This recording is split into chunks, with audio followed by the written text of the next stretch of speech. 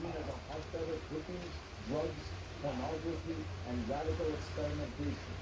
The movie Dirty Harry, portraying out of Hello, control Magic. global crime, was set in San Francisco in the 1970s. Crime rates in New York today, like in major American cities in general, are way down from their levels even in the 1980s and 1990s. Carlson speaks enviously of cities like Tokyo, Singapore, Abu Dhabi, and Dubai. I've been to all these cities many times, some of them in the last few months, and they are indeed wonderful in their own distinctive ways. But what's striking about all of them is that they are somewhat tame and subdued, the product of authoritarian governments or conformist culture or both. American cities are different. They are the product of decentralization and diversity and democracy. Jane Jacobs, the great writer on urban life, always described the best cities as kind of bottom-up systems, seemingly anarchic but actually organic, and in the long run far superior to the abstract drawings of central planners. How are you? American cities are expressions of democracy, places where people have to negotiate differences Look at. and find ways Hey, to work Muscle together. Hamster. That makes them This is messier, Magic. dirtier, and sometimes He's the chaotic. only one that really lets me pick him up. That is what has made these Rosie cities will when I vibrant feed her. and innovative. Tiger, I can pet him when you feed him, but oh, your cat food's all wet now, Magic. The world in economics, technology, culture, and power. How are you? He only lets me pet him when he's in the mood. Praised America's organic communities, rooted Like in this morning, he came and said meow. built bottom up, I think he not was top hungry. down. Mm. But the new It wasn't really population me, huh? It was the cat chow. And that discussed Hey, the Charlotte, look at the little varmint. of modern Hello, pluralistic handsome. American democracy How are itself. you?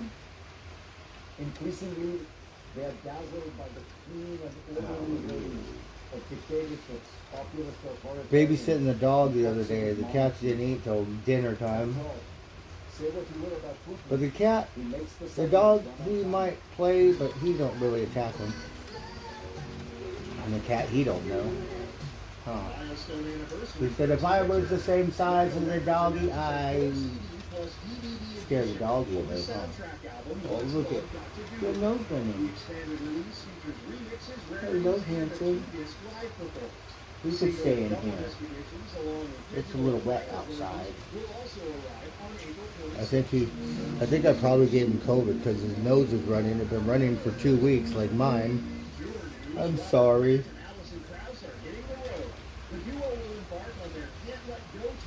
Allison Krauss. Robert Plant was with her for a while. Hello, handsome. How are you? How are you? Dead Mouse. I don't know who that guy is. Never really got into him. Oh, he's gonna play at Red Rocks. That's like Marshmallow Head or something popular. I like Daft Punk.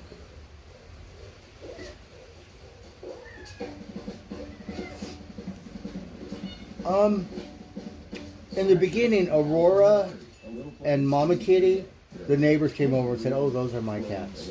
And we feed them, but now we don't see Mama Kitty or Aurora no more.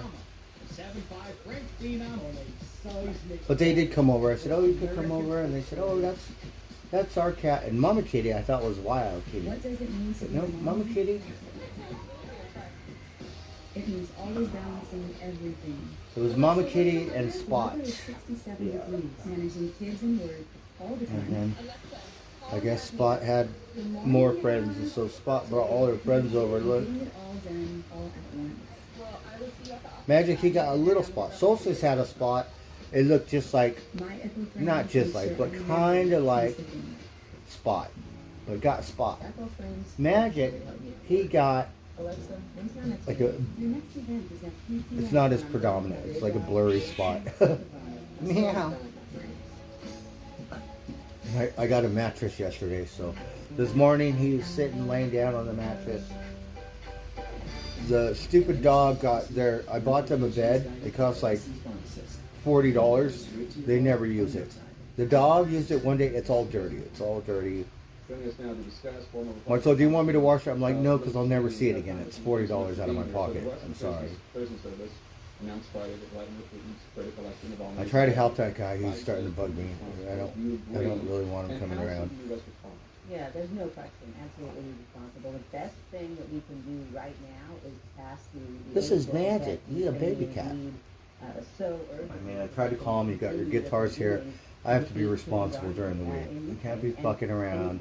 I can't come over here all whatever and then, you know, I got problems, you know, things in my life. Maybe I want to party. I can't do it. And if you're doing it in front of my face, I told you, don't do that shit. You stupid? One man holds that kind of power. He's not You know? president. But I'm a Mike dope Johnson, fiend from way back. he Don't wanted do that to shit. Today announce You that need to get all your stuff, back into get it session, out of here. put the bill I need to be back in responsible Senate for the week. on the floor I don't have time to, tomorrow you know, to be on Joe fuck Biden's around desk like I'm tomorrow 20, night, 30 years and the old. aid could be flowing to 'Cause, Ukraine. yeah, And I'm not. Mike Johnson ought to search deep in his conscience, understanding exactly what's happening, the slaughter that's happening. Oh, really? In Well, Ukraine this today, cat, the extent to which he, the Ukrainians are on the but front Solstice lines was of friendly, the but then war. Solstice got History sick. will look back at So this moment when Solstice, and ask they could what see me Mike petting Johnson did. Solstice. He So is then they sad. kind of warmed up. Like, Speaking of his Rosie work, could that see me he's a god of loving his this thing. cat. So He's called to be Moses, she's a little and prissy. Mike Sometimes Johnson she'll also let me knows pet her. this is Other that times, not so he's much. gotta help But this his cat, kid. he used to it. When I first started picking him up, he would always jump down. He didn't want to be held, but now I give him attention. So I try to give him attention as much as I can so he'll be more friendly, loving. For the speakership, and members of the House Freedom Caucus may offer a motion to vacate There you and go. remove him from his speakership. That is So give him lots of loving, basic right? That's right, and what I And would then say now to that that he's is, my you know, friend. he ought to understand that it is worth it, if he has to lose his speakership in order to But he's make still sure wild. that He go outside. freedom survives, in order to make sure that the United States remains Rosie a comes in, free she place sneaks that in, or plays its she, role in the like, world. I don't kick He her ought out to or read anything, what's but she happening in sneaks in Ukraine. here and He ought to read runs about the out. slaughter that's going on. And you ought to understand that we are at a turning point. Tiger, he don't really come in. But I of put the world. food there, he might come in. And again, he Poor can have to Tiger. explain to future Tiger wild, generations, huh? to his kids, to his grandkids, whether or not he did what was right, whether or not he was a force for good and aided the cause of freedom, or So whether this he one, I continued pet him, down this path of and power he that likes doing the what Donald attention. Trump and Vladimir Putin want him to do. Well, you say do what Donald Trump wants him to do. Donald Trump has not responded Really? directly at all That's to Navalny's good. death. Last night he was attacking prosecutors at his rally in Michigan. He's posted dozens of times on his Hello, social handsome. media app calling Biden incompetent He's still a president. baby. So he hasn't been speaking. This is the likely Republican president, Hello. Donald Trump.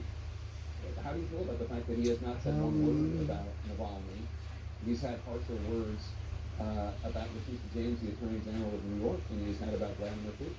Yeah, I mean, look, you know, Donald So I got a Trump mattress. pointed out Oh that my God, it's so said comfortable. I he woke up, had, my legs feel like he had told the NATO I'm not allies sleeping. that You used to sleep in that comfortable. whatever he needed to do, There's no way to get out of whatever bed. he wanted to do.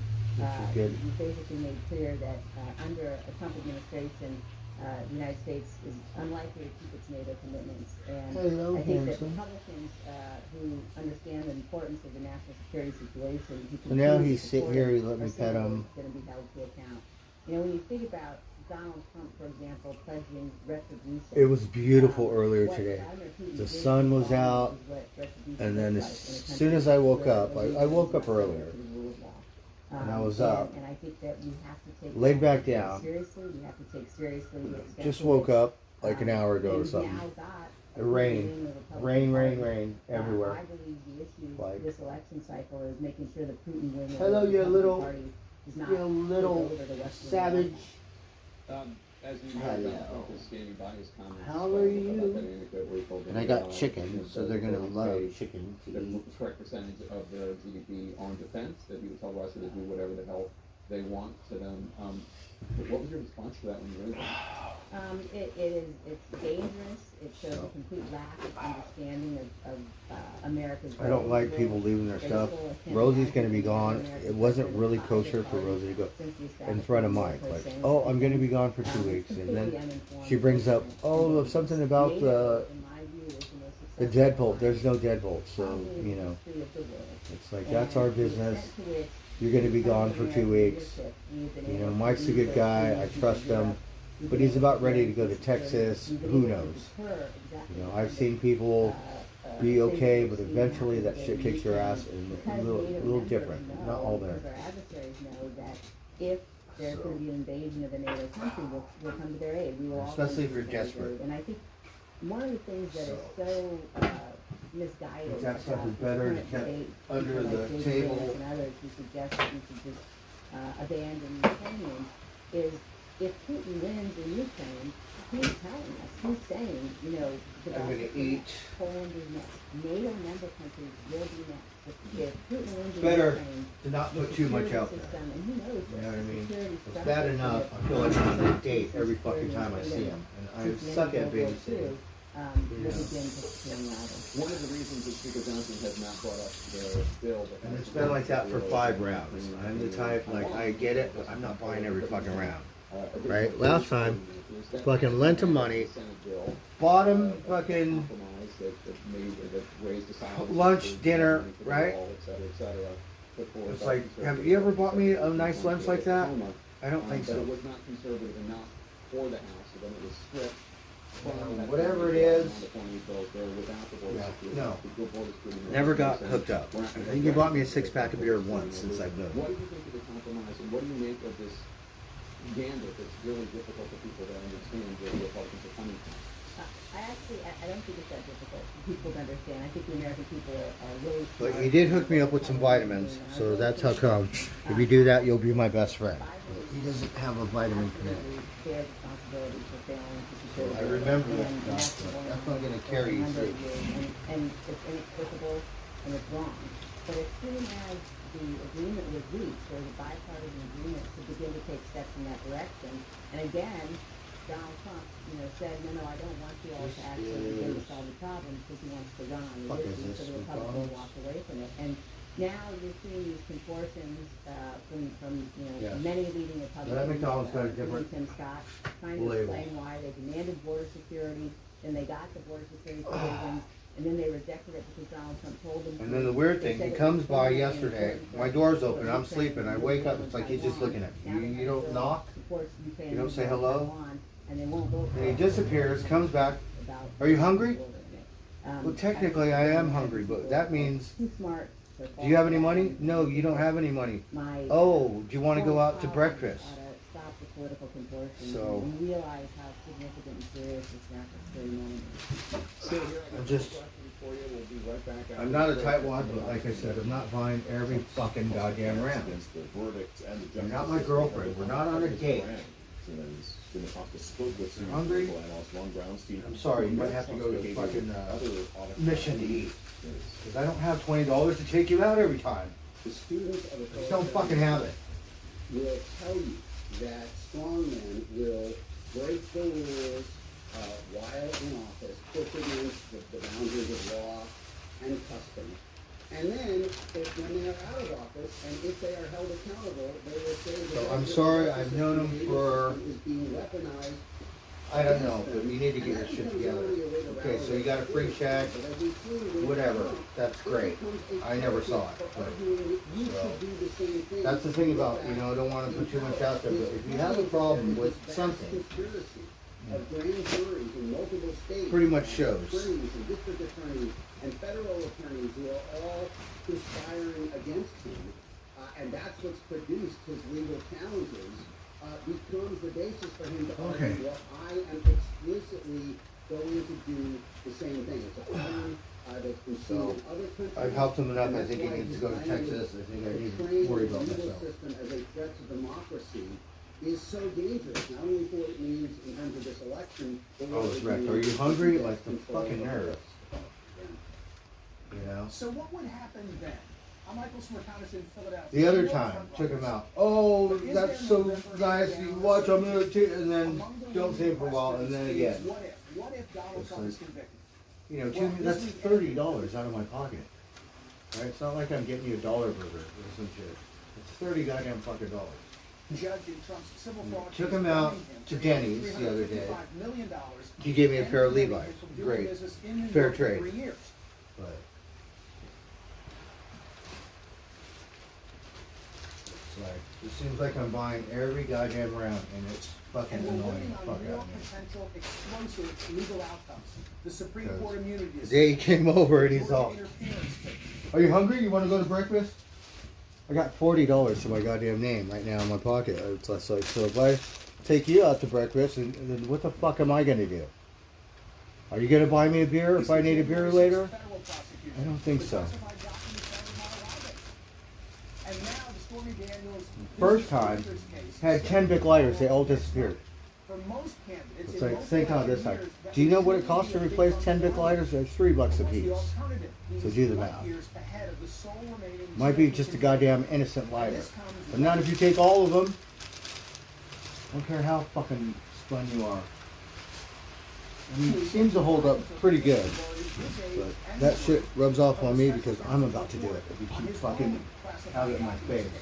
Which I need to explains get rid of why, him. despite how far we are into the primary process, both Go to Austin, go play your guitar, make some money. vulnerable. As the Fucking Washington leech Post off me recently anymore. put it, what if November's likely Biden-Trump rematch suddenly isn't? Meaning, it's He is my possible friend. He's the only one that really, you know, I can relate to. and one or both of them is But- replaced. Look at these recent headlines. Can Democrats replace Joe Biden? After Heard's Biden-age comments, could any Fucking Democrats just too really much. take his place? Could Democrats replace Biden as their nominee? Democrats might And be I think plan B. if you would have knocked or something, not just showed up, And a whole swath of I wake up and GOP you're voters just looking at me. appears It's like, what the firmly fuck? committed Are to you not voting some for kind of Trump in homosexual? November. What if Trump is It's elected with criminal charges that's- still looming? that's the red What light. happens if a presidential candidate is convicted? On a recent episode of this podcast, Ezra Klein of the I New York should really Times tell you called this stuff, Biden to drop out and but for it is leading part of Democrats my like personal President life. Obama to convince him to do so. I don't care how much you like him. Also is weighing We'll try to get him his own stream. voters on both Want to sides. jump on his stream? Donate, help him. He needs the help. Of registered voters And I believe don't want him, Biden is either very like, likely or somewhat likely to be replaced as the Democratic Party coming over here, buddy, buddy. And for Trump, And then 32% it's like, say very or somewhat likely his legal troubles will result fucking too in much. him not being the Republican nominee. You know who else is thinking along those lines? Nikki Haley. Here's what she told CNN's Caitlin Collins just last night. But he just doesn't have a job. So he's usually self-supporting. You know, it's just, I bought him too many rounds. You know, not one to buy round after round after round. And then when he asked me to take him out, that was too much. It will either be me You know. or it will be Kamala Harris. If Republicans nominate Donald Trump, it will be Kamala Harris. I lent him $25. What we're trying to do, He's been saying, "Oh, I'll pay you back." He did pay me back. So yesterday he paid me back. He said, "I only have $30." I said, I don't give a fuck. I just want the $25 that you borrowed. You don't have to pay me extra." So he's a good guy. He's willing to give me more money, but I know you need it more, so you keep it. You know, I don't like lending people money.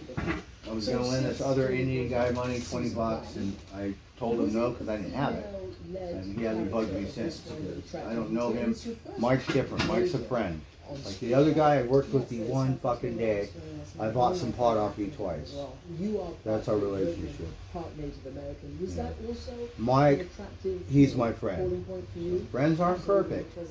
You should never complain about it because you chose them, but we all do. It's just, you know, it's getting a lot better, and I'm I living just- in such a great I don't like him leaving his stuff here because then he's gonna pop up. And I told him, you cannot come unless you come call first. And he's not very good at that. So I told him, is that too much? If you can't respect the house rules, then you're gonna be 86. I'm gonna blame it on Rosie. He's a very rare character. Rosie doesn't want anyone here when she's not here anyways. And he knows And she that. said though that yeah, it is, and will maybe go back to boxing. I just don't appreciate it. You know, Said that working with you was like training with right in front of him. Oh, well, no deadbolt. And you can take 2 seconds to get in my door, right? My toolbox is worth $700. That's no tools included. Not one fucking You know, you are obviously little screwdriver bit. That's just a toolbox. For all the newcomers and younger actors. I mean, come on. You decided that you wanted your character, Liz Danvers, to be It's like, aged up. fuck. Well, mine. And he's right there listening to everything. But putting Navarro's story as the center, Yeah, Is that right? yeah, and I think that's probably one of that too, that it was something that I really wanted to. I'm a little worried when I go to work, but I'm sure it'll be fine. Really isn't done very much, is to have the central voice of the film be an indigenous voice, to be looked. I'm gonna eat because I'm hungry. Not just because we're doing representation, but because we really want to. He did pay me the money back.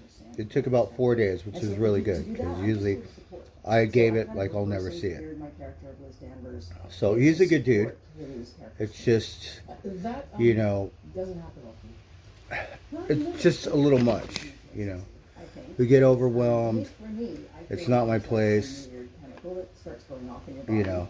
And just don't care.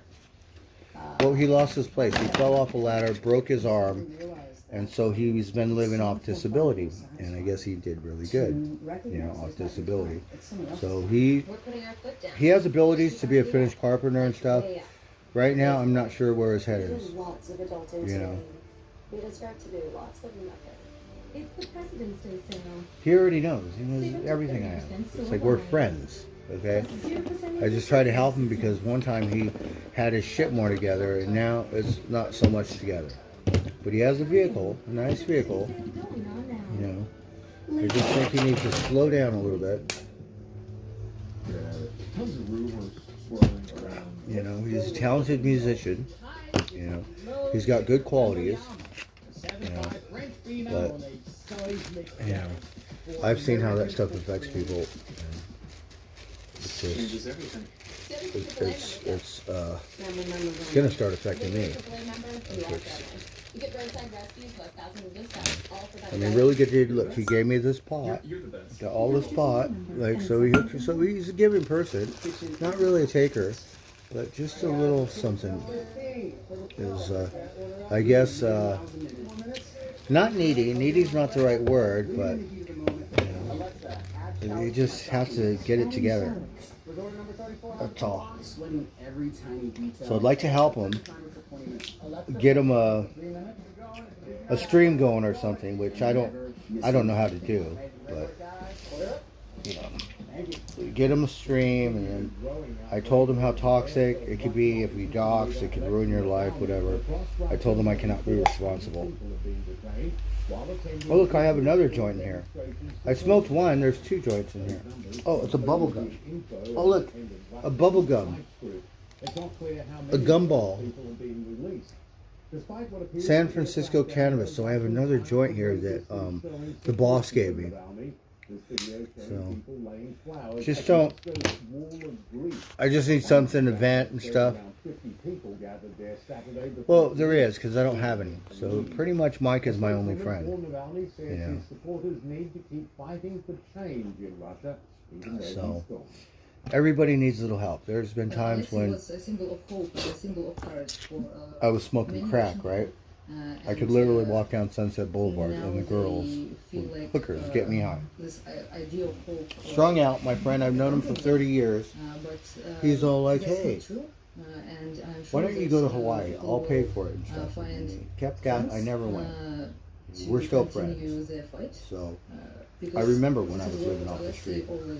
I remember him telling me, you know, you need a break, go to Hawaii, I'll pay for it, and never did it. You need that support. You need. Rosie's different. We're friends, but we don't hang out. We're not like me and Mike can go fuck off, hit some golf ball. Like, you know, hang out. Like, you need some kind of thing, because then you get lonely, and loneliness is not a good thing either. Yeah. We continue to hear So, stark condemnation other than that, you know, over the death of Alexei Navalny. Rosie's my friend, don't get me wrong, but, you know, have other friends like Sean and stuff. Don't really hang out. I mean, you know, so it's just a different kind of relationship. You know, so we kind of have more things in common. Fuck around, talk a bunch of crap, whatever it is. And Navalny's team now essentially saying the investigation by Russian officials here is as opaque as you might expect. Yeah, I know, but you know what I mean? So, he's a good guy. I have a good feeling. Like, I used to sell pot, right? I've had meth heads, heroin addicts, from Don't lock Western my Russia's doors. most recent Come in, strident, gold on the the table. Secretary of State, There's nothing that I have a good said another sense extraordinary of reminder people. of Like, you brutality could come over to my of the house, I trust you. administration. Now, Navalny's death Has is this friend, he's a heroin addict, brings one of his friends over. reminder to They're washing my fucking dishes. My girlfriend's on threat vacation. of They're Russia's washing dishes. but also potentially to European Right? nations too. Remember, there have been So, concerns that recent remarks by Angel, President Donald Trump about the NATO my alliance ex used to work and at a how Vintage necessarily Clothing. honor it So if, these guys come in members didn't and they're contribute to they're the sticking state's budget. Levi's, That's you know, the gonna ones be that are worth so money down their pants and tragic stuff. of And Navalny the guy and spits on the guy that what works there and Moscow is stuff. capable And of. Sonia was there while they're my friends. So Angel, aren't those the guys that were washing their dishes? Yeah. So they would do whatever, but they're not taking my shit. From Russia, if indeed Ukraine doesn't have some kind of prevalence on When the I was doing battlefield. meth, my friends We were also different. had to unveil the My contract Connect, for Ukraine that when they brought me some dope, from a town in the brought me a east. gift, brought me an art supply. Every single, I didn't know how to be a giving person until I started doing They dope. announced this morning they had to pull troops. I'm telling you, not one time, not every single fucking time. Every time. Would gift me. Maybe you like me, you give me something. I'm not talking about more dope. I'm talking a gift. Same thing with my other friends. They bring me gifts. Like, not scandalous, like under the bridge kind of meth heads. Okay? My Connect has a gallery in Beverly Hills. Right? Gallery, art gallery, and next to Beverly Hills. Beverly District, whatever. Still, it's Beverly Hills. Different. Still do dope, probably a lot more dope than you could ever imagine. But it's the quality within. So I have a good judge of character, and so I think I've done pretty good with that, because there were days where I would leave and come back and everything's open, right? Like, everything's there, nothing's missing. The only thing I ended up missing was a Volkswagen because it didn't pay the parking tickets and the fucking city took it. But as far as everything else, no. I think when I lived with Polywog, I had a Mars Attacks t-shirt. I'm a big Mars Attacks freak. So he gave this kid my Mars Attacks t-shirt. And I was going to tell him take it off, but almost let him have it. Other than that, no, nothing. Punctuated, of course, by the Champions League and the FA Cup. Yeah, and I used to sell points. I had lots of friends.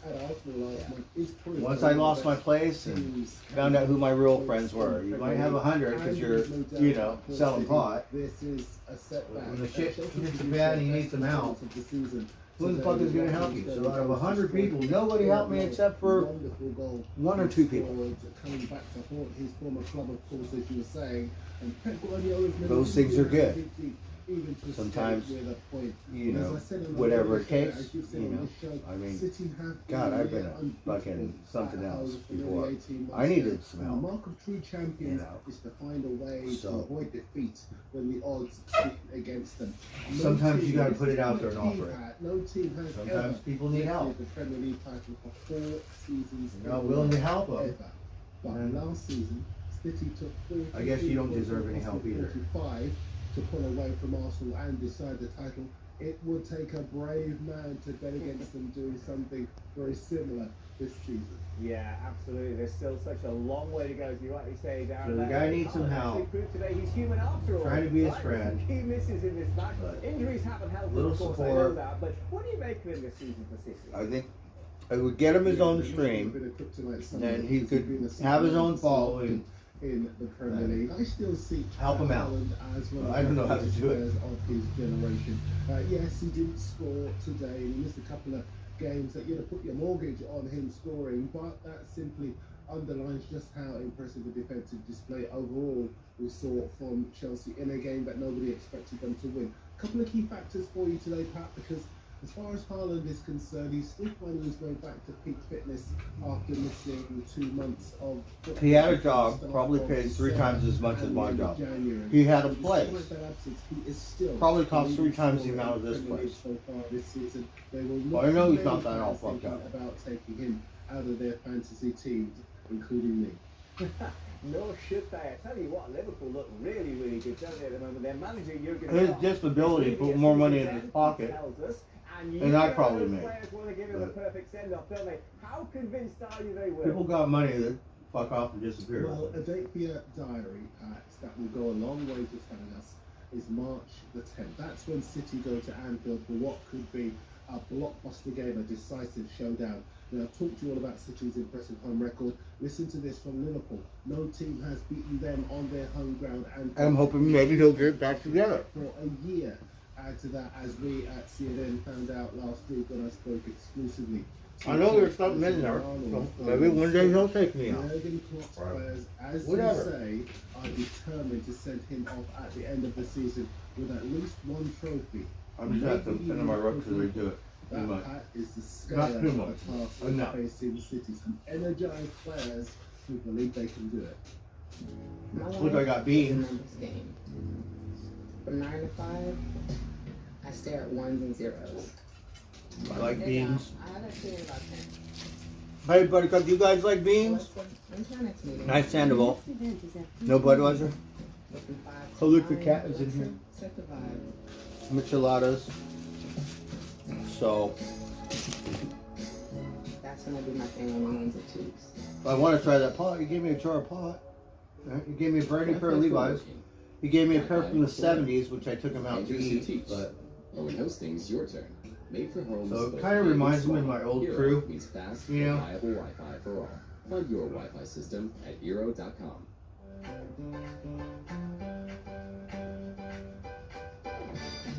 I could have got a pair of Carhartts that were worth $100, but I went with the 1970s Levi's instead. Brand new Carhartts, overall, like badass.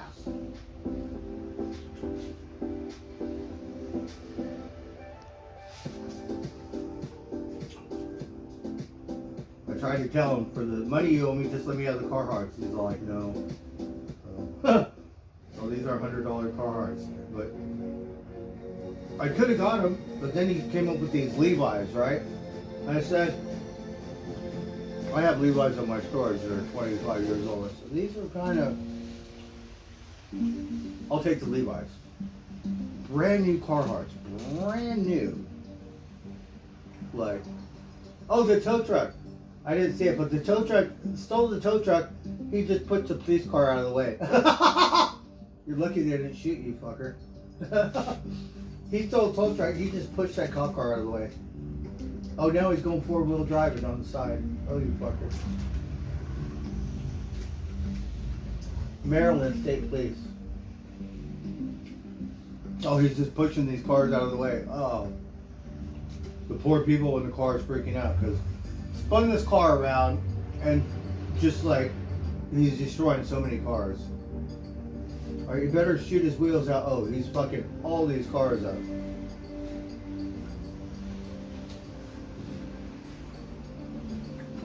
I would chase him down and kick his fucking ass.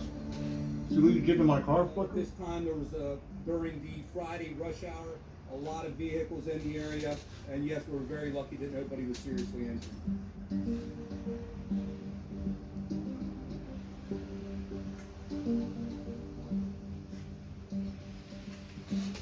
See, you got cameras now.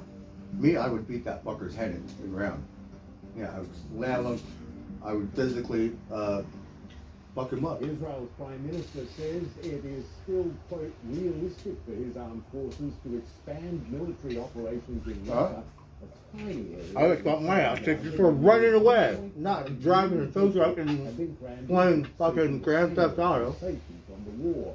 Mr. Netanyahu now says they need to move again, claiming there is, quote, a lot of space north of Rafah for people to go to.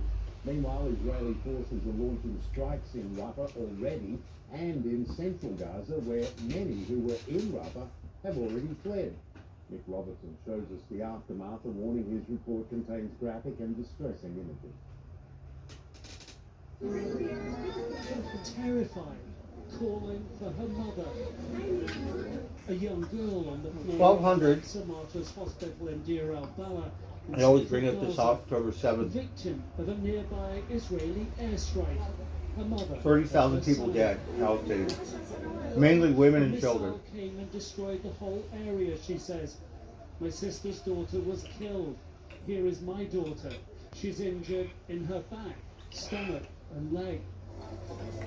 Rescuers at the site of the impact frantically search the Oppression, for more occupation survivors for in 75 what they years. describe as family homes. It's like, just kill them all This quickly. man Don't reunited fucking make them suffer the like boy this. uninjured, There's never going to be a fared two-state better policy. than others, he found. That's what it's about. Were being targeted at a house, and they destroyed the house, he says. Iran obviously doesn't have any nuclear weapons, but fuck, I would press a button and just fucking blow the whole thing up. You all die. Nobody gets to land. Everyone's dead. The IDF said they Then you don't have to wake up to targeted a this series shit. of Hamas operation and command and control centers in Deir al-Balah. If you can't share and get along, They then said fuck it. were based on intelligence. End of the game. No more fucking around. St. Martha's Hospital and the nearby Al-Auda Hospital say at least 44 people died, including children, and dozens of others were injured in the Israeli airstrikes. Some people here have been on the run from bombs and missiles. The people of Israel don't even want that fucker to be the prime minister. They want an early election. They want to get rid of him. He's got fleeing as he realized it is Israel's next target. things for corruption that he's supposed to go to court for, but the war is helping him avoid all that. So we came north, and they targeted And that then next to it, just seeing what destroyed it. whoever, At a press the conference way Saturday, today people have Prime cameras, Minister you have war Netanyahu crimes, advising horrendous ones. Gazans to flee I don't think saying Russia there is should a be the lot of only one held states accountable. north of Rafah. It goes both ways. If America goes to war and commits war crimes, you bet your ass you want to regulate their ass. Just say, oh well, A week of growing international pressure on Netanyahu not to send the IDF Bullshit. into Rafah. He said he told President Biden that Israel wouldn't stop until it has, quote, complete victory, including sending ground forces into Rafah. Something he said including wouldn't taking happen all the until land. citizens were safely evacuated. Right? The next thing you know, they're going to want to occupy the West Bank and Gaza. Force the Palestinians They're out. working together to take down harmful artificial intelligence or deepfakes in politics around the world. Commercial unity companies like OpenAI, Google, Microsoft, and TikTok will collaborate in detecting misleading content. More than a dozen tech firms pledged on Friday to locate and counter deceptive election AI content like political candidate deepfakes. And I understand them having a harder time because the people don't like the people of Israel. But you want your freedom too. But when you do this, it's no different than Hitler. It's like the fucking Holocaust all over you. Except you're on the other side. Thanks so much for That's being it. here with us this early. So listen, there have already been plenty of nefarious. Maybe you don't put them in a gas efforts chamber, undermining but the election. I've seen, fucking different. Trump and Biden, the robocalls, for instance. I mean, Star Mount, no medicine, no You know, hospitals. what you've seen and what stood out to you. No so clean far. water, no sewage. Yeah, I think the robocall one is a really good example because I think one of the things that has stood out is there's a lot of attention on text, right? We've all played with ChatGPT, and very recently, just the last couple of It's days, going to make there's been a lot of Hezbollah more popular. video. Mhm. OpenAI released this really cool looking And it's tool gonna that bring more releases hate towards that synthetic country. videos. But I think the one we really have to worry about, I mean, it's all of those, but it's the audio that's can be so convincing. Because when we watch a video, you can still kind of see the glitches and the imperfections, but the audio is just, it's so hard to tell what's real and what's fake. And we always used to hear hot mic incidents with politicians and a lot of stuff. And that's politics. The people of Israel, I don't think they're for all this, whatever the prime minister is doing. Yeah, that's right. You bring up We a don't good get to point. see We it, always but think of these I don't think they're too visual happy with efforts. their AI prime can also minister. be used to write letters to politicians around issues and potential bills. For Right now, he's instance, calling the it's shots. impossible to distinguish from letters from real constituents. I mean, the ways that it can be used to wreak havoc seem almost infinite. Well, when you think about writing, I think Oh, do you know what that is? you AI could text to write video? by hand, right? So when The you- robot, the AI does it, robot. The difference is the scale. You can mass produce millions of things, you can customize it. Instead of sending one email 1,000 times or 1,000,000 times, you can send 1,000,000 different emails. So it's not that any particular item is new that we couldn't do before. It's that there's going to be so many different variations of things, Oh. and it's just a matter of time before Chicken one is so breaks messy. someone or goes viral. So it's really the scale that scares us. That's exactly right. All right, so as I mentioned in the opening, the tech companies acknowledge the problem, and they say they're going to do something about it. Here's the CEO of OpenAI. I think if this technology goes wrong, it can go quite wrong, and we want to be vocal about that. We want to work with the government to prevent that from happening, but we try to be very clear-eyed about what the downside case is and the work that we have to do.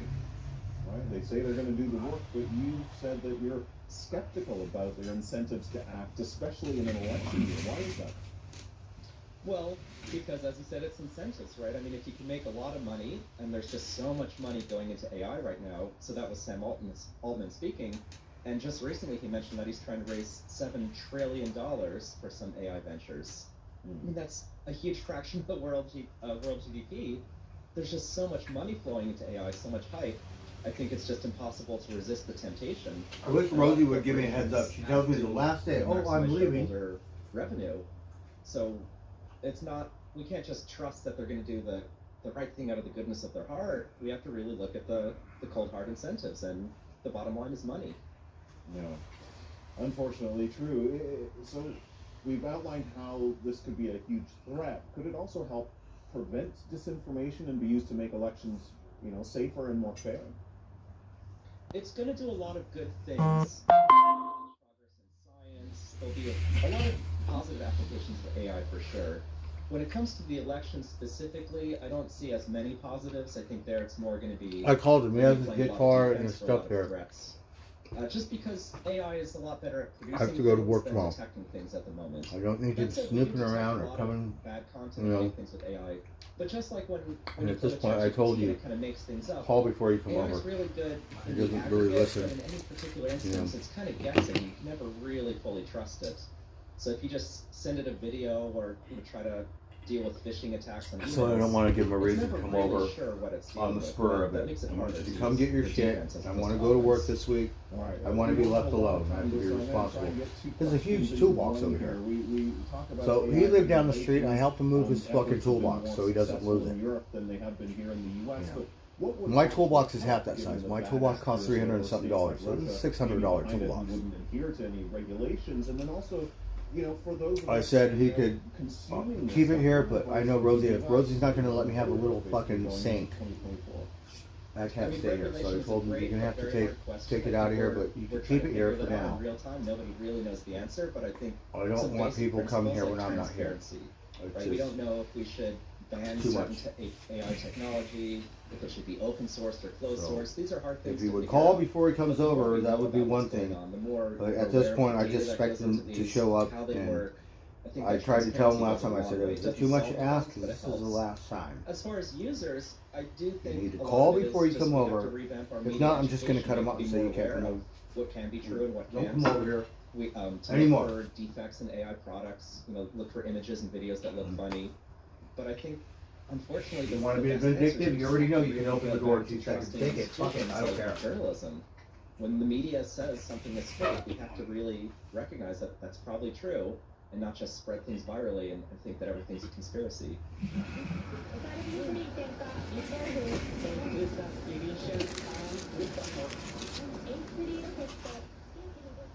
Japan's flagship H3 space rocket successfully launching early Saturday. There's nobody going to be here. The space agency says it Right? reached orbit and Too deployed easy. Too fucking easy. satellites as planned. The launch comes a year after the rocket failed on its maiden attempt. For more, let's head over to Vanessa tonight, live in Singapore. Vanessa, lovely to see you. The I don't give a Japanese shit. I'm not are using it anyways. celebrating. Can you tell us the significance of this successful launch?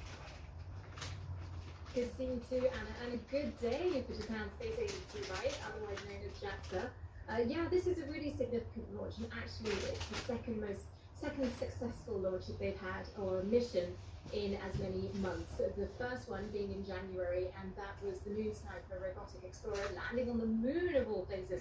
But unfortunately, it was in the wrong position. He doesn't see it, I Solar can see it. panels couldn't harness the rays of the sun. Saw him the other time, he seems But after fine 10 face years to or so, face. it came to life. So But it's then he's really sniffing significant. around over here on the And neighbor's that properties, mission, like, Japan Space what the Agency, fuck JAXA, are you say doing? it I was a live here. significant achievement for lunar That's right. and also planetary You exploration. know what I mean? Getting back to the When you're that H3, far this is gone, upgrade you don't really of see it. the H2A and the I think if you H2B. keep doing And it, it's really eventually, interesting. The upgrade yeah, is really it- pushing the boundaries of technology. it What takes they over. agency You don't told see us it. is that they I actually could see used it. off-the-shelf materials for this particular rocket rather than exclusive aerospace components. And so, as you can imagine, this kind of thing is bringing down the cost. You have no business over there in the neighbor's property. Putting these structures The fuck are together you and doing? Sending these missions into space. So economy was a really important part of this. What they're also telling us is that they are expecting to start sending government and also commercial payloads up into space, and as many as 6 a year over the next 2 decades, over the next 20 years or so. So that's pretty major. But one of the things that's being talked about is whether or not this is now a kind of Asian space race, even a global space race. Because if you cast your mind back, of course, Chandrayaan 3, which was India's mission to the moon, landed on the lunar surface in August of last year.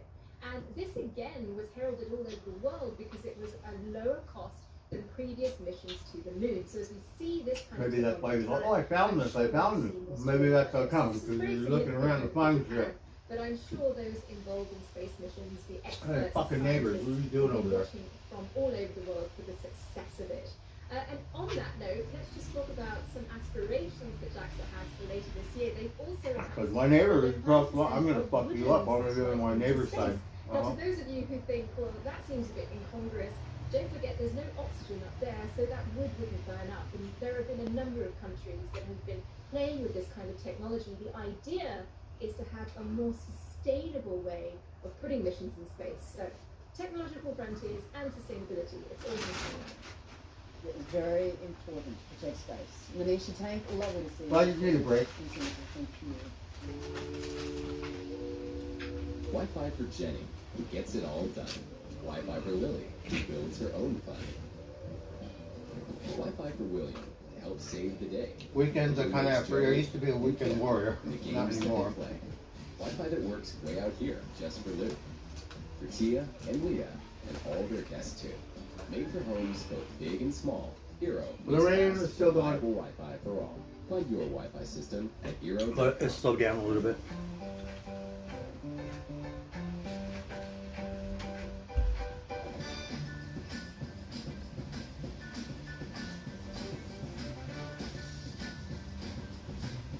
A 1,000 milligrams? Check.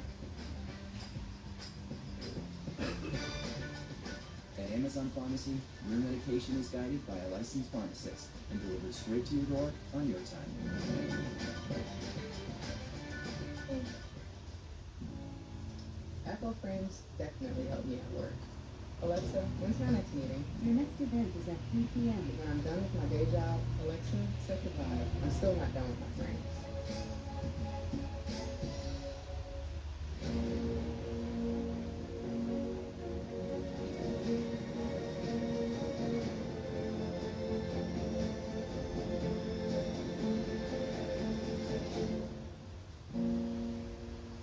Any signs of these arrests that you picked up on? I know it's very late where you are right now. It's very cold, and of course the death of Alexei Navalny has had a chilling effect on the willingness of people in this city and others across the country to come out and protest. But nevertheless, there have been thousands of people across Russia that have, I'm gonna smoke a cigarette. essentially in this country. To I pay think their that respects and the to cat can offer eat their sympathies this rice. after the death of Alexei Navalny. In this city alone, Oh, the cat food's all wet. 400 people have been arrested. Alright, well, I ate some lunch. Well, that's my lunch. So far, were detained here. So it just gives you a sense of how So that's good. many people in St. Petersburg are behind Alexei Navalny. It's a very relatively liberal city within the context of Russia. There are still vigils, flowers being laid in cities across Russia. And as I say, that human rights group, monitoring group, saying that more than 400 people have been detained for violating the regulations and coming out to pay their respects. this as the whereabouts of the body of Alexei Navalny Missed is still you. uncertain. His mother has travelled to the polar region. To a She small said town it's cold, where it's misty and it's raining. by his penal colony. The body was located. See, like this? She got there. It's We're about good. 1,000 miles from Moscow. She was told the body's not It's there. kind of a pack rat like me, but The authorities are saying you know, I told him get a storage. He doesn't want to get one. it's not conclusive, and so they have Get a storage. to carry out more tests. And of course, Alexei Navalny's campaign I don't think he knows what he wants to do. I think he wants to go to Texas. the corpse to prevent the real Start over. That's always good too. being uncovered. And so we still have no Fuck are all my lighters. insight for the family. So I was thinking about getting some beer. I don't know.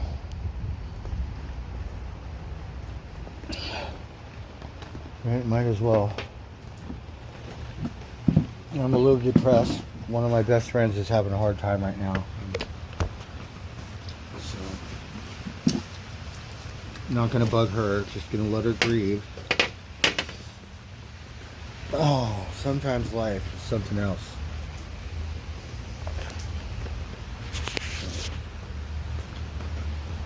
Hey, DeBeezy. Michael R. RoboCop.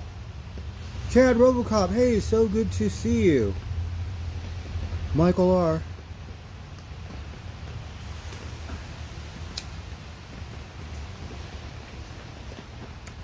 Basketball All-Star game? Hey, Chad RoboCop is in here. Fucking A. And, Gavin has been coming in my chat. He used to be in there all the time. How's it going, DBG? Erasimo. Well, that's cool. I'm not really into basketball. Like the Lakers thing, you know, because LA and back-to-back and stuff back in the day. Now it's the Golden State Warriors and other teams.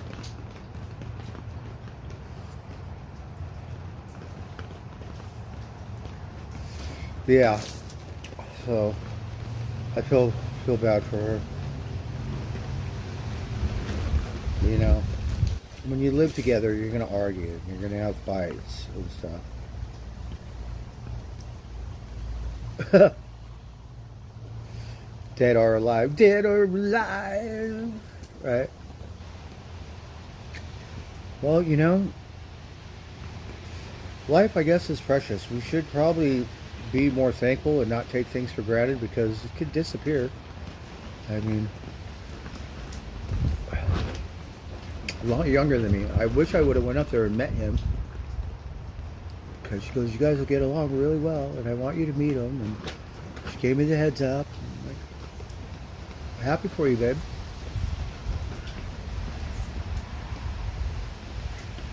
And then one day you just don't wake up. And it's kind of hard.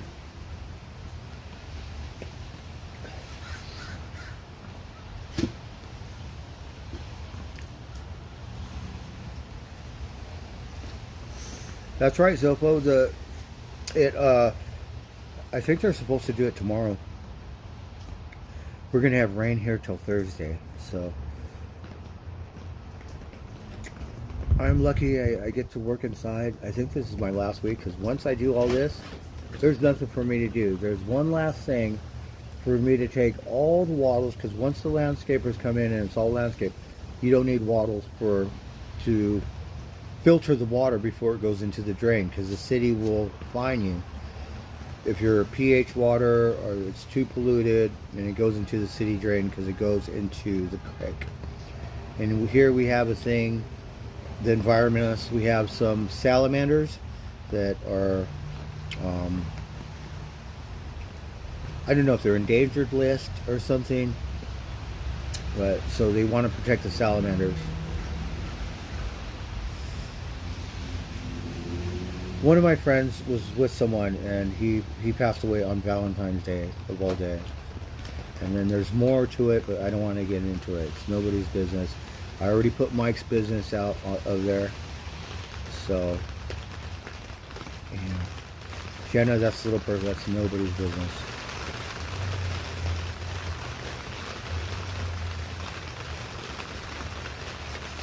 It's true, and I think I have older people in my thing. You know, I'm not so young to, you know, running amok. Try to be responsible. I mean, got no vitamins. I missed those days. Saturday morning, melting in the shower. Not melting, but like, oh, hippie clean. Yeah, I miss that stuff.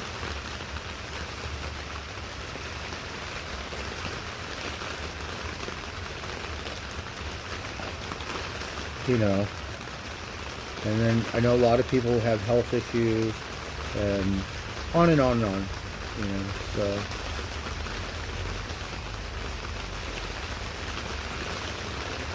I finally got a bed, right? So 2.5 years later, I finally got a bed, and it was given to me, which was really nice, so. Mike, he wants to give me this big ass dresser, but it's too big, and I don't want to move it. So, you know, it's really nice. I could use it, but it's just, he keeps bugging me, let's go get it, because I don't want to leave it there. You could have it. I'd rather have you have it than them. But it's a lot of work. I got to move half my shit, bring it in, and it's just a little much for me. Even though I could use it.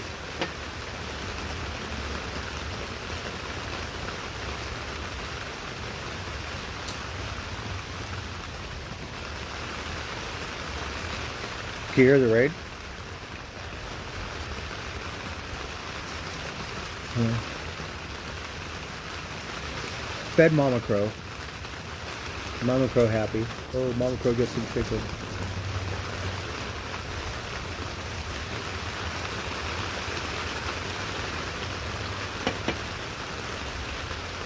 So I'm gonna let my food settle, and then I guess probably go get some beer. Rosie gave me a bottle of bourbon.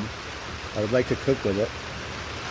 Like, I don't know. She's all, this bourbon's not so, but me, I like it. I don't drink it. It tastes better than Jack Daniels to me. But I don't know. I don't think Jack Daniels is Kentucky whiskey. Bourbon is different. I don't know. But you can taste the oak barrels. Oh, you feed the squirrels? That's awesome. In LA, we have North Hollywood Park, and some places in Griffith they're a little sketchy because I think people chase them and stuff.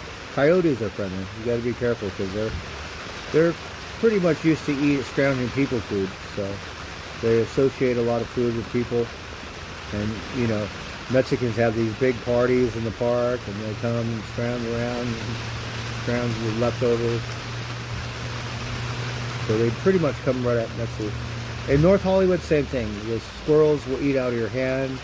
For some reason, people must be nice to them over there. Because usually you don't go somewhere and the squirrel don't know who you are and come and literally eat out of your hand. You can feed them. Like, my cats don't do that. Hey, Golden Streets. That's not, yeah. It probably never was, but I never had a problem there. I would go, you know, hang out there, drink a beer. I had a friend that lived down the street. I lived in North Hollywood about three, 4 different times. Yeah. I got an apartment, a nice part of North Hollywood. It was Laurel Canyon and Magnolia Boulevard. I don't know how they make the lines, but that's Studio City. But this one sliver of Magnolia Boulevard that goes to Laurel Canyon, it's North Hollywood. Yeah, really nice neighborhood, upscale. Then I've lived off, kind of in the ghetto, off Lancashire and places like that. In the 70s, yeah. Well, the squirrels are friendly. You can feed the squirrels, and I love the way the guys play soccer over there, right? Because they got 2 trash cans. There's no out of bounds. Like, if I'm way over there and the ball goes over there, they just keep playing. I thought that was cool as shit, right? Because usually you have out of bounds and shit. Reminds me of a kid when we played football. There's no out of bounds. You run over the cars, up the stairs, around, down the stairs, over the cars, like whatever. No out of bounds.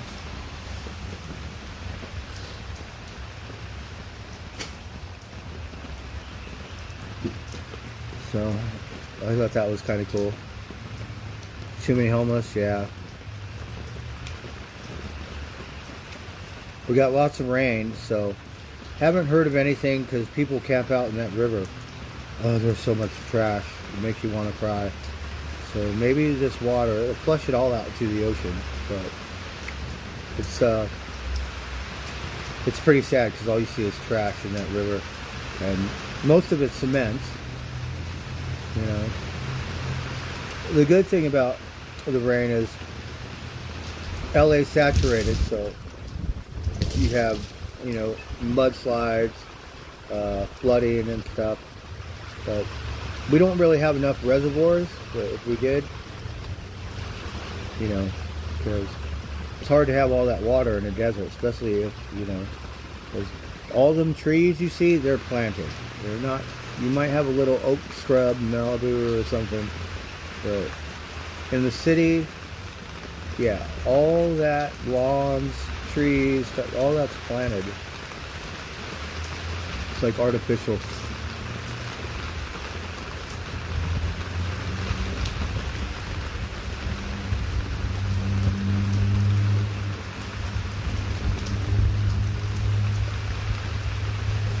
Yeah, especially the first rain. And people in LA, they don't know how to drive when the rain comes. There's so many wrecks. Well, shoot, I could go get wet and take a shower. I should take a shower. But yeah, it's a little wet. It's going to be wet for about 4 days here. God, it was gorgeous today in the morning. Right now, so I would probably say a 3-point contest. That's probably my number one. Because I want to win. I want to win it bad. I want to win bad. Any more pressure you feeling with it being here in Minneapolis? Not really. I mean, maybe a little bit of because people are texting me, hey, what restaurant? Alright, we'll go get some beer, I guess, in a minute. But not really. I mean, I am kind of the unofficial host, I guess you could say. I don't know how, but looking at the clouds, they said it might take a break around 4 o'clock. You like just kind of exploded all in Let's see. season. Did you expect this when you were looking at the King? Did you see this coming? I would be lying to tell you I saw this coming. I think when I came in here. So I went to work yesterday, believe it or not. I worked for about 6 hours, 6.5 hours. Made some money, which is good. Put some money in my pocket. My card is kind of weird because the address is so old. I tried to buy some Rolling Stones tickets so me and Sean could go see the Stones. They sold me it, but then later they canceled it because the zip code and the address didn't match up. So tomorrow I got to go get a bank account in the rain, do it again, and hopefully get some decent tickets. You know? I told them because they did confirm them, but then I guess because my zip code, address, or whatever, phone number didn't match up, and trying to call the company to get all that remodified. Well, all the texts go to my old phone number. It goes to my old Gmail, the one that OG was in charge of. I don't have those emails. I don't have, that phone. So that's what I don't like because I'm still reliving that shit. That's not my email. That email got fucked up. Whichever ones they were, 1 through 4. Now I have an email that someone else made for me. It's not really technically the one like my original email. Fuck. Alright, let's see what's going on here. Tomorrow's President's Day, yeah. So there's another joint in here. I didn't know. I thought it had one joint. There's a gumball. And then I have another joint over there.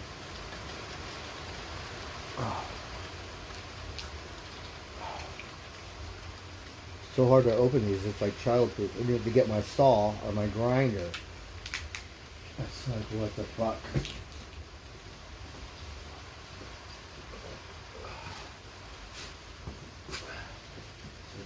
How do you fucking open that thing?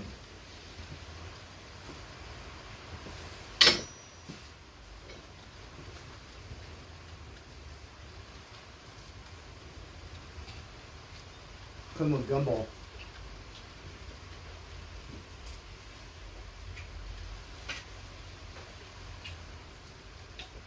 And then I got another joint right here.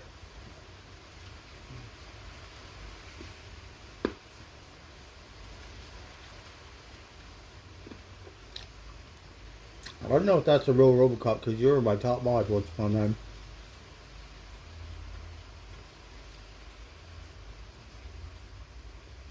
Kitty Kitty, you're making french fries? Oh, that sounds wonderful.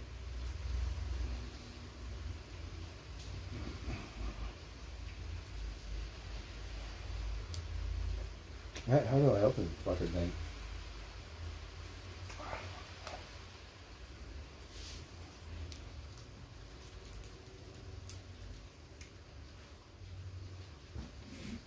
Now, when I sold pot, I put it in a baggie or something. Not this childproof shit where I need a grinder or some bolt cutters to fucking open it up. Like, what kind of shit is this?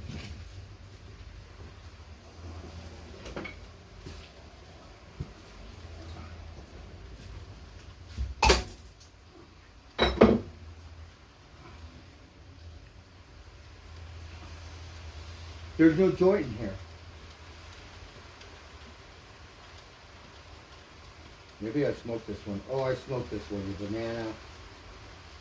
So I smoked this one.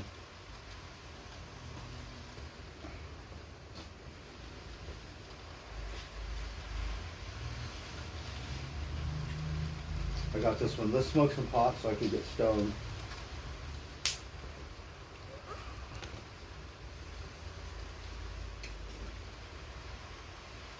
Really sad about Minneapolis, I guess.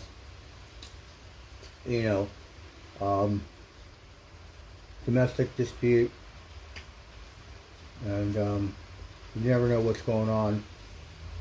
Could just be an argument. I've had cops come over my house for domestic dispute several times, but there was no domestic dispute.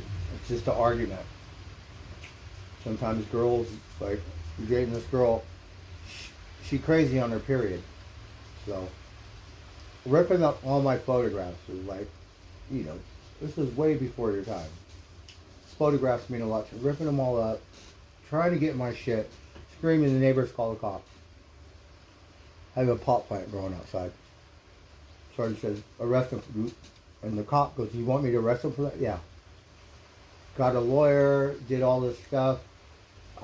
Went to jail, probation, violation after violation. Right? Fucking ridiculous. I didn't do a fucking thing. I'm trying to get my own photographs back. So I want to know if that person who shot them police officers, is there any bruises or scratches on your wife or children? We know there's all different forms of abuse. Don't know if he was ever in the military. There are a million different factors.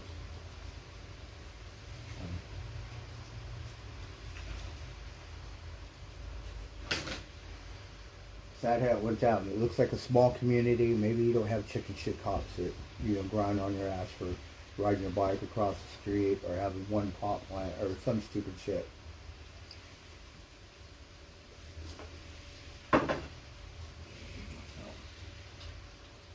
See what happens. Still, all in all, it was a very sad day for them.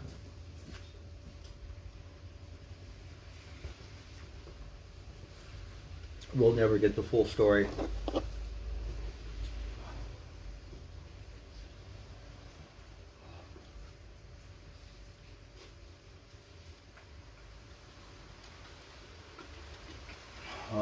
People, you know, you get emotional, you get,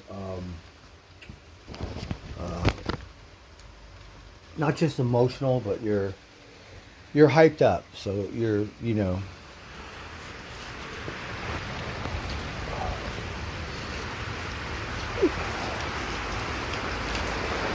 Oh, there's fucking rain everywhere. Alright, let's smoke this pot.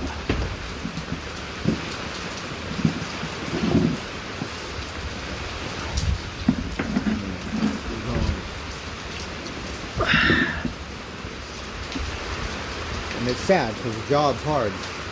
And you sacrifice. There's other times when people, you go to the wrong house and you shoot the wrong person. But when those people die, how does that affect your community? Right? Just yesterday's news.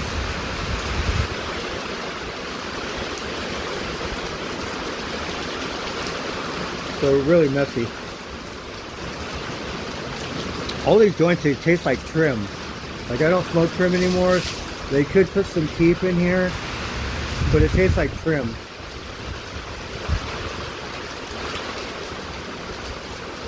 We should read. So I guess they kind of use all they can to put it in there.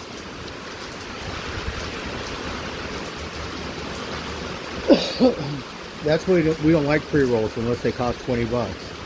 Because otherwise it's going to taste like leftover trim.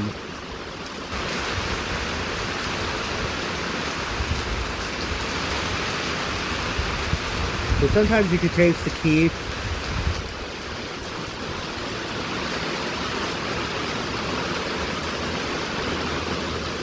The rain is coming down.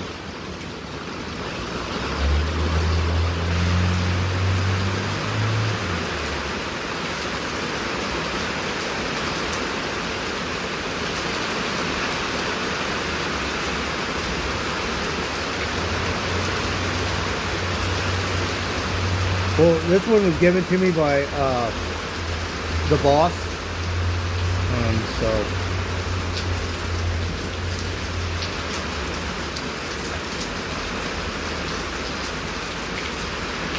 sometimes you might get miracles.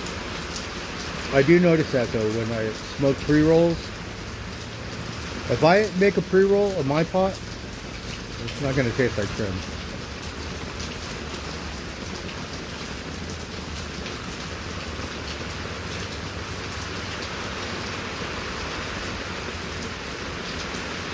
I think out of all the pre-rolls I've had, I think the Granddaddy Purse was the only good one. But it was on sale for $9 instead of $18. That's a lot of money to pay for a joint, 20 bucks.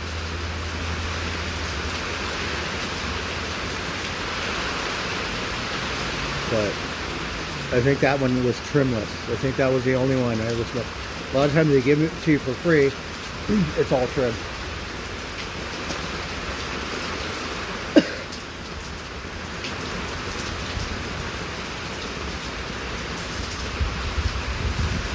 The rain is coming down.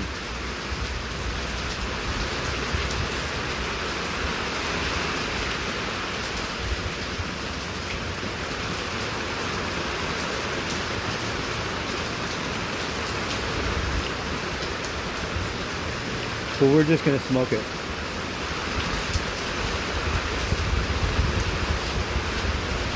Oh, and the one that Charlotte gave me. She bought me a good one in Vegas. It's like $20 or something. And that one was good. The one I bought for $4.20 was good.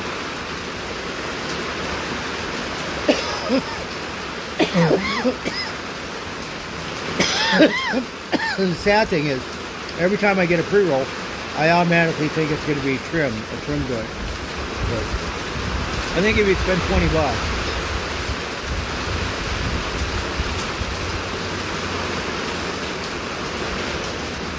you might get lucky. But sometimes they do a salad, they put the trim in, they put the keef in, they go, oh, well, it's this percentage.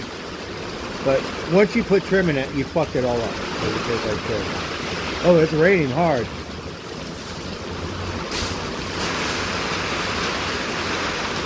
Well, I have some wax. It's the same thing.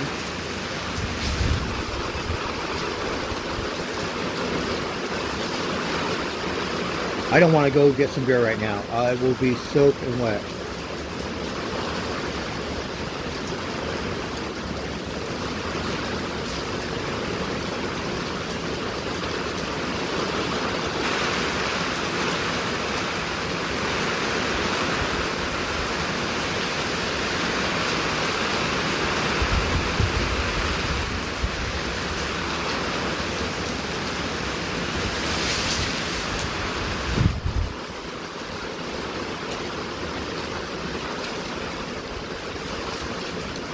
Can you hear the rain?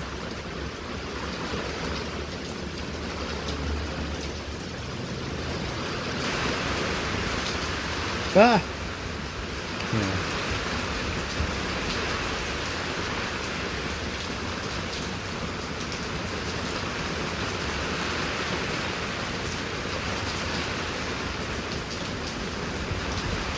Pretty good there. Good fella.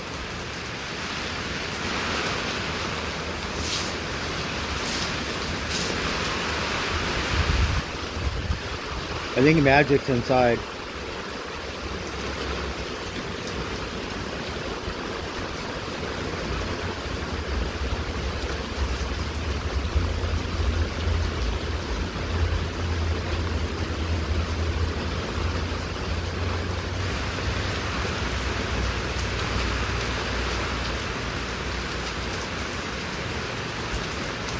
So I was watching that really sad situation. You know, sometimes people they're angry, they're crazy, you know.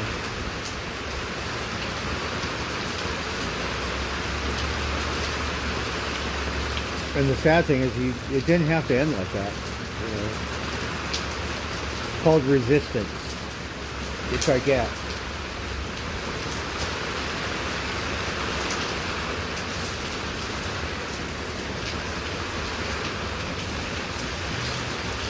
And someone like that probably reminds me of someone that's in the military, where it's never the same.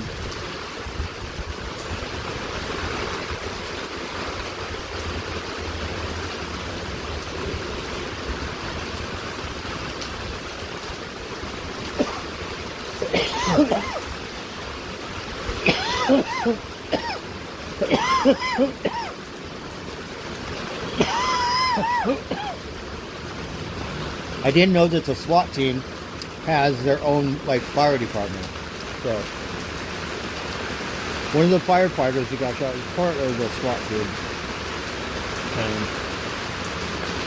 So it's like a SWAT team medic.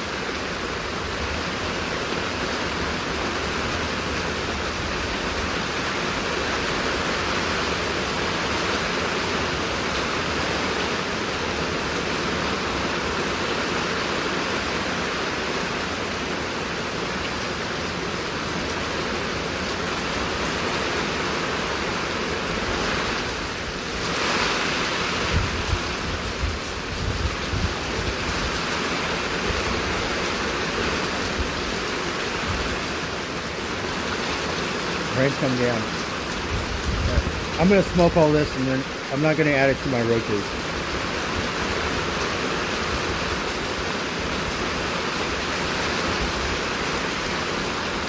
Oh, you can feel it. It's all soft. There's no nugget. It's all trim. Okay, we're done.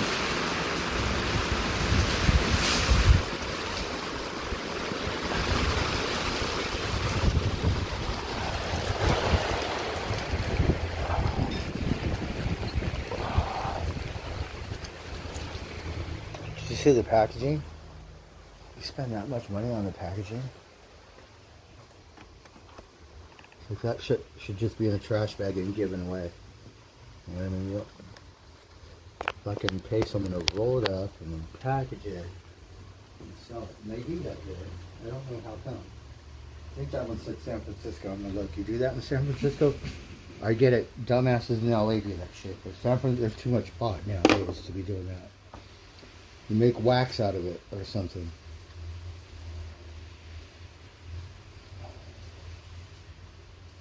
Oh my god, these fuckers. Let's see what it says. I had a flashlight.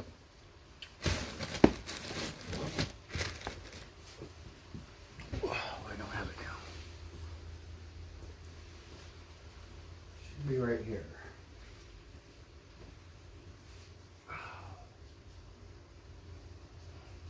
Well, do you have a flashlight? Yeah. Well, I don't have it now.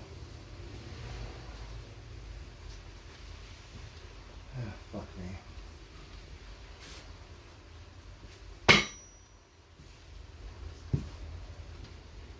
see. Let's make sure. Can't go no way.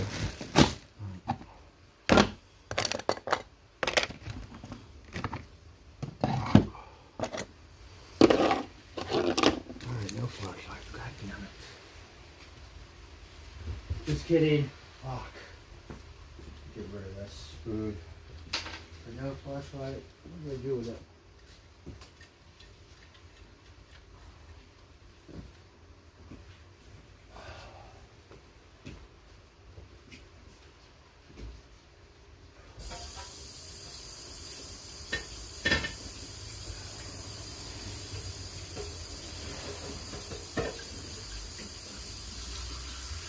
Alright, no flashlight.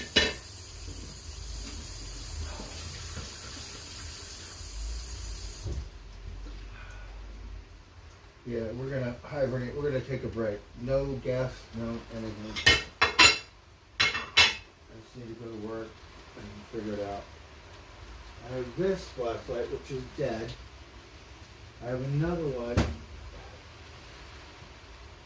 which I believe I let someone use and never got it back. It's okay. Alright, 21%. That's what it says. Alright. Have some food for later.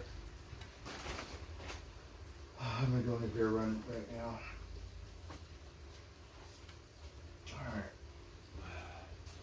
Smoke a cigarette.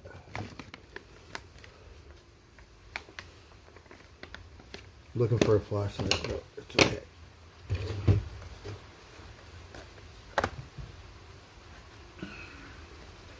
I brought the keys from work. I have keys to the buildings. Usually it's no big deal because I have all the keys. But this one I don't have any keys to this building. I gave you the last one, had all the codes, whatever. But this one, not supposed to take the keys, so accidentally took the keys home. It's only to a couple rooms, but still it cracks me up. Alright, let's eat my vitamin. Oh, I'm almost out of vitamins. These are on the bottom, and they're all turning colors. I lost the top. So once I lost the top, look, they're starting to metamorphose and look funny. Is that why you keep the top on? See, I broke it. The top, now the vitamins are starting to change colors. Isn't that weird? So that's why they put cotton in there and stuff, I guess. I don't give a shit. I'm gonna eat it. It's a multivitamin. It's like not the Mad Hatter kind. I'm not sure, but one day I would like to have a little enlightenment. That would be nice.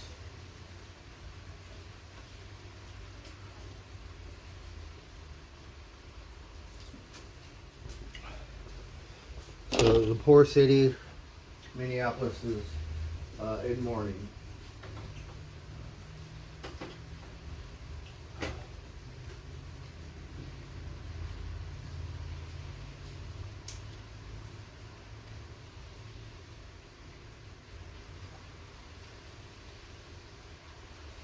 I guess we could hear some music. I'm gonna go get some beer in a minute.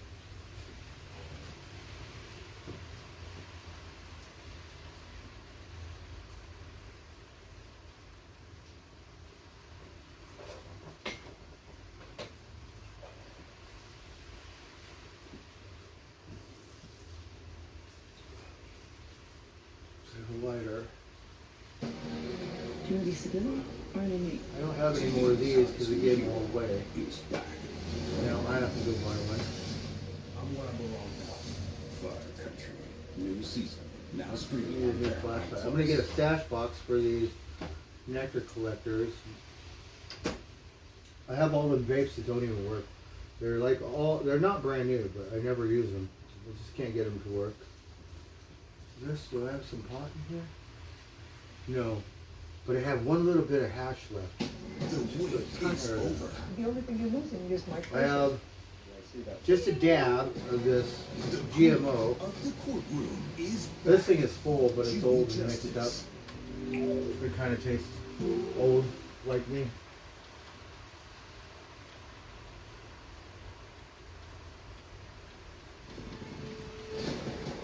Oh, look, Magic's sleeping in here.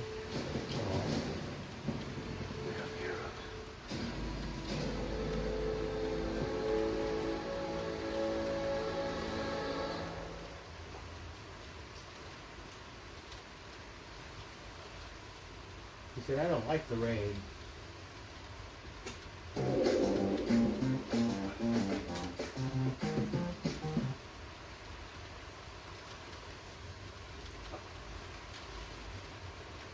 Yeah, the rain is coming down pretty good.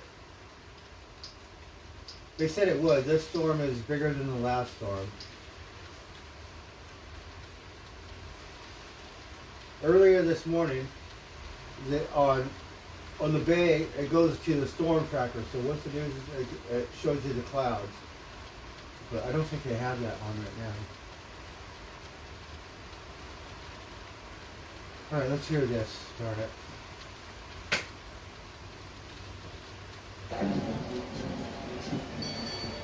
This Playful Little Scratch was brought to you by Scratchers. The lottery ticket's silly, right? There's these Mexican wrestlers, you know, they put the mask on, and he's spinning around and his horns are hitting the lottery ticket. Okay, let's go back.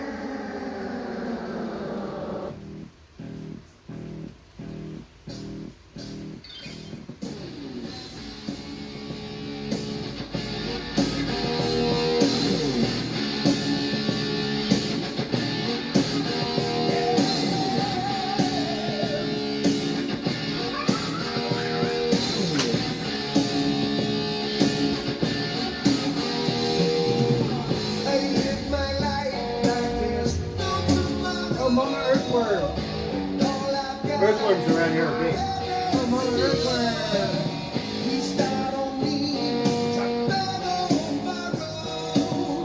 Yes, I'm living in a place of you.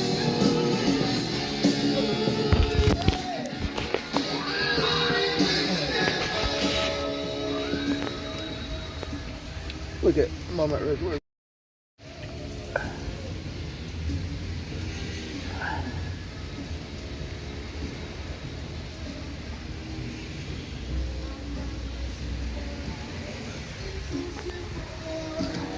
There's Mama Earthworm. I got no love, you call me up. Got nobody waiting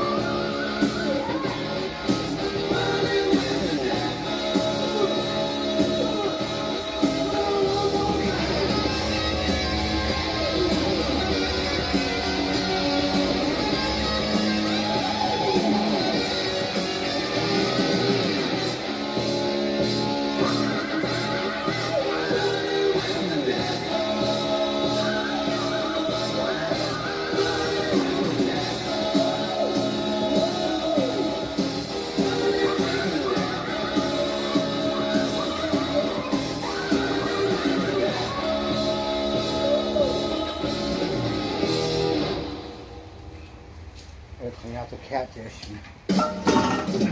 When it rains, the cat food gets all wet, and then I got to throw it away.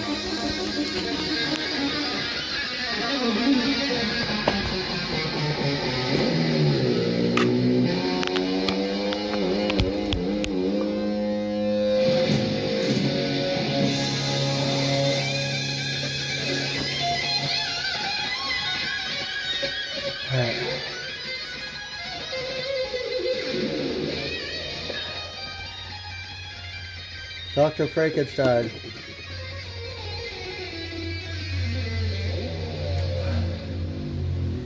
At TG&I? Why? Wow.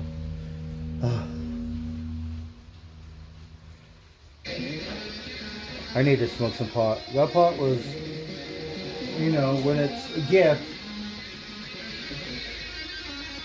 I think the other one was a little better. It still tastes like trim, but I'm not sure what was in it.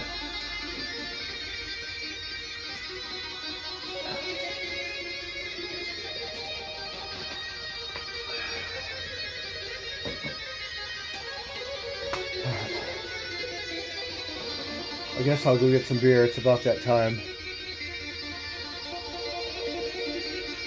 Yeah, well, I usually put it to the side and then it's fine, but...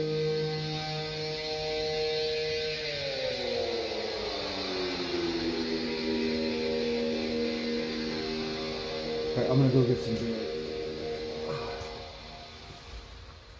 Alright, if I work on this shit all day, I could go on a beer run, if anything.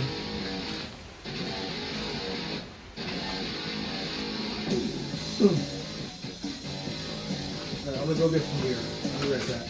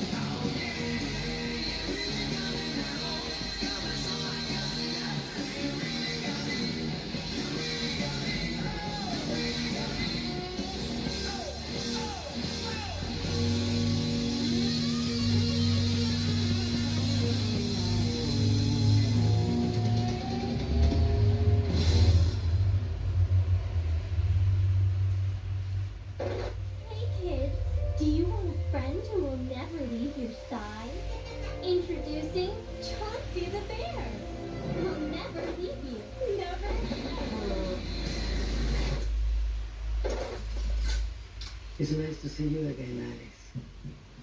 Jessica told me you've been spending time with a new friend. He doesn't want me to talk to you.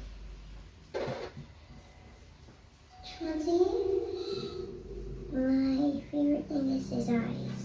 I can see anything I can imagine in them.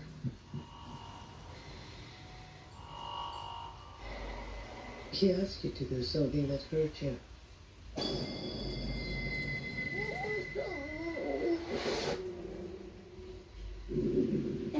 Jennifer has a name for it.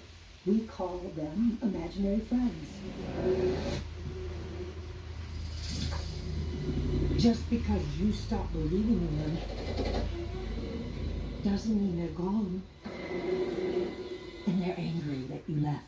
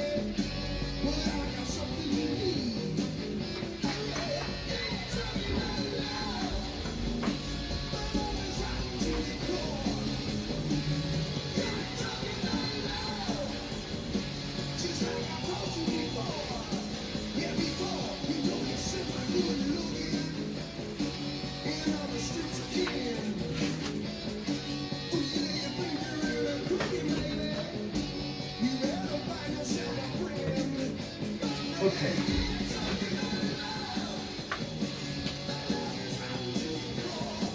A little wet. That was 5 minutes. So I have these things that go over my pants. I should probably wear them tomorrow. Or for the week.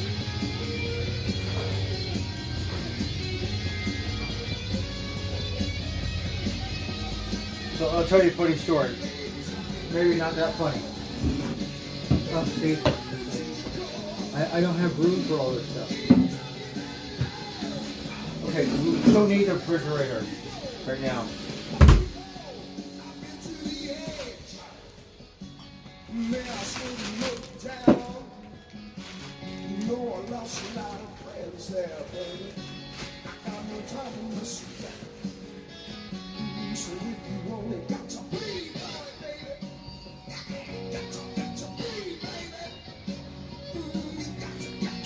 So, went to work yesterday. The guy comes, picks me up in his car. He's got the fucking heater on. I don't know what a fucking heater is. It bothered me. Like, I'm not used to this heat. It's too fucking hot. It's like, it's gonna make me sick because I'm not used to it.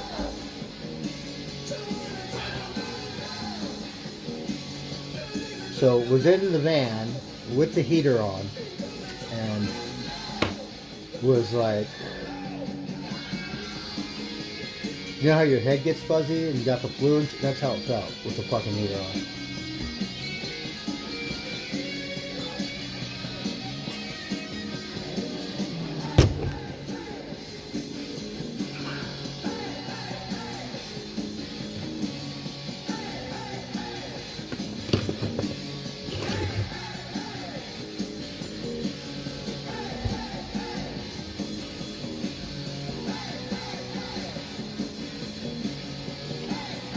Cats are in here, they're fine.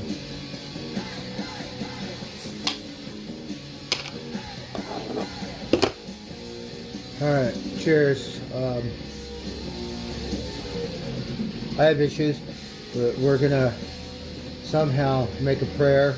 You don't really deal with alcohol, but tobacco, for what happened in Minneapolis for law enforcement. And it's a good thing we have law enforcement. There are good cops. There are cops that can help you.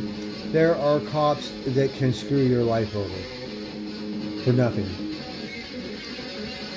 So you want to keep the good in mind and not dwell on, you know, the not so good. So we want to salute places like that. I don't know. It looks like a good suburban community. It doesn't matter. There's nowhere safe. So this is for our first responders. Cheers. And it was on the news all day. It's stuck in my head. It's like, shit.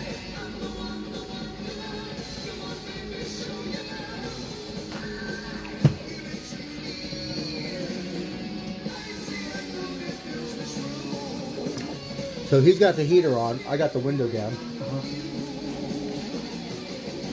I'm like, I'm dying here. You're killing me. I feel like I'm in an oven.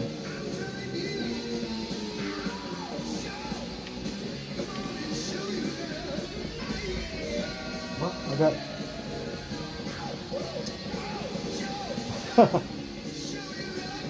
So look, now it stops raining. I went there 5 minutes, like soaking wet. Now, drizzle, drizzle.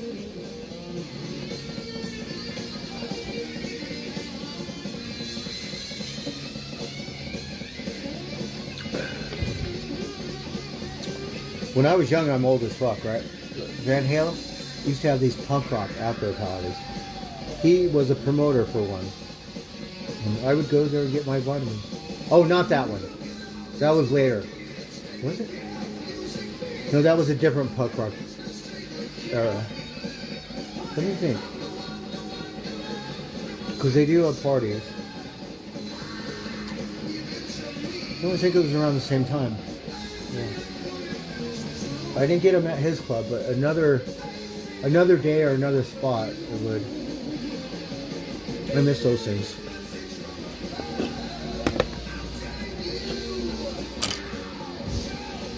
I'm surprised. I'm like,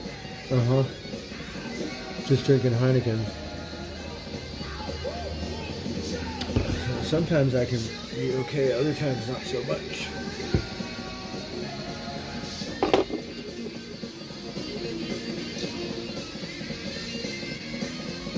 But you used to have these punk rock after hours in Hollywood. They'd have different spots, different days of the week.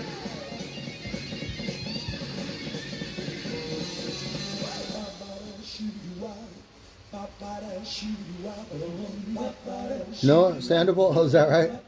Yeah.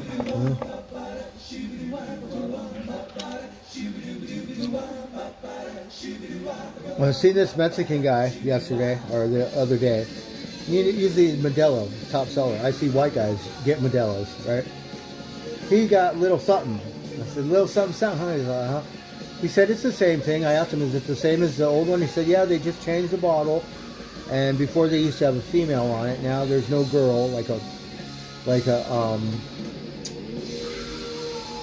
know, that looks like Dita Von T or one of those kind of girls. I forget what kind. All tattooed up, or no more girl on the bottle. Just a doggy, right? Oh, here comes the rain. See, it didn't take that long. Bob, I think this could be very special. So Bob Marley has a movie. I think it came out last week. So new revival.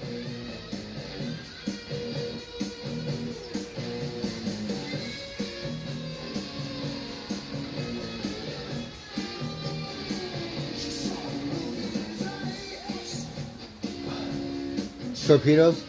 Yeah, I like just the regular Sierra Nevadas. I drank one at the golf course the other day. They ran out of Heinekens. So they had little something too. But I went with the Sierra.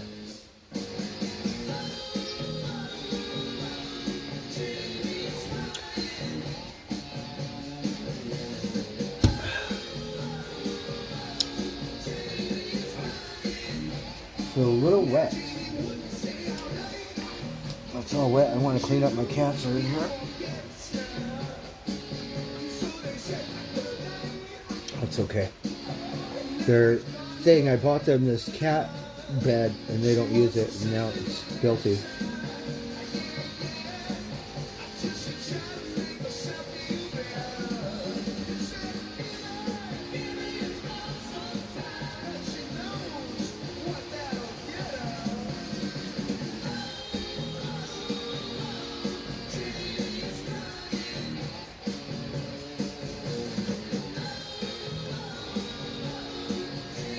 Oh, you like all their beers? They used to have this stuff called Old Chico, where you could only get it in like Chico or some, lucky if it comes up north to Northern California. Limited edition. Lagunitas, I miss those eyeballs and undercover shutdown investigation ales. And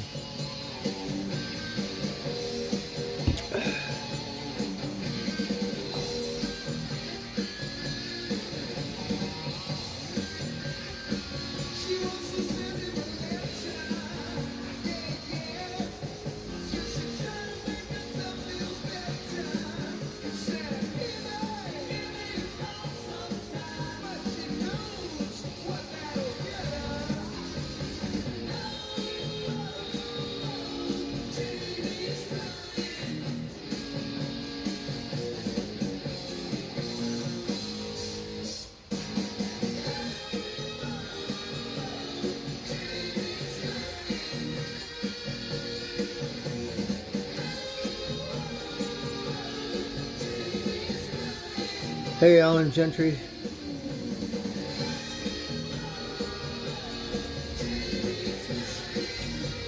Yeah, around here they're about the same because where you're at, it's an import kind of. Like here, it's from here. So Heineken's an import, so it costs more. But the Lagunitas and stuff, Sierras, they're about the same price here. Or I think they are exactly. I'm not sure. It could be a little more, a little less. But pretty much around the same. And Heineken's are going up around here. We've been to these other liquor stores and they went up $1. So mine is still $1 cheaper. But other ones, yeah. And a single Heineken, like a double, is close to $5 now. You go to Food Max, they're $3. But you go to the liquor store and they're up to $5 now. Yeah, so $4.75. It's close to $5. At Food Max, they're $2.99. They're $3.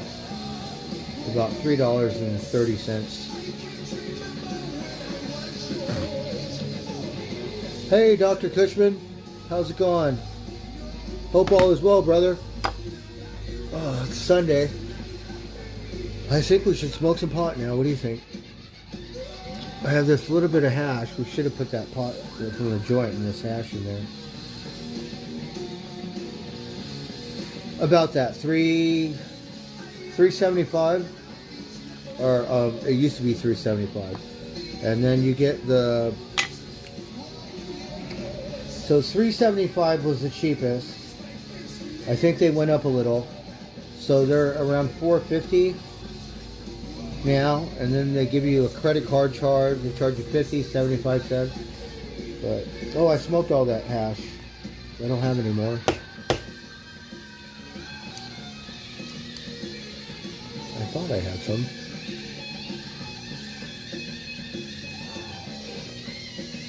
It doesn't look like I have any now.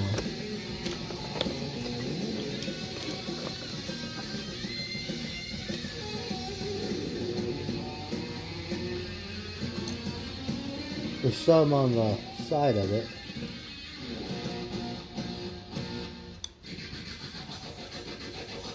Well, there's a little bit of remnants on the side, so we'll scrape it off. We'll put it in my bowl. How's it going, Dr. Cushman?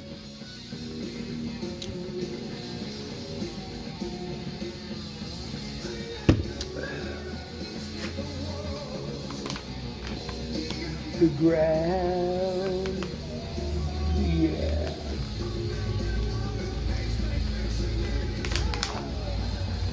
Look around. Yeah. Blue Sea Street.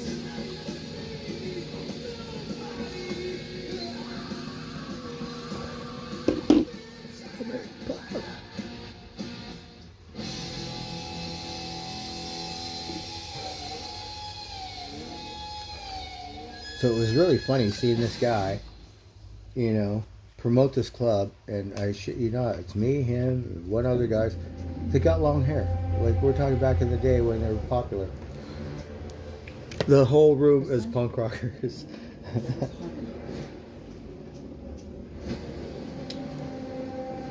All right, look, we're gonna smoke some hashish. What do you think? And the great apes became the protectors of humanity. Oh, let's just put it all on there.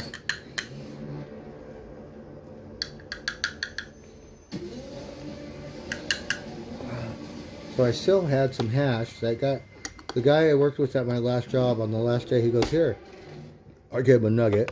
He gave me this. They've discovered a signal. So, don't really smoke that stuff too much. Alright, we're gonna light it. Oh, the Godzilla! I can feel it too. What kind of Godzilla? I think it was coming. Look it, he's radioactive. Something they're afraid of. Wait a minute. A new Godzilla? A new Godzilla! What kind of Godzilla? I want to see it. Oh, here come Godzilla's friends. Fuck, I love Godzilla.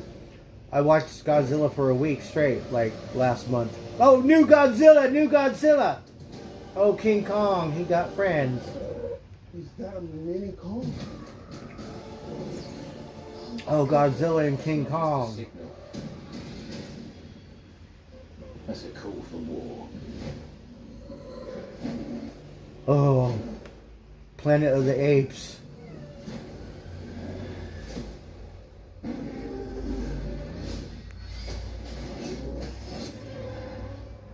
Oh, the apes are fighting the apes. What is that?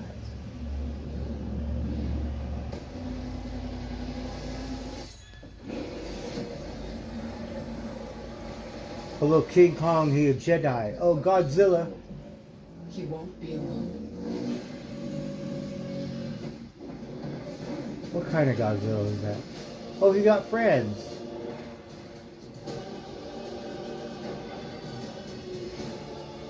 Wait a minute, that's South America. It was almost the end of Kong. They don't have to like each other. They just have to work together.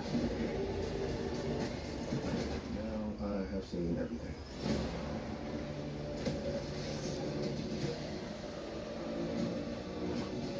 Oh, we were wondering where the Japanese princess was. We've made some minor augmentations. Oh. It looks a little busy, the Godzilla movie. It's all over the place. But I don't know.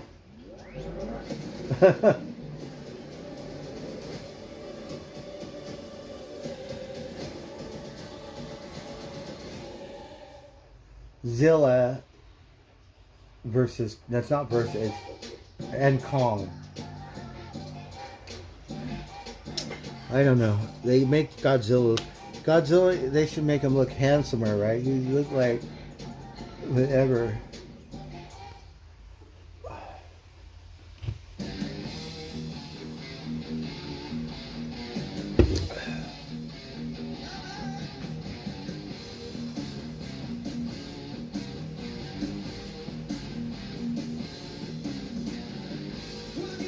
Alright, we're gonna light this. Oh. Tell you just a little too far, yeah.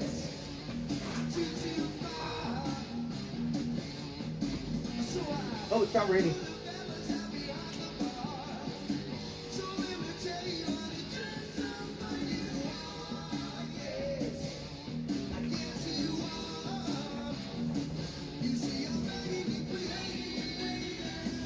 What tastes like hash?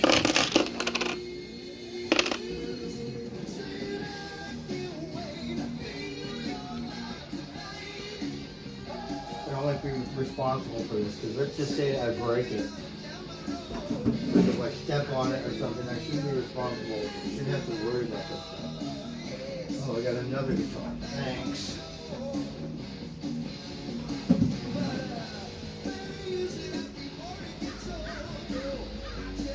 Fucking storage unit. Monochrome.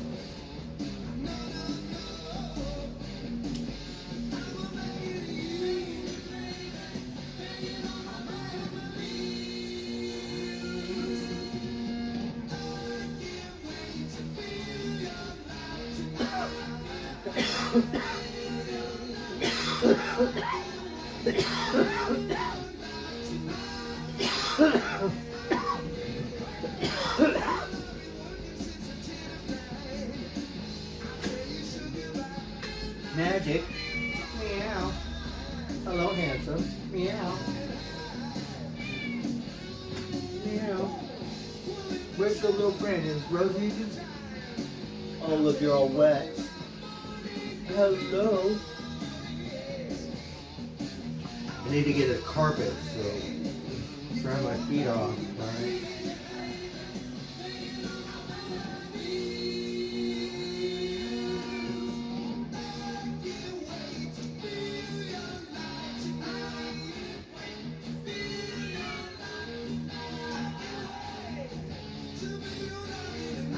Meow.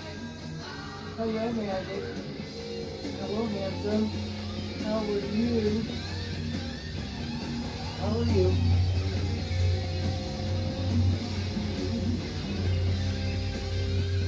I got a buzz.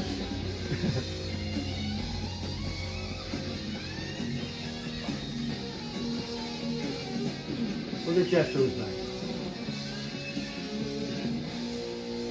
Tiger.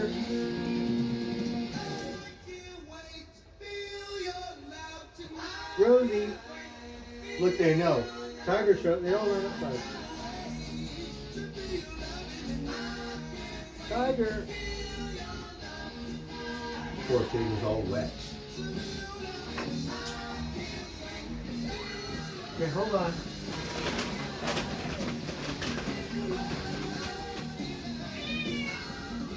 Watch out. Okay, hold on. Still a little clustered here. It gets so wet, I put that on his hand. Okay. Watch out, handsome, please.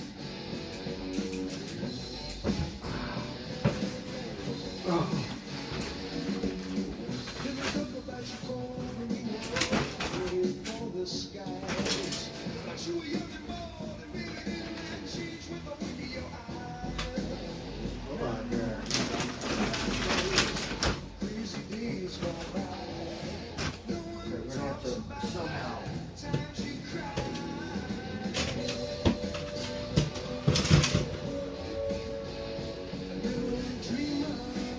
Hold on. Tiger.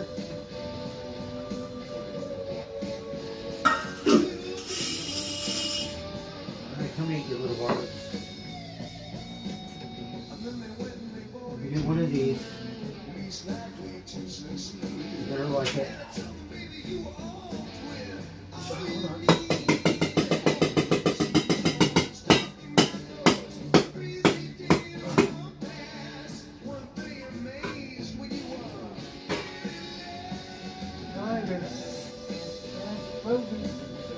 Oh, Tiger.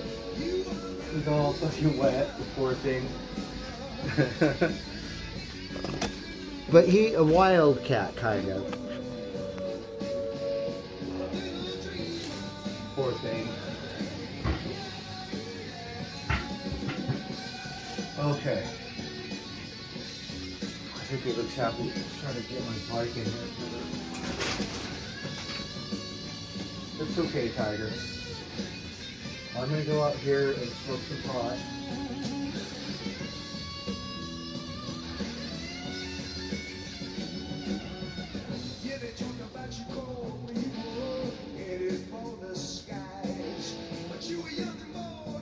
We're gonna close the door. yours. Get to it.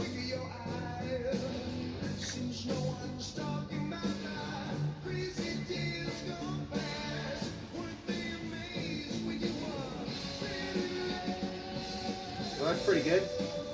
Got some hashish, got some good pot. Smoked trim, haven't smoked in a while. That's how snobby you get. But woke up to a split, a comb, whatever.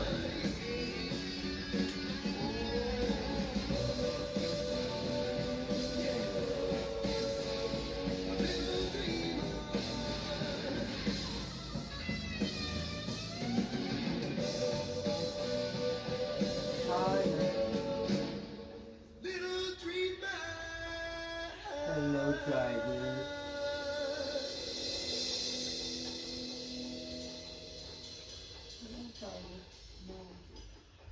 So Mike, he got this doggy, and I babysit the doggy, right? That's a pretty doggy. His name Lady, and a Cocker Spaniel. So a really sweet doggy.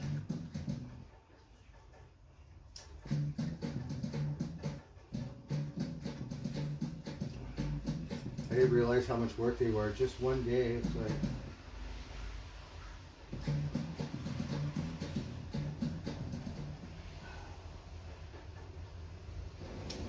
I was looking to get a new truck, so I raised my credit scores with Experian Boost.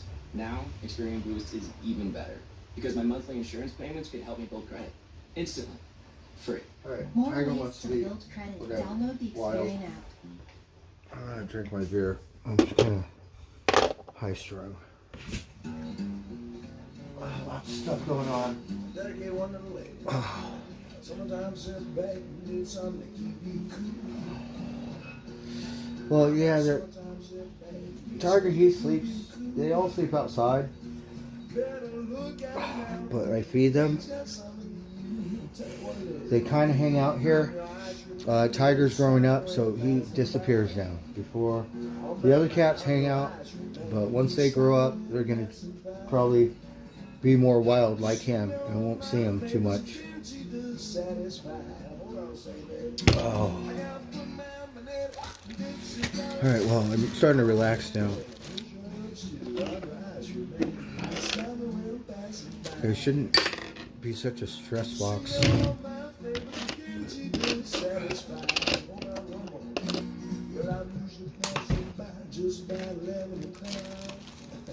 Never stop, I'll usually last a night, just around down and climb. And if you let me cool you one time, you be my regular style.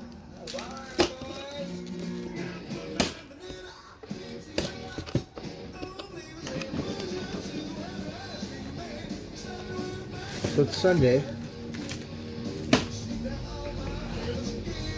Can't really do anything. It's been so long since I had a bed, so I forget what one feels like.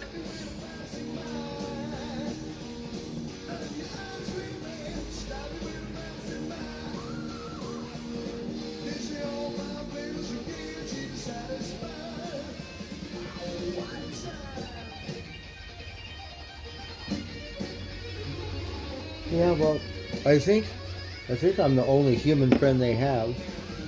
Rosie feeds them, so they like Rosie. So I guess cats are territorial, and you know, lots of people have cats, so I think they would like to stay around here, but they go out front, these fuckers. Sometimes I catch them out there and chase them back here. Other times they won't let me chase. They want to stay out there. So they have this whole big backyard, which I don't really see them out there too much.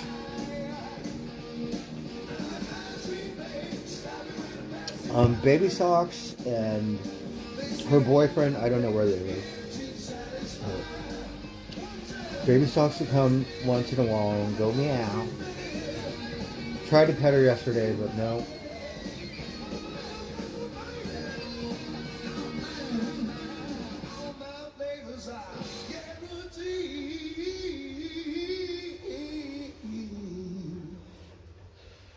I had a feral cat before. The same thing, trying to pet it. like Magic. So now, it wouldn't let me pick it up, but it would meow, meow, and like, let me try to pick it up. But still, that took like 5-6 months or something. These cats, I've known Tiger for a year. He don't do that. Only when he eats, just pet him. That's it. This one too. Just when he eat, and pet him. Like no meow, like friend stuff. Just eat, bribe, pet. Tiger. And then finally, the other one warmed up to me, Magic. Blue is very friendly too. You know, very loving. Tiger, I think Tiger got traumatized when I kicked Blue and Tiger out, because before I was trying to get him in here, and Tiger would come in like these cats. And he would be in here, and then one day one of them sprayed. I don't know who it was, so they all had to go outside, not allowed inside no more. And then it was like, okay, I guess that means I'm outside, cat. Rosie's still funny. She acts like she's sneaking in. She'll like run over here like I'm not, like I don't see her or something. She runs over there, fuck off, and then run out. Magic, he just come meow, meow. I guess that's their personality.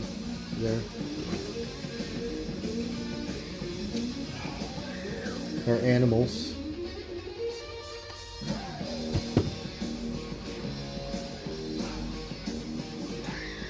So we've had a lot of people in here today. Dr. Cushman dipped in. Robocop. I don't know if it's a real Robocop, but...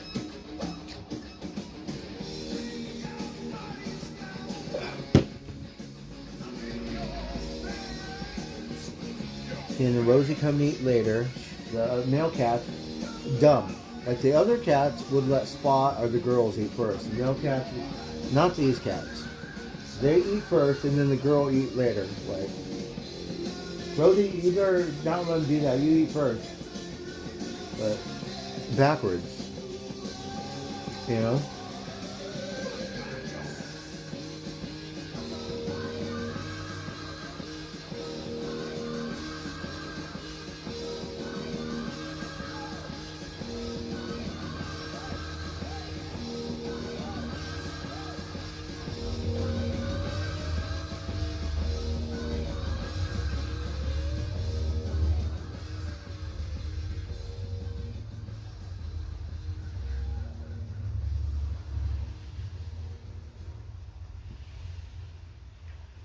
Yeah, I guess so.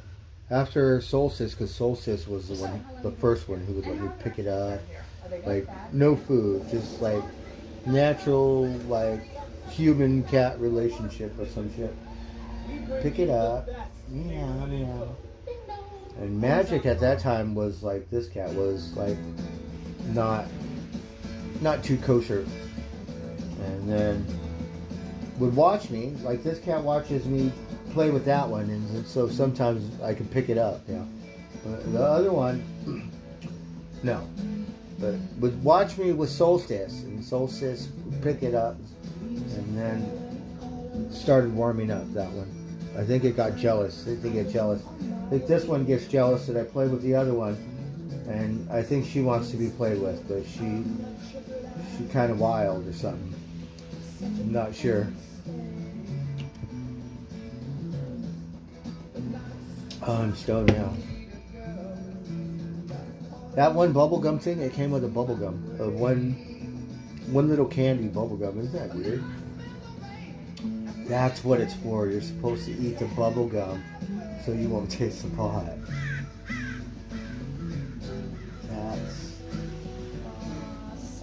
Isn't that weird? The bubblegum thing. Like, it's not for kids. It's like... It's just bizarre. That's your marketing ploy. Doesn't matter what kind of drugs it is. It can be shady. You know. They would say, oh, the cartoons, you know, relate to kids for tobacco and stuff. These motherfuckers giving out bubblegum with their joints. So, is it something like a novelty? Is it going to catch on? Is it bubblegum CBD? Do you put any hallucinants in the bubblegum? What kind of bubblegum is it?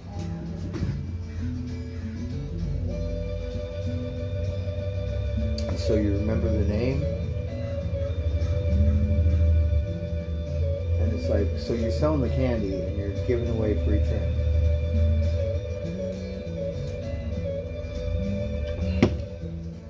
I don't know how people just sell it stuff. Usually if it's free, it's okay, but even if it's free, it's like, you're wasting it. The trim's not that good. You have to make wax out of it or something. Like even though pot that's out, you can still extract whatever the concentrate is out of it. You just need lots of it, that's all.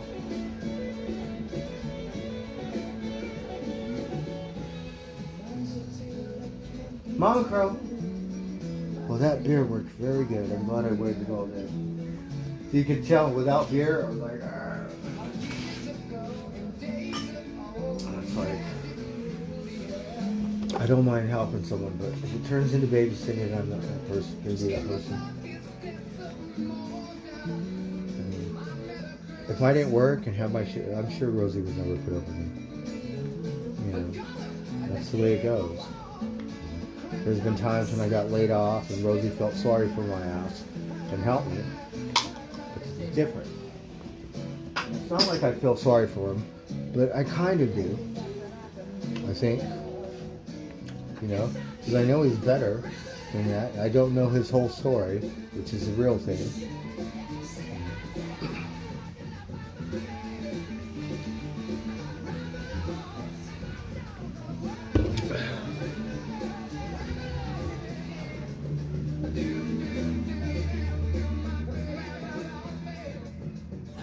Look, my jacket is still dripping. That was an hour ago. That's how much water comes down.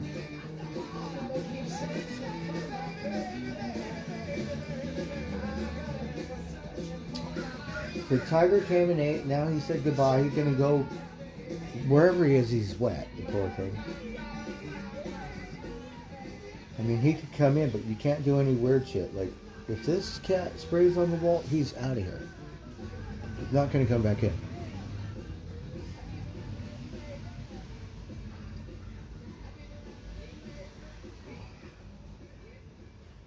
Alright, let's watch some TV.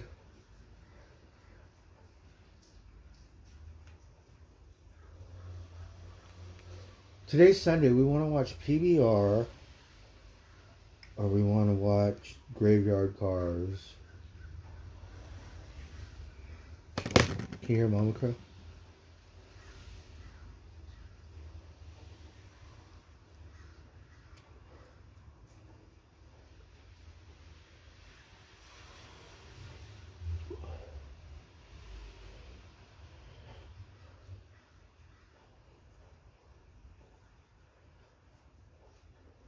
Enough of the news. We've been watching that stuff like all day, and really sad stuff. And it seems to get sadder, and then the rest is just a bunch of drama bullshit. I'll tell you one thing that chaps my ass is this guy Alvin Bragg. He's the district attorney for New York.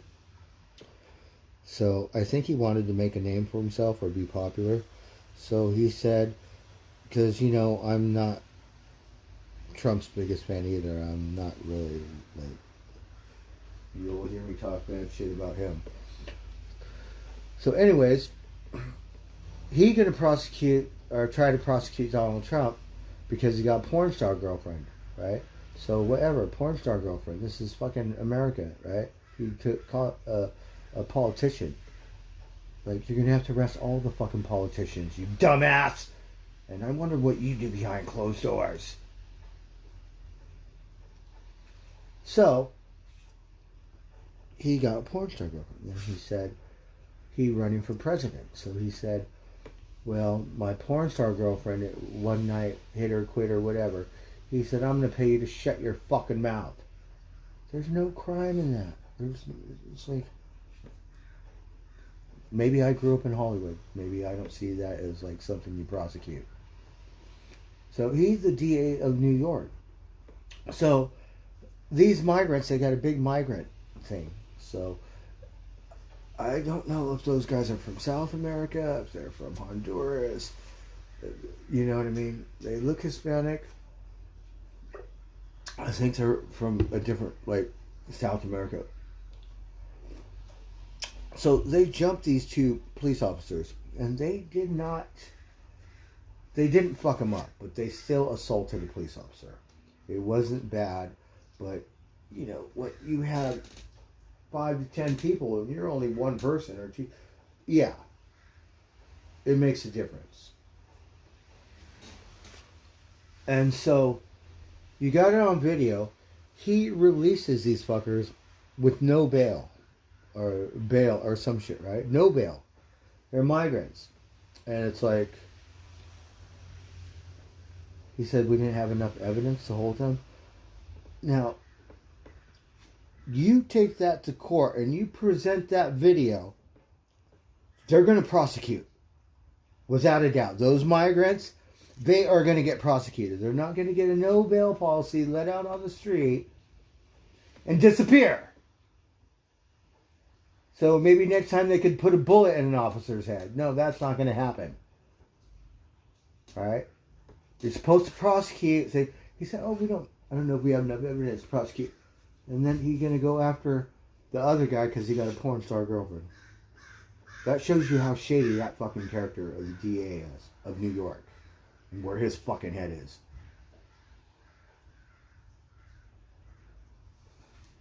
I'm scared to go to New York if they got motherfuckers like that running at Santos. And then he said, we're all liars. So he lied on his application to be the senator. And it's like, oh, we miss Santos now, the Republicans are saying. You're like, has everybody just fucking lost it? It's like, are you fucking kidding me? So now there's no suspects. Like, do you know how much time I've done for dick? And then you're going to assault a police officer and like...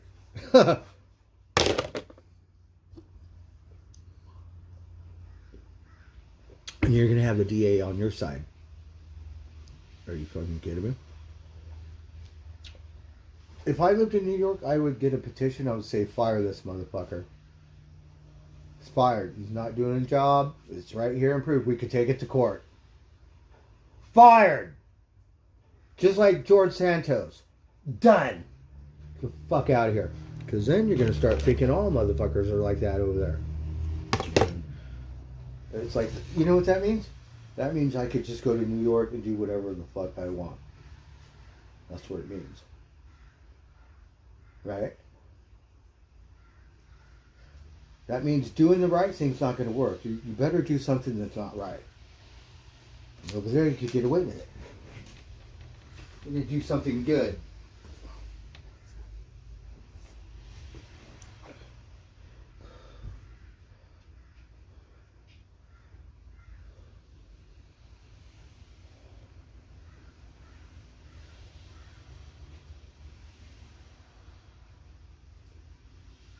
Oh, really? Well, whatever. If he has a porn star, I don't think it's anyone's business. Me, personally. You know, Americans get in everyone's business. And then it's like, what the fuck have you done, Angel? Huh? What? What makes you so, you know, God-given?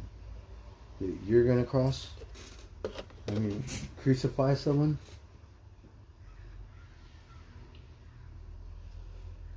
I don't think it matters if it's his money, because who is the victim here? Who's the victim? Right? Same thing with his thing. Okay, so he fibbed on the price of what his property's worth. He got a loan that was exaggerated, but he paid the loan back. There's no harm done in it. So some of it is politically motivated. When it comes to election interference, well, I think you cross the line there. That is unacceptable. There you have victims that are the American people. January 6th, when the police officer died and nobody gave a fuck, like today you got 2 dead police officers. Well, Capitol police officer died at the Capitol building. Did they ever find out who did it? Do they act like they give a shit who did it? No, nobody gives a fuck. I'm telling you that if you're a federal agent and you breach the thing, whatever the SWAT does, you put a bullet in their fucking head. Right? You don't let a mob deep kill your officers and take over like the mob rules.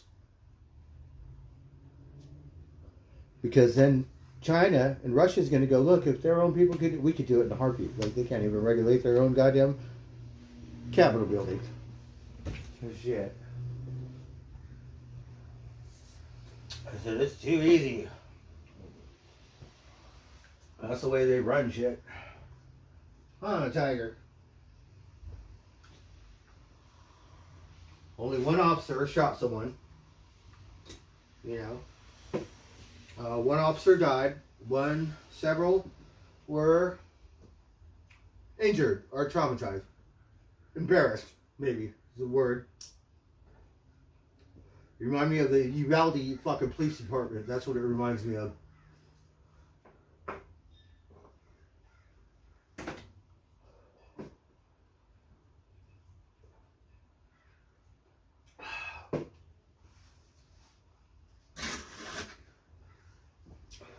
Those things are worth prosecuting. When it comes to that blue collar stuff, I get it too. He's popular, so whatever. It's political. But like George Clinton, not George, what's his name? The other president, Bill Clinton. Like, so he, like his secretary, whatever, he like to put cigars up her puss and light them. Not nobody's business. That there's no victim. Maybe his wife, but there's no, you know what I mean?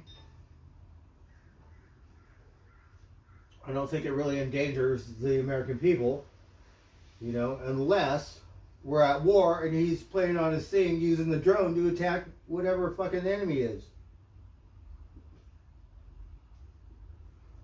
But that's how the world works.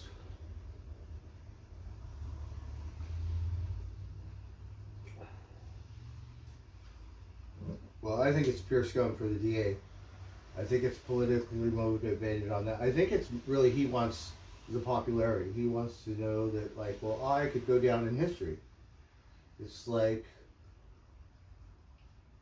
a judge that prosecuted me when he was the same judge at O.J. Simpson's trial. He said, out of all my years of being a cocksucker judge, because he was on TV, he said, this is the best jury I've ever worked with in my entire pathetic existence. Right? Well, you just let some murderer go and, oh, maybe you do drugs too and have hooker girlfriends or whatever, and so it's just another day, another walk through the park.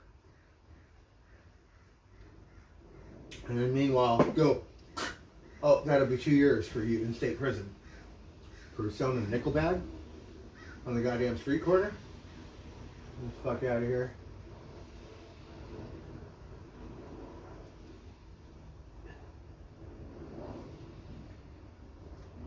And we get it. O.J. Simpson was one of the best football players. If you're old like me, you see that guy. But that doesn't mean you can kill your girlfriend and her boyfriend because you're jealous with rage and maybe she took all your drugs. God knows what happened. Right? But that shit was premeditated. Pre-fucking meditated, in my opinion. That gives you 15 to life. It doesn't mean the judge goes, oh, you're the best I've ever had. Because if it is, fucking beyond me.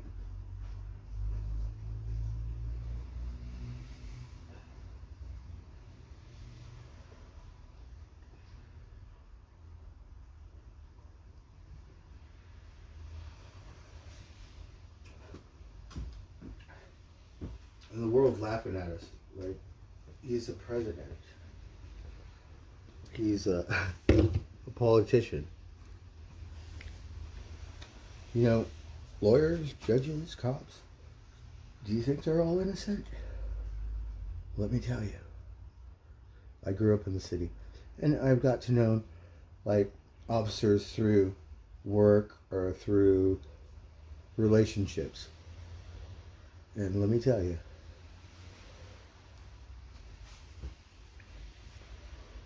it's like a fucking novel.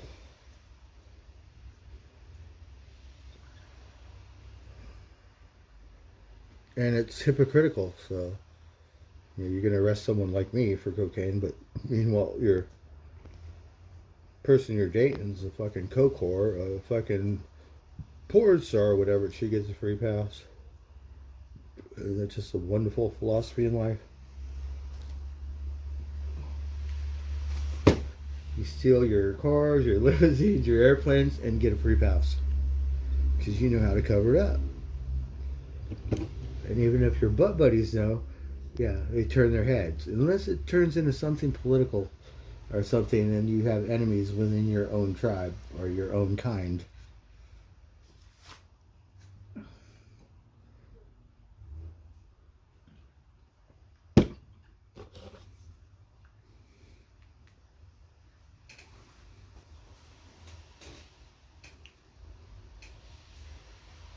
I remember listening to this officer rant and rave. She said the fire department, because they got some benefits, right? And maybe the police union doesn't have those, whatever. The fire department needs whatever benefits they could get. And she's talking about the fire, like they're the enemy. Like, fuck the fire department. They don't put their lives on the line every day. Oh, they don't? Well, what happened today? What about those firefighters that died with an explosion of the house, right? Or the tanker on the freeway? No, you bet your ass they deserve a fair pension and fucking benefits. And she's going on, and I go, you cocksuckers, listen to her mouth. Like, they're the enemy. You're on the same side, cocksucker. I'm thinking, ask your children, what would they say? It's like you should be grateful and thankful that the fire department got some kind of better pension or, you know, whatever, better. And then heartbeat switch, turn your back, like enemy, pure enemy. What are you going to do? Pull them over? Write them a citation? For going too fast? What are you going to do?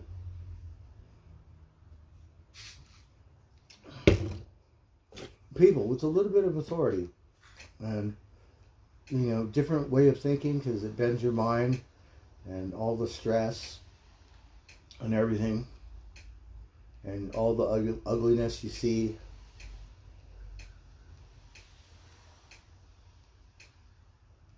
I feel bad for that because it looks like a smaller community. I know Minneapolis is still nitty gritty.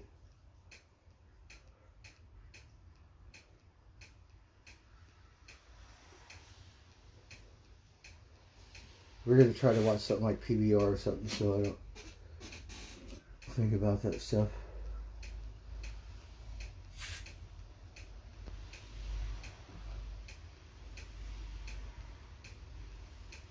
It seems like with people like that running shit, no wonder why we're all fucking nuts.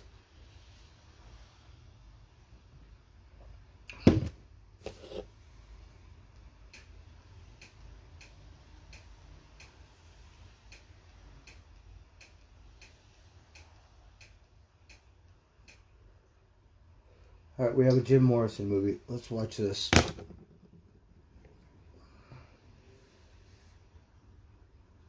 Oh, those are good songs. Be jamming.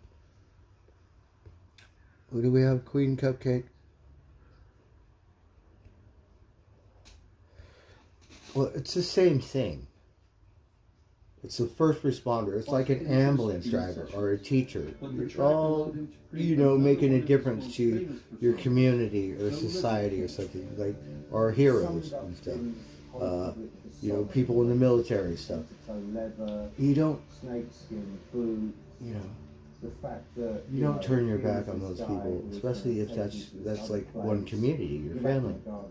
I don't know when you go to church and what you pray for, that but whole kind of self-mythologizing that Jim was. you always remember your community.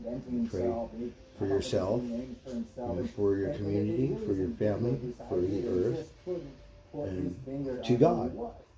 You know, whatever you want to call him. Himself had once again proved dissatisfied as he turned to a familiar prop to ease his inner turmoil: alcohol.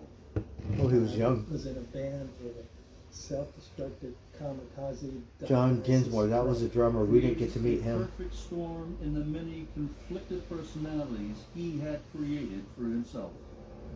He would become this drunken maniac and do crazy things. It was just like Dr. Jekyll and Mr. Hyde. I heard he pissed on an officer or something.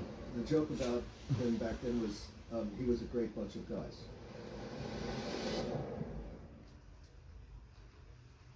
Rios, famous and infamous. We're on Patrol Live. Watching anything about Jim Morrison? From Def Leppard to a scaredy cat. I'm still trying to rescue that cat. Right? And then I could, right? If I ran for president, you know, whatever, we're going to take over Baja California. American flag, right? You get free surfboards, or if you want a basketball or a football, baseball, golf, something, you know, extreme sport or something. You get that, and then we'll go on campaign and we'll get contributions, right? Like all the contributions, so that way I could do a bunch of drugs and fuck a bunch of hookers. What do you think? Sheila's not just Right? like that. She's my best bud. I love having her with me, but it gets tricky. So I bought a small one. Now I can check in from anywhere. Nice push.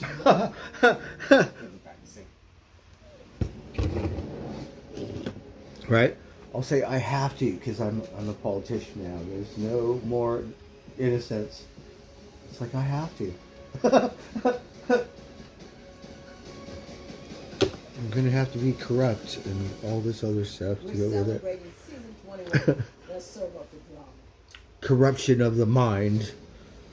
Tune in to season That happens. 21 of Divorce Court. Cheers. My performance resolution is to improve my first. Oh, they will, because I'll bribe them or I'll help them. To improve my Right. dribbling skills score. I don't think we have to go to war like Russia or Israel. Your technical and You know, physical football but skills. I have to be a corrupt politician to fit in, so I'm going to have to do something. Oh, it's not that big, right? We'll take it then. Improve your football skills. If I can't bribe you or pay it off or do whatever, Governor's letting out because of the coronavirus. What the hell's a coronavirus? You can stay on my mom's place for a couple nights. You're living on the mind. During my first yes, you could have pot, mushrooms, beer, wine, all the hard alcohol. You're going to have to get it on yourself. All the hard drugs. That's it. But, you know, we'll set a new rule and regulation where we have, like, medicine, medicinal drugs, and then you have other drugs. You know, they give you fentanyl now in the hospitals. Jim Morrison and the Doors Yeah. touched down in London for the start of their 17-day European tour. It's Big Corpse. Having topped the charts in America with their breakthrough hit Light My Fire, they were riding a wave of success. At this time, Jim was the coolest thing on the planet. You know, he was the lead singer of the Doors. They were generating a buzz and they were generating a following. Jim Morrison was the most important American artist in that year, 1967, 1968. 1967. Everyone wanted to get next to that 68. next to be as close to it as they possibly could. As the Doors traveled to Germany, Jim Morrison worked his magic for cameras for a local TV show, performing the single, Hello, I Love You. That's our first single, right?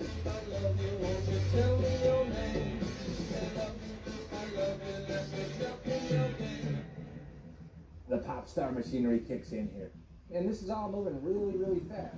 It's not that far from that kid that had his back turned to the audience. All of a sudden, he's getting swept up in this really, really aggressive way. Despite the pressures of success, Jim still seemed to be searching. one central question remained unanswered: who Jim wanted to be. What kind of beer is that? Fragmented sense of self. It's just It's like German beer? Someone smashed a hammer into it. He just constantly keeps reinventing himself, and he keeps trying to come up with these new identities, and he keeps searching around for a skin that he actually feels comfortable in.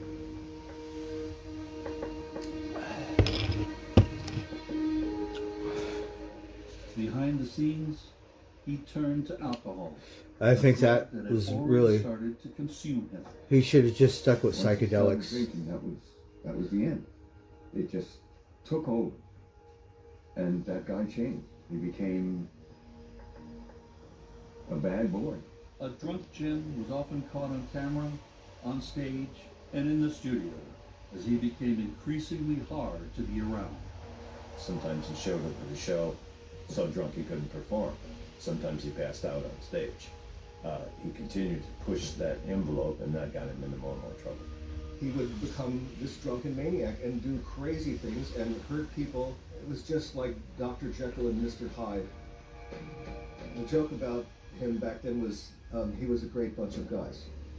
Jim's We heard drinking that. was encouraged So, by something he I read worked as a for teenager in books written by Nietzsche, Little Feet. of a And Fred, he's a Dionysian real culture rock that star, so encouraged hedonism. he knows all these guys. So he Dionysus was he the knows god Jim of Morrison wine because and he's ecstasy, old like that and back adopting in the this scene. lifestyle was the Oh perfect my God, fit he for Jim. hated Jim Morrison. He said That was that the guy's idea, scum. he lose himself The way he with treats women and alcohol, stuff, and you then cannot he'd say be anything free, good about. so he needed How about to the break Doors? barrier Like, not even the and Doors, cut because loose. Jim Morrison, the With a singer. band with a self-destructive Or like- kamikaze. And people don't know who Little Feet is, but Fred, For Jim, this He- is yet another rebellion. I never heard him hate someone, a rock star, You are but looking for that guy, the problem is he that alcohol is a doesn't detrimental have any drug. respect So for it's Jim the very Morrison. worst Like, thing a person could do under those circumstances. It's literally going to be exactly the opposite of what they need. Ladies and gentlemen, once again, the Doors. By the end of 1968, you know, Jim was shoot, it heading looked like the for whiskey very was a little tough better than the show. acid, damn it. But he was brilliant and As gifted, the Doors promoted their new single, and Touch he Me, had a killer Jim was voice. forced to turn on the sex appeal once again. Oh, and the women love him. See, I don't know. I think the women loved him. But women, they're groupies. They love whoever. It could be someone that don't look that good. Whatever, they'll still be like whatever. got the same equipment. It's So I don't know. press, people like that create this But he did have his own make up this stuff. kind of something, persona. Like, It's insane. I must have been out of my mind. If I had the whole thing to do over again, I wouldn't do it. He's a package now. And that means selling more albums and going on TV shows. He's frustrated with being a sex symbol. He's angry, he's drunk, and it all comes crashing down into this one moment. Miami. The violent conclusion to Jim's unhappiness would come at a gig in Miami. In a moment that would 1969. define the beginning of the end. Temperature was probably 110, 115 in that room, and the humidity. See, he could have been a was manic humidity. depressant or something. That was say he's not happy. Nirvana, the poor guy from Nirvana, I think he had that stuff Jim too. is plastered.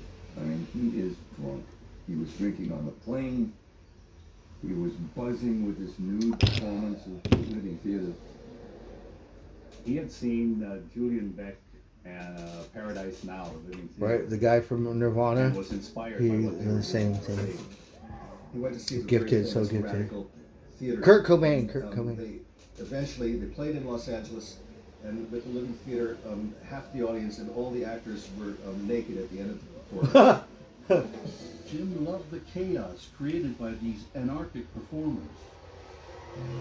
Now, he wanted to see how the Miami crowd would react to this kind of theatrical experience. He was drunk that night and very political, and it was a mess musically, but it was theatrical. If the crowd had come to hear the hits, they were in for a rude awakening. Jim started to berate the audience. You're all slaves. You're a bunch of slaves. Are you going to let them rub your face in the food of the world? Revolt.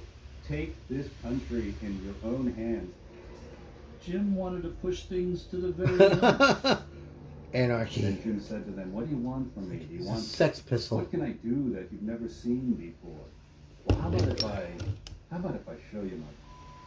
Is that what you want to see?" Here it is. Here is the most basic part of me. That moment was kind of like his own frustration with being a sex symbol. And I think he was done with it. With the puritanical attitudes of the time, exposing himself would mean big trouble for Jim. Oh, puritanical. Was that what it was? Puritanical? Witnessing from the stage. 1969. He was afraid he was going to take his pants down. I guess it He was. Spoke to me, Vince, don't let him take his pants down. Then he starts fumbling around, saying, "Now I'm going to do it. I'm going to show you. I'm going to show you. Watch this. Watch this." I didn't have any super glue. I got my fingers in his throat and pulled up. I got my elbows on my hips and pulled up.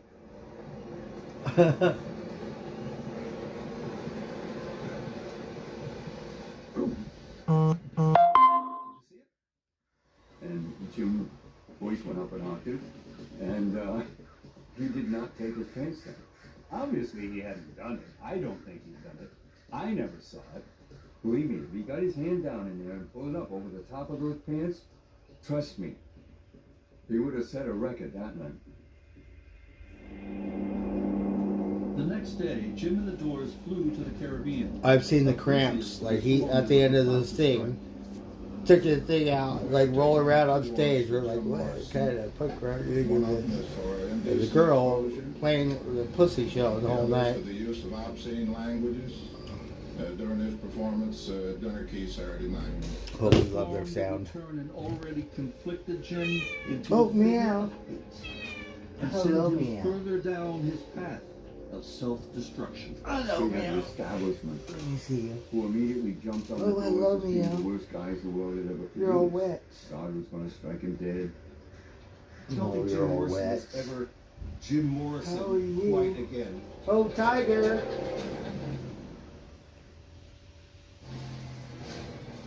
Hello, Magic. Welcome to Patrol Live. We've got Hold more on, than hold 50 cameras across the country. Tiger. In real time. Machete waving it back and forth at the deputies. Put your hands up right now! What are you doing? What are you Patrol doing? Live Encores all day, every Saturday and Sunday on Reels, famous and infamous. Moving into our first home came Look, with a he's lot my of little friend. He unknowns. That's why we got Blink Outdoor 4, wire-free smart security cameras. With HD day and night video Aw, and good person friends. detection, we never have to wonder.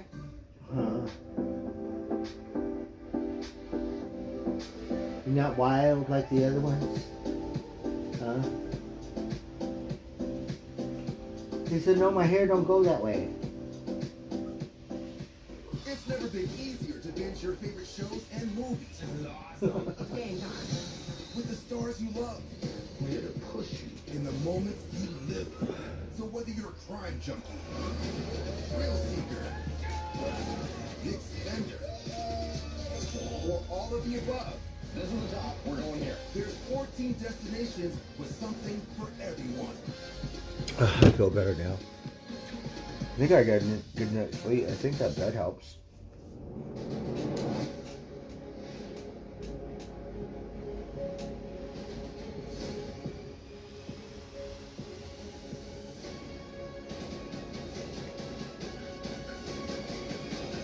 She's going to the bar. We're celebrating season 21. Let's serve up the drama. Tune in to season 21 Divorce of Court. Divorce Court. No, we don't want to watch that. You know that lady Judge Judy? She's still got a TV show or streaming something. My performance Judge resolution is to Judy improve gave me. my first touch skill score. To improve my two-footed skill score. To You improve guys my watch that dribbling stuff? skill Don't score lie. On City Play. Track your technical and physical football skills with City Play. Discover your performance data and key stats using Oh, the really? City That's. Thank you, Ellen. I did not know that. perfect tool to But he was such a gifted and talented motherfucker, like a prodigy child or some shit, right? Jim Morrison Drug is one of the addiction. most popular and enigmatic rock icons of all time. Right. Enigmatic, whatever. In the monuments, as a kind of a rock poet, something that actually never existed before. But Jim's brilliance was matched by his habit for self-destruction. It was like some inner devil had to come out or something. Morrison could be a tender, sweet guy. He could also be a raging alcoholic monster. His mercurial journey through the many faces of Jim Morrison ultimately led to his undoing. Everybody knew that this kid was headed for a crash. Nobody knew when, nobody knew where, and nobody did a damn thing about it. This is his story.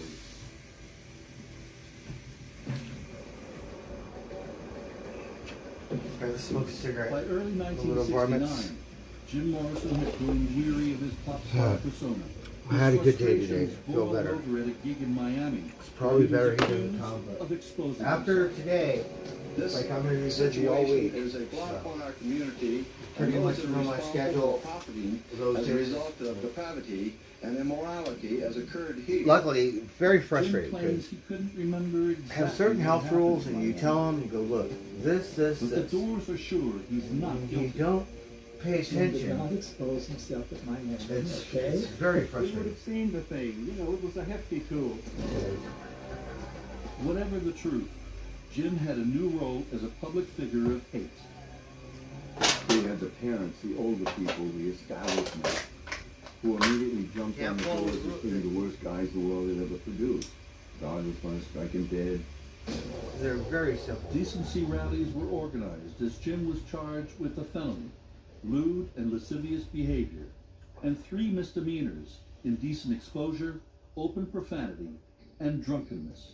The Doors are out to make their own scene. It was a bad scene, and like I say, it was completely unwanted, uncalled for in all parts. And I just want to know if anyone has the courage enough to stand up and do something about the trash that's being brought into Miami. And it was just... Oh, because it was the 60s. Doors to the The bomb shelter. Psychedelic revolution. So, I think America was thought they were innocent in the 50s, so the 60s was rebellion. A week after the concert, we get this arrest stuff, and then there's a rally for decency. They wanted to get those grubby. So rock and compare roll late 60s anti-establishment to early kids. 2020s. Do you that, think we've we have to do advanced? something about this. This is I really mean- disgusting. And how my children, when I grow up and have children, How do do I you want think them we've to- advanced? In what ways? Like this?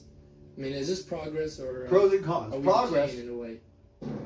Jim had certainly proved himself at the establishment. You do that stuff today, but was nobody gives a unprepared for the fuck. backlash. It's like a political football, you know. Right. They let us sign up for a concert, and then about 2 days before we show up, the mayor. I mean, God help you if you're a politician and can afford to fuck porn stars. Saying that they will try and cancel the show.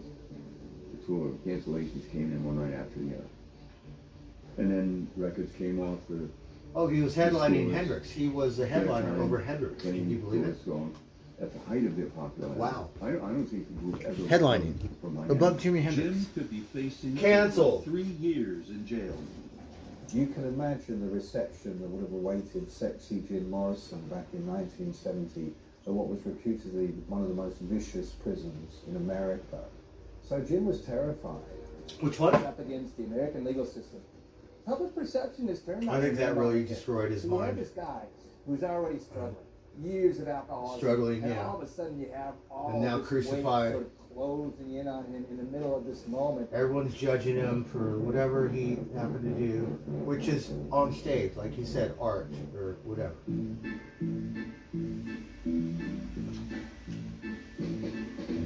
You're a rock star. 2 months after You're a rock star. Miami, the Doors performed think for a movie one-off star- TV performance for the PBS program Critique. I think Trump's And thinking of judging movie by- star. He said, "I'm gonna have to be like act like all the Hollywood movie stars now." The problem is, I don't think he does drugs. I think he's His appearance too to see straight and Jim narrow had or killed something, off but the Young still. Lion and the Lizard King. Something, or he could just be full of shit. You know how people go. He became Say heavier, one thing, do another. He wanted to Yeah, be more on the like a side. big poet. He was tired of being a pretty boy, or maybe he just got a little older, you know. It was sad. He was not in good shape. he just didn't exude that aura that he had done just a couple of years before. But he never got drafted into the war. I think Hendrix, Jim Morrison, quite again. Elvis. During the interview, Jim discussed one persona that was at the Did he sign forefront up of for his the mind. draft? One he'd been perfecting on stage for some time now. The performer as a modern-day shaman.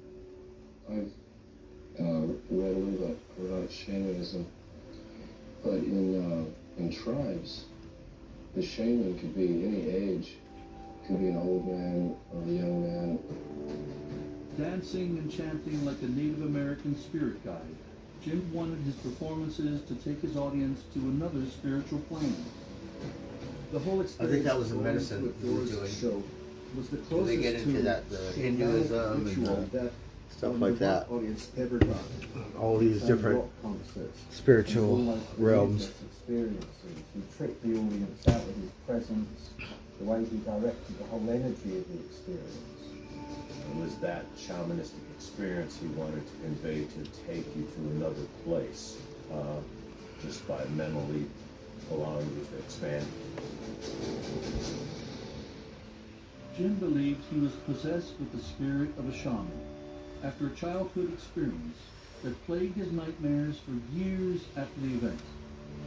Me and my mother and father were driving through the desert, and a truckload of Indian workers and either hit another car or just... You're on the res? Oh, you got some good medicine. Scattered all over the highway, bleeding to death. It was an incident Jim claimed to be the most formative event of his early life. I do think that at that moment, the souls and the ghosts of those dead Indians, maybe one or two of them, just leaped into my soul. And I was like a sponge, ready to just sit there and absorb it. Well, he has some really good medicine, darn it. I need some like that. He said publicly several times that he felt that the soul of an Indian shaman entered his body at that time and possessed him and had an effect with him throughout his life. I think Jim's interest in shamanism kind of became another thing that was part of this search for identity. It's the outsider of the tribe. It's somebody that doesn't quite fit with the rest of the motif. And I think for Jim, this does kind of... Oh, Lady Gaga have that stuff too, I think. Whether Jim's guise of a shaman was just another part of the Morrison myth, or a genuine attempt to bring him inner peace. Oh no, we got Jim Morrison. We need Jerry Garcia and Vincent Van Gogh, He right? continued to write poetry and even reinvented himself as a Then filmmaker. we could like go, and if I had some medicine, right, like some real stuff like him, we could go, oh, Jerry, Vincent, Morrison entered my spirit stuff, or pretend for a day or something in the shower. Oh, I'll be singing to the shower. Thank God you guys don't have to listen to it. Jim would pick up a movie camera. Jim very much saw himself as being some kind of auteur, whether it was a poet, an author, scriptwriter, or a Filmmaker. movie director. Oh, director.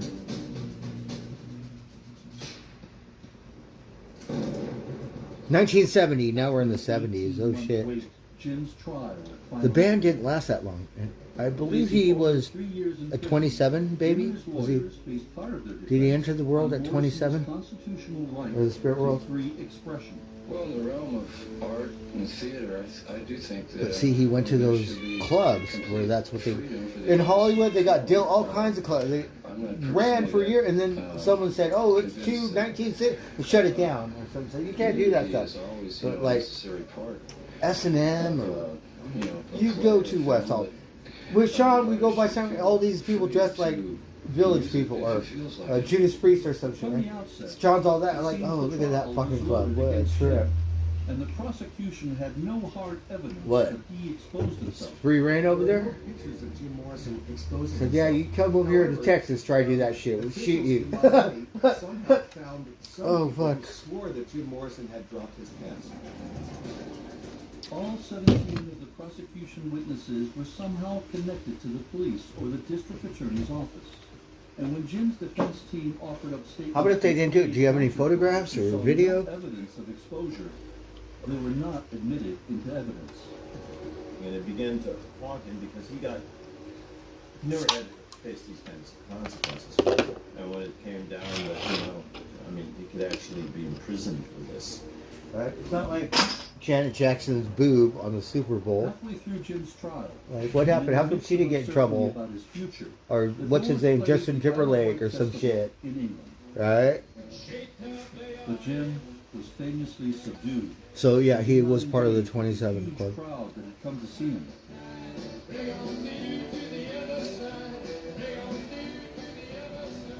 He's not giving the people what they want. He's not even trying to be that crazy person they expect anymore. He's trying to kill the rock star in that moment. Backstage, Ray, Robbie, and John were furious with Jim's lackluster performance. John had his drumsticks, and he looking down at the ground. That's it. And he threw the drumsticks down on the ground. Now never play with that asshole.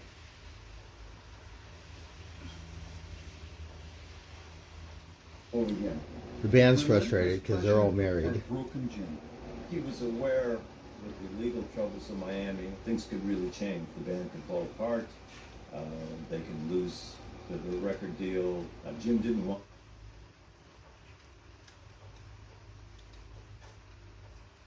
His head's fucked up because, like, yeah.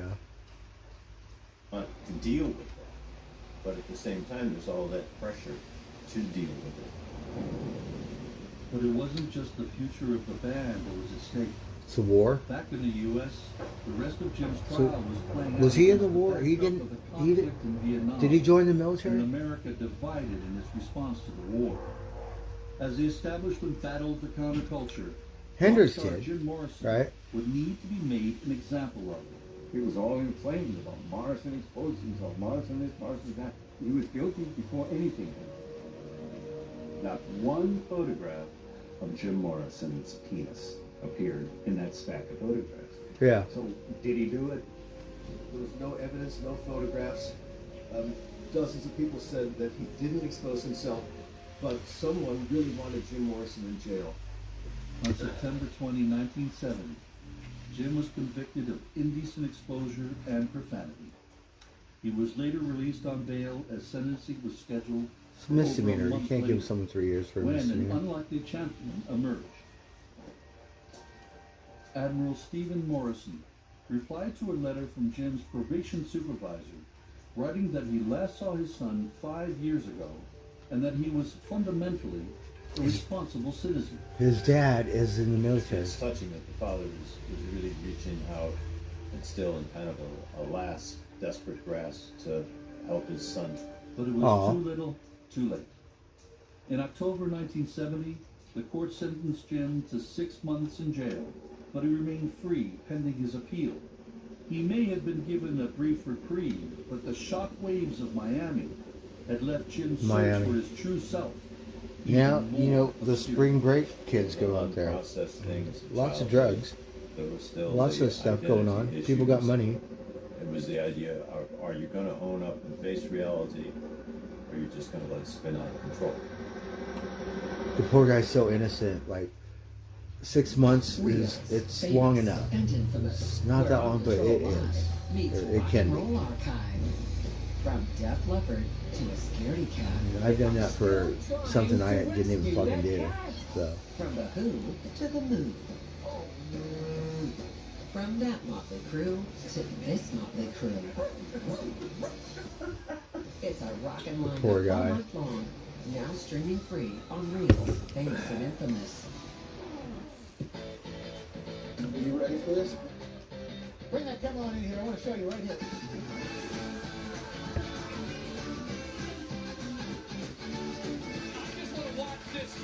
oh yeah. But not Jim? This is the real Oh, Val Kilmer, you like that movie, huh? I think he did okay, yeah. Yes, Janis Joplin. Nirvana, right? Nirvana was 27. Kurt Cobain.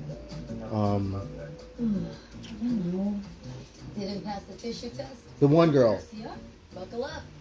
The rehab girl, right? Love her. There's What's her Toothpaste name? White, and then there's Crest 3D White Strips White. Oh, one second. Crest 3D White Strips safely work below the enamel surface to Right, what was her name? Amy Winehouse. professional treatment. Right?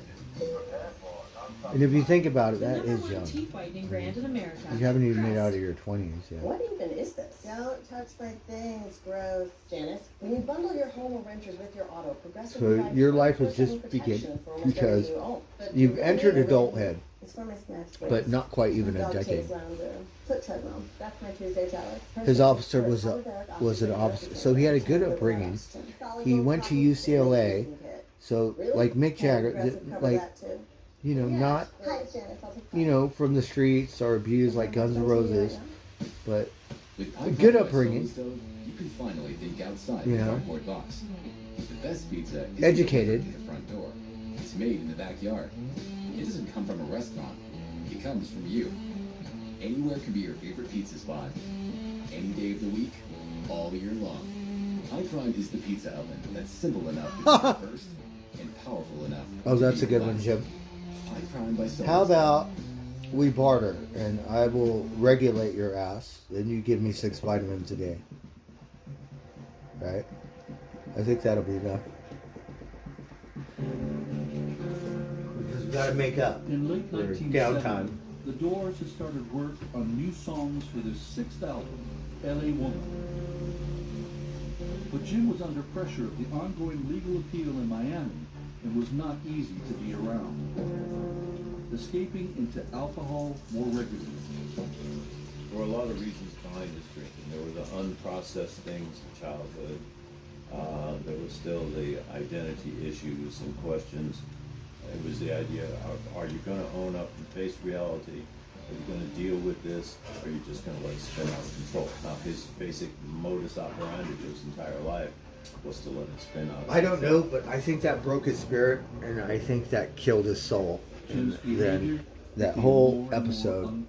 And then he just went downhill and Took his drinking to a point of excess. Right, I feel excessive. The booze, the alcohol. Drinking and stuff. That was his tragic flaw. Yeah. If he had been able to conquer that demon of alcohol, he'd still be alive today. Jim succumbed to alcoholism, the legal drug. the legal drug. Um, Okay. At the time, we didn't have substance abuse clinics, and we didn't know he had a disease. And look, they look sober. Also Those became ones a are- crop. Everybody knew that this kid was headed for a crash. Nobody knew when, nobody knew where, and nobody did a damn thing about it. Jim needed help, but these were different times. The word rehab didn't exist. You know, I worked in the music business in the 70s, and if you were ailing, you would be given a bottle of Jack Daniels. I mean, this was considered restorative. This was considered the right way to go. See, that's how smart we are, people. It's like In the the times, last like year, we don't have the music Whitney like that Houston anymore. lost heroes Janis Joplin Sometimes- and Jimi Hendrix at the age of 27. Jim would comment to friends that he was next on the list. He already knew. But there was a chink of light in the darkness. In December, Oh, look the at- Doors' regular producer, Is that old Paul Hollywood? Chuck, Believe it or not, I know disappointed this with shit. the band's That's early how old I am. efforts, left the studio. Is that old Hollywood? Oh, put it back. When engineer Bruce Botnick took over, Jim and the band found that they had rediscovered their mojo. The LA Women's Sessions were very exciting because we produced them ourselves with Bruce Botnick, our engineer, and so we had more control. Paul Rothschild, our old producer, was great. He taught us how to make records, but now we really have the control. We did it in our rehearsal studio. He's with No Janis. look at mistakes, just a couple takes, go for feeling. The blues. We were in with a song a day. It's amazing. Partly because we went back to the original instrumentation, just the four of us and a bass player. During these sessions, Wow. Jim played around with a new brooding persona, Mr. Mojo Rising. It was almost as if being persecuted turned him into a blues man, in a way. He started identifying with the people who used the blues to get through persecution and hard times. So I think that was a major change for Jim Morrison. and away from the music, fueled by the publication of his anthology of poetry, Jim's ambition to be seen as a poet was flourishing.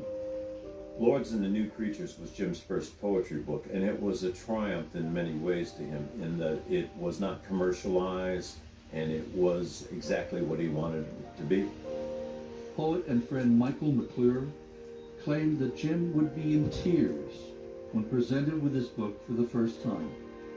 Poetry was everything to him. That's why He was so a over poet. To me, that kind of shows this vulnerability that's been missing for so long. He's built up all these layers of "you can't hurt me." Oh, really? Wow. And yet in that moment, So there he must was a have been year late? such a pride of like, finally someone gets it. That I feel understood completely. One advocate of Jim's poetry was long-term girlfriend Pamela Corson. For some time, she had been encouraging Jim to drop his career with the Doors for a literary one. He was abused to some degree. He wrote a lot about her. He composed a lot of poems about her. Jim and Pam met in Los Angeles when the Doors first started playing the clubs. She quickly became his soulmate. Apart from their obvious attraction to one another, as a child of a Navy officer, Pam could empathize with Jim about his military upbringing. She accepted him, and he accepted her for who she was, and he found that he could be vulnerable with her, which he really couldn't be vulnerable with very many people, or he chose not to be vulnerable with very many people. She was kind of one of the one constants. So for him, that relationship must have penetrated all of these layers of defenses he had, because nobody else seemed to be able to do it. By March 1971, Jim wanted to devote more of his time to both his relationship with Pam and his aspirations to be a poet. He announced to the Doors that he was leaving to live in Paris. After recording L.A. Woman, Jim had no more contractual obligations to make music. Now was the perfect time to make a fresh start. Aw. Said thank you very much. See, people say And he Yoko walked did out. that kind of stuff. And the Doors assumed that he would run out of money and return to Los Angeles and make another album. But I think he was determined not to come back. He needs to find a new identity. So for him, it's, I'll be a poet in Paris. And it's part of this larger theme of reinventing himself. So Paris is kind of yet the next chapter. It would become the last stage of Jim Morrison's life, a chapter that might allow him to escape his addictions and find happiness in himself. That was where he would go and truly fulfill his potential as a poet. But in just 4 months, he would be dead. He was in a downward spiral. How did he die? Did he have good that heroin? could not Did he stop, switch to and heroin? Ended in that bathtub. All these rock stars are supposed to be LSD gurus, right? But none of them died of LSD overdose. I think the poor guy from Pink Floyd, is it Sid Barrett? The original singer, yeah, kind of didn't die, but I don't know if he's still alive. But he went on a bad hit and did too much or something. Calm down, okay? Anything is not going to stop anything. On Patrol Live, Encores. Oh, I haven't seen this, but they got Live Patrol or Unreal, some shit. Famous and infamous.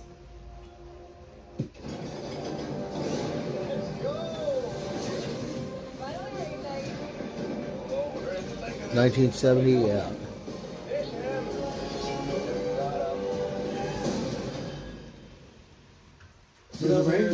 Coronavirus. What the hell's a coronavirus? I'm a little wet. You can stay at my mom's place for a couple of nights. You're really on the mind. I have to get some spray for my clothes. Not sure where to go. I think we'll go to the sports store. You're gonna spend 26 years in prison without learning a few things. You've become almost like a family. Because we're going to have to waterproof stuff. The waterproof stuff, it's not waterproof anymore. Thank God these boots, they've done a good job. These Red Wings, my Ganners, do a good job.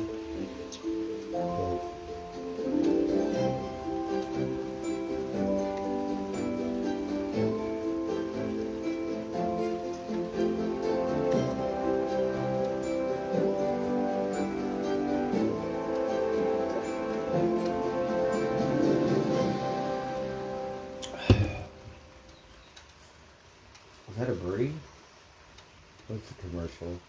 So life is good. I'm a little frustrated. I'm a little whatever, but I think it'll be just fine. We'll get through this month, and then we'll get to see who's, yeah. It's kind of hard to trust people. We'll find out. This is Nod Pod, the weighted blanket for your eyes. And my sleep has been transformed. I wake up feeling brand new. Lay it over your eyes, and just like magic, you're out.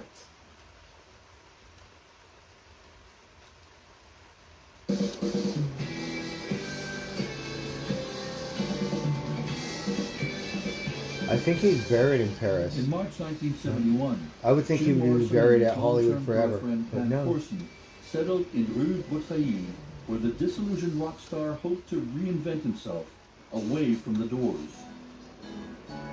He went to Paris to put his past behind him and to open a future before him. He needed to get his life together. He needed to be separated from the band. He needed to think about himself as an individual. He wasn't singing for a living anymore. He was going to get ready to do something else. Paris and his famous left bank had been the home of many of Jim's literary and intellectual heroes. He really did, see that as his spiritual home, if you like. That was where he would go and truly fulfill his potential as a poet. Let's not forget that's what he wanted to do. But the ongoing legal situation in Miami also motivated the move. He was advised by his lawyers to get out of America or he was going to jail. Yeah. At first, Jim's new identity in a city poles apart from LA seemed to work. He immediately attracted a very small group of Parisian friends. He was very rarely alone on his long Parisian walks. He usually had a friend with him. He was starting to make calls back to the Doors office, asking about money, asking about future trips. While they were living in France, they had been to Spain and Morocco. It seemed that he was indicating that he wanted to travel some more. Jim even showed some concern for his rejected parents, asking Pam to get in touch, to reassure them about rumors of his ill health. Oh. It seemed Paris might finally allow Jim to find himself. I still think Jim Morrison believed in Jim Morrison, thought he would come back. In his mind, he still had a great future. But another crisis was about to hit. Jim and Pam had always had a volatile relationship, fueled by each other's own addictions. But it was about to become even more destructive. Pam's drug use had declined to the point where she would use heroin. You didn't want her to do that, but she would go behind his back. Oh. So the heroin was a downfall. He was armed as quicksand. Pam was a 1,000-pound anchor. Jim started drinking heavily again, matching Pam's heroin stupor, destroying the new version of himself he had tried to create. I think with Jim it was this huge, the typical addictive dilemma. He was addicted to her puss, or he loved her, or thought he did. It's hard when someone's a drug addict, whatever came his way. Especially someone you More love. was never enough. Jim's final attempts to find happiness within himself were wrecked. Once the hottest rock star in America, he was now a sad parody of his former self, battling weight gain and ongoing health problems. I don't think he was able to help himself. I think he was in a downward spiral that he could not stop, and it ended in that bathtub on the Rue Bouteille. So he was drunk. How did he die? Did he do heroin?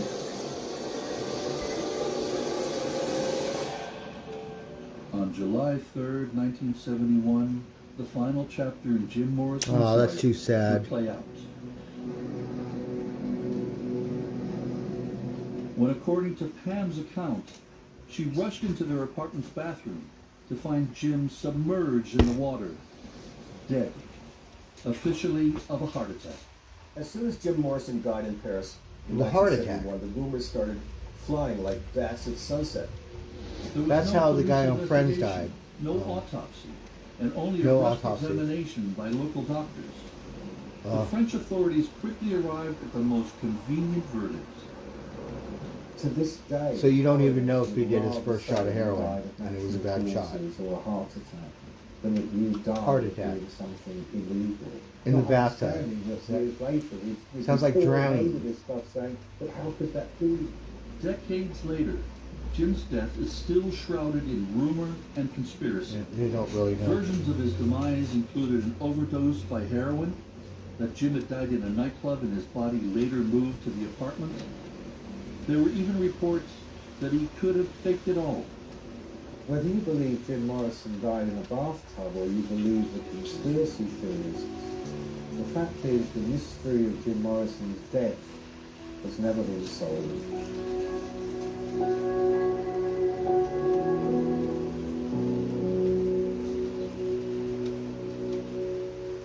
Jim Morrison, the lead singer for The Doors, a rock music group, is dead. He was 27.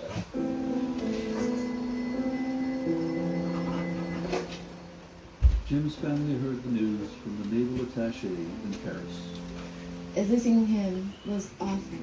It was just awful. And it took me a long, long time and to get over it.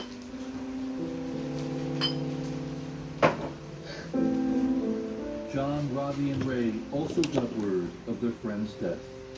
All four of us were brothers. We were bringing a message of love and strangeness to the universe, and he's gone, and it's a real tragedy for me, and real sadness. And he said, I want to live my life like a skyrocket. I want to burn across the night sky and then go out. When he died, I sat here and said, I should have gone and seen him. I could have reminded him what I heard from him so many years and what he was going to do. And he did something, fantastically different. He was a bright burner. Man, he did not let up. To date, Jim's music at The Doors has sold over 100 million records worldwide. Wow, that's a lot. These are albums, artistic I have statements. 3 of his They albums. weren't just cinematic and theatrical and influenced by everything from Very jazz, theatrical, I like that. To poetry and modern cinema.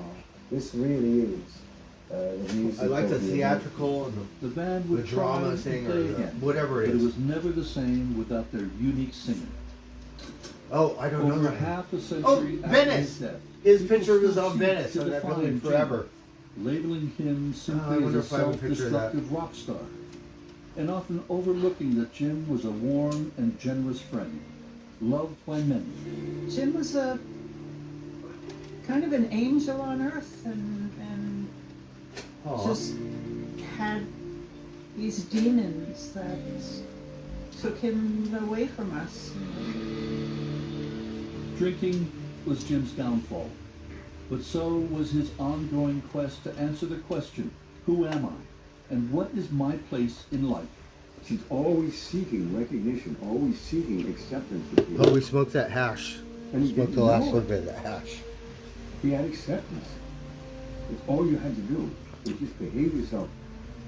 What a waste of a Heck bright back. mind. Of a nice guy. Of a person who could meet you and you would say, friend, right away.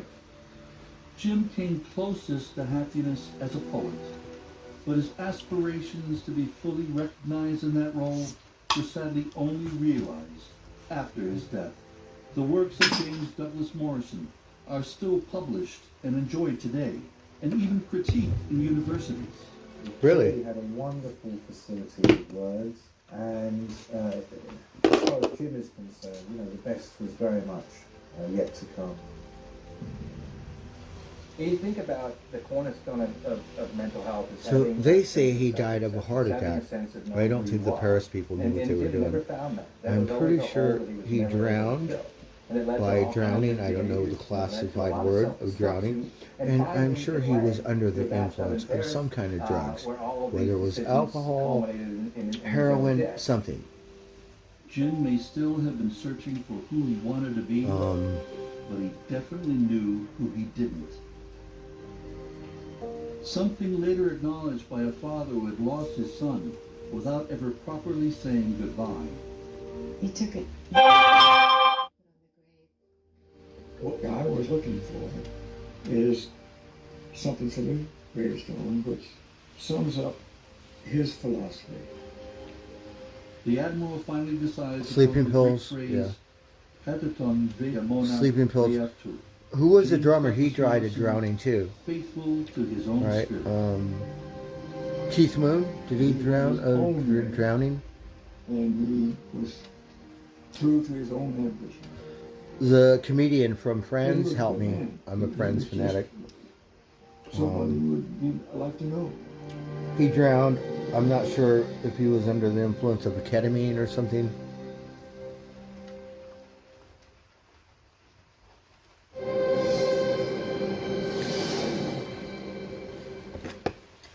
Well, that was interesting. 250 million albums sold. 18 years in the Pink charts. Floyd. Now it's Pink Floyd. Pink Floyd is one of the most successful rock bands of all time. They were completely different from everybody else. But tragedy hit Different, the yeah. group early. Oh, the lead singer. Changed from this bright-eyed, bushy-tailed lad to somebody who had black eyes. It was really frightening. Roger was in tears, and it was very shocking. And with the release of their iconic Dark Side of the Moon album, it was lightning in a bottle. Everything changed. They had no idea about this country. The money was huge. Fame can drive you crazy. Power struggles began to destroy the band. Rick Wright was fired from the band. The writing was on the wall. Who was the So original what made singer? this unique, multi-million selling band finally fall apart? Yeah. Dave Mason had a tour. I didn't get to go. I've seen Roger Waters 4 times. But it's not the same thing.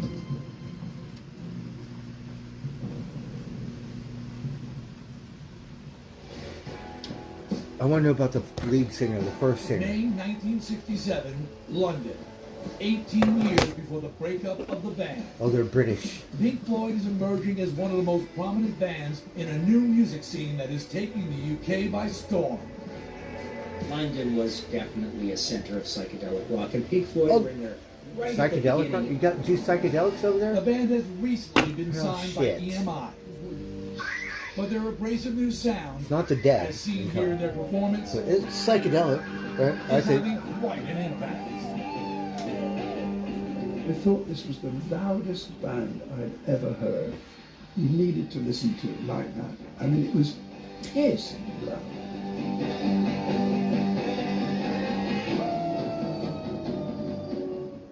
Front and center is chief singer and songwriter Syd Barrett.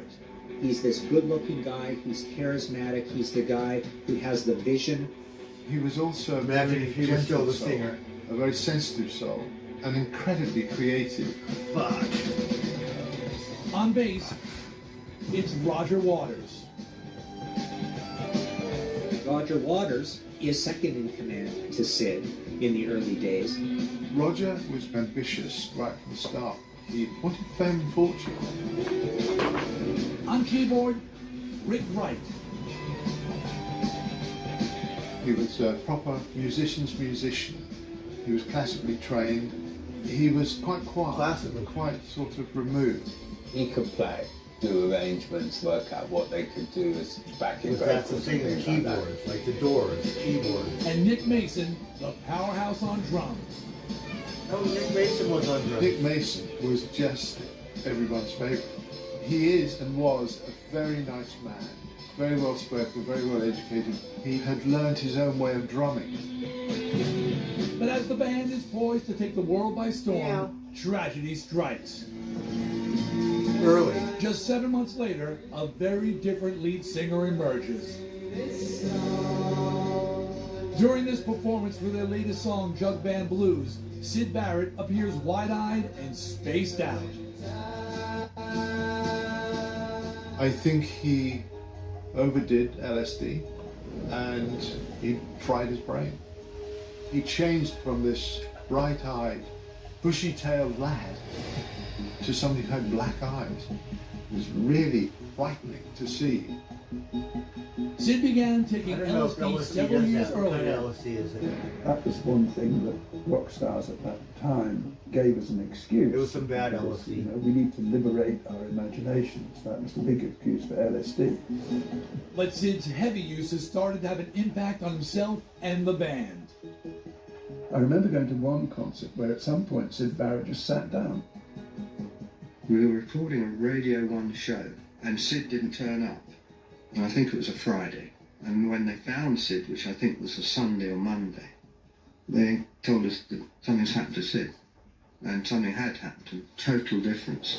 He did a bad hit. He took too much. Took too much. Like, he'd gone. He was still looking the same, but he was somewhere else. And sadly, this incredible, creative soul lost his way. Jug Band Blues will be Sid's last published song with Pink Floyd. Well, that's a one and only. Sid Barrett didn't actually. He leave started Pink Floyd. He He's was got rather that left sound. And behind. Roger Waters, they all Because his followed behaviour his had become lead. so erratic. The band one day going to once the he gigs entered decided that not to world, pick him up. that spirit realm. To me, the Floyd was Sid's band, and so I couldn't really quite get to grips with the idea of a Floyd without Sid. Just 2 years after forming, it seems Pink Floyd has stumbled before they barely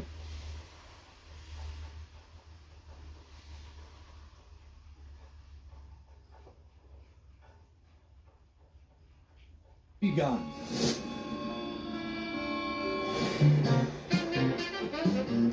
Oh, Pink look, Floyd you came did have out a of swinging psychedelic London thing in over there. All 1965. groovy. Roger Waters and Nick Mason were architectural students. Rick Wright was studying music, and Sid Barrett was at art school.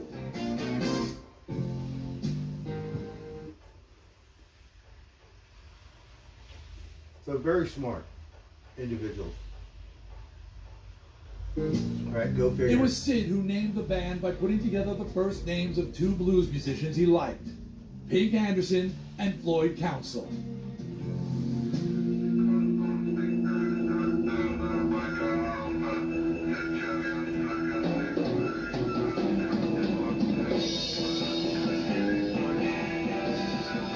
Pink Floyd experimented with sound effects and played long. I love that old sound, right? It's like groovy or such a, like raw. And then like, very political. And I think they polished their sound.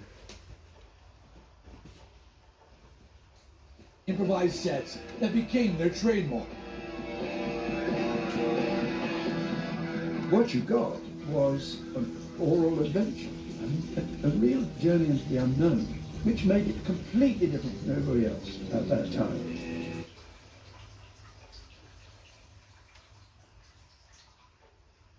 We were very experimental. We were playing whatever we felt like, and it seemed to me we actually played quite a lot of rubbish. By late 1966, Pink Floyd had a following in the underground scene. 66. You had an underground in 66? I'm old. Like, do you think they have any underground parties tonight? Where am I? We went to this Dead show, and these girls dressed like whatever, like not goth. College lecturer was so impressed by the band, he became their manager. Back then, most of the bands were blues. Where are all the after hour Sid parties? provided his own songs, And the they hippie were dippies are blues going songs, Shakedown Street, that's right? why the band stood out.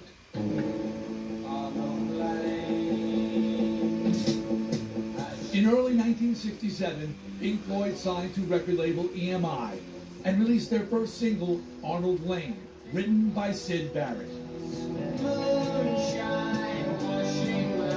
Oh, it's hippy dippy. It's all He groovy. wrote songs about, you know, a man who steals women's underwear from washing lines. The record Oh, what a freak. was banned by several radio stations, which created a buzz. In August 1967, Pink Floyd released their first album, The Piper at the Gates of Dawn. It peaked at number 6 in the UK and 131 in the Billboard charts. A groundswell of interest was growing, even appearing American on the influential Bandstand. music show America was more American innocent back then. The legends that would become the band Pink Floyd were well on their way. The Pink Floyd. Ah, the Pink Floyd. Is it like the Beatles? The Rolling Stones? June 1972. I said there's no Abbey Road the Studios, in the band's London. name. 13 years before the breakup of the band. Pink Floyd is in the studio recording its 8th album. Oh wow, Can I that's a put lot. this down? Just on the Hey first Nino. note. Although the previous records enjoyed moderate success both here and in the UK, none had made a big impact. So essentially after the first 2 albums, which are quite psychedelic, they have a few more albums that are very inaccessible. Ummagumma is half live in studio. Adam Hart Mother is really out there, very strange. So the pressure is on to produce a hit. They're currently working on what will become The Dark Side of the Moon, a concept album that deals with the themes of conflict, greed, death, and mental illness. If you listen to Dark Side of the Moon carefully and you read the lyrics, there's a lot of doom and gloom in there. You know, where A are we lot, going? What's yeah. going to happen? It's very much It's like Ozzy. we're all on the edge. Be careful. Dark Side of the Moon But is one psychedelic. where you start to see I these think Sabbath's sympathies psychedelic. and these reverberations of Sid's situation emerging in the lyrics and even That's the without the melancholy psychedelics, music. believe it or not. It's been 4 years since the original lead singer and songwriter Syd Barrett left the band. In his place is guitarist David Gilmour. Oh, David Gilmour joins the band. I'd known Sid since I was about 14. It was hard dealing with sort of replacing one of my close friends and having to see one of my close friends who is no longer sort of functioning as a normal human being. Aww. But it's not the only change to the lineup. Sid wrote the songs and he was the lead singer, but with Sid not.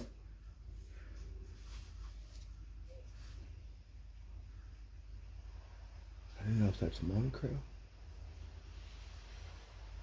There, someone's got to take hold of things and keep it together musically. Bass player Roger Waters has now taken control and writes most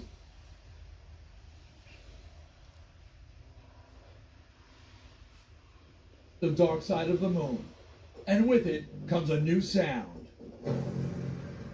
Roger Waters often talks about, like it's a complete sea change. Gone were the short little pop songs, and in came a more abstract, free-form science fiction kind of structure. You're Loves the seeing keyboardist. this shift Right. away from psychedelia and into progressive rock music. So it attracts a new audience as well as a result of that. The album Still produces very one of their most psychedelic. enduring hits. I think that song put them on the map because I didn't know who they were There's just something until this song came out.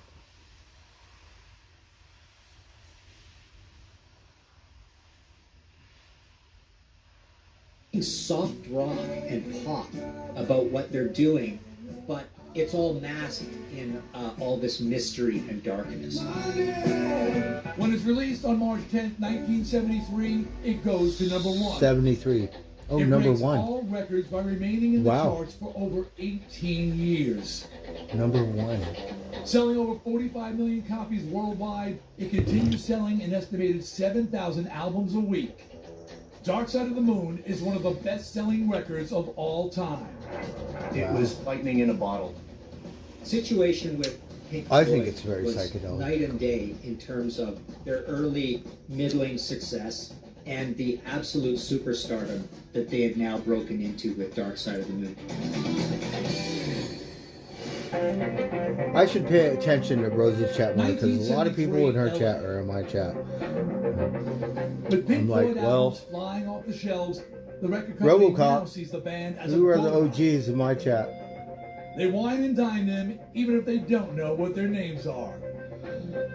Pink Floyd had gone into Capitol Records in LA to meet the head honcho, and he said, "Hi guys, which one of you is Pink?" I mean, that's how much a record company cared about their artist. Success is going to bring upside and downside with it. The upside, of course, is fame and fortune. But what they don't anticipate is that pressure to follow up and do it again. But delivering a multi-million selling album to order is not so easy. The members of Pink Floyd had become rich and famous beyond their wildest dreams. It changed everything. The success of Dark Side of the Moon really actually threw these guys for a loop. These guys had toiled for so long and made no money at this. Now they were absolute superstars. They had no idea that was coming. No idea not only that it would be as successful commercially as it was, no idea that it would transform them into public property. Transform Dark them Side of the Moon into public started to show property. some cracks within the band. They talk funny, it cracks And me up. when they all got wealthy and didn't need each other quite so much, suddenly one member of Pink Floyd might feel that they resent being told what to do all the time, or another one might feel that another one is being lazy about recording. Tensions that had been ignored before now grew to the breaking point and threatened the very survival of the band.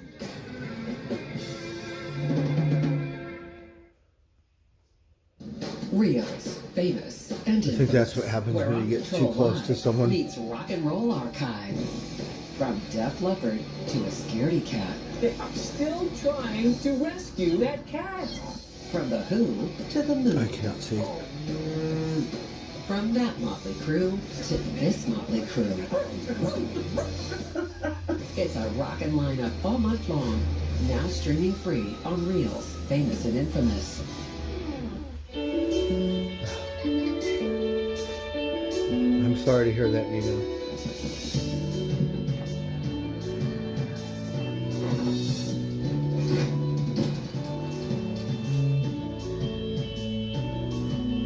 Introducing Alexa Emergency Assist. Hands-free, fast, 24/7 help when you need it most. Get help fast. Just ask. Alexa!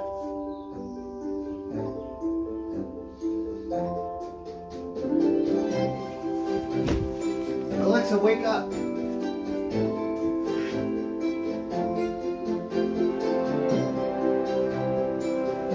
Alexa, wake up! I need some help. Help assistant. Here. Alexa said, fuck you, die. Okay. Are you sure? Let me scream this. Let me scream this and send it to Alexa corporate. Alexa, I need some help.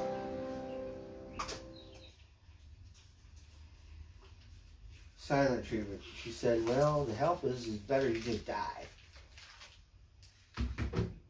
What do you think, Magic?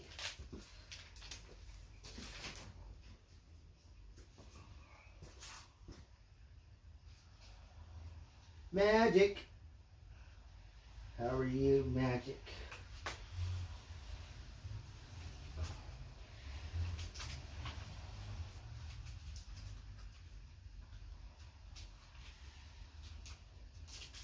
Alexa, you don't care about me. You don't care if I live or die. That's okay. I don't really give a shit either.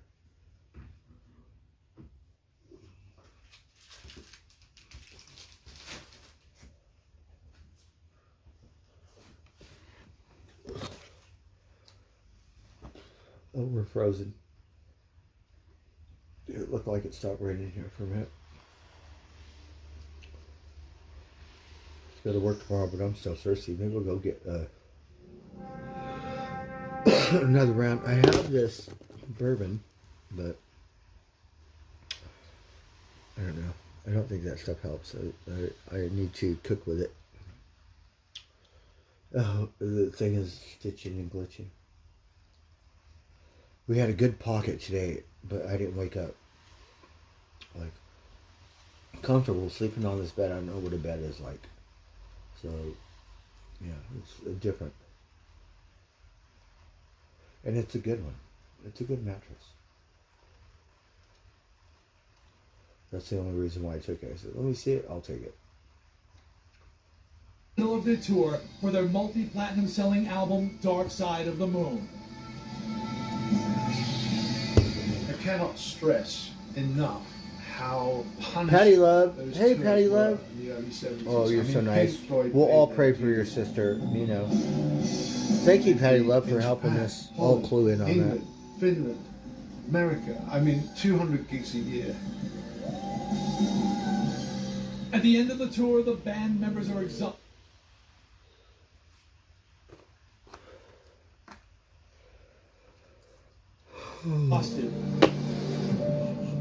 But the record label is keen to keep up the momentum. The pressure to follow up their hit album is immense. They went into that album kind of stunned, like deers in the headlights. The record label just pushing them to sell more records to make more money for the record label.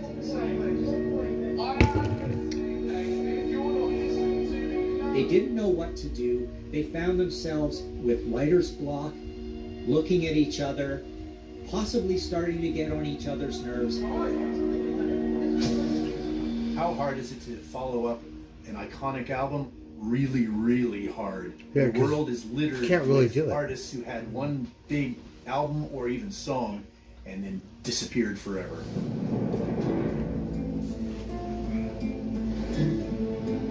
So Waters reaches for what he does best. Another concept album which will become Wish You Were Here. It's really about absence. It's about loss. It's about Sid Barrett.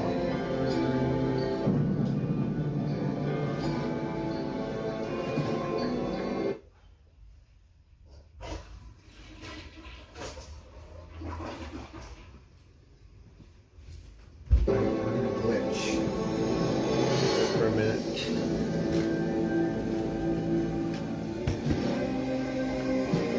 Sid Barrett's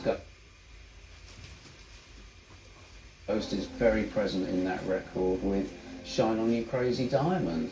There's no illusions.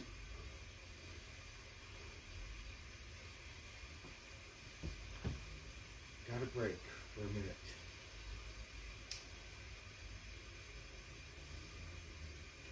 Who that is about. With lyrics like, now there's a look in your eyes, like black holes in the sky, Waters' heartbreak over the loss of his friend is laid bare. And the recording of it will bring even more unexpected pain. March 1975. 75. They record at Abbey Road Studios in London.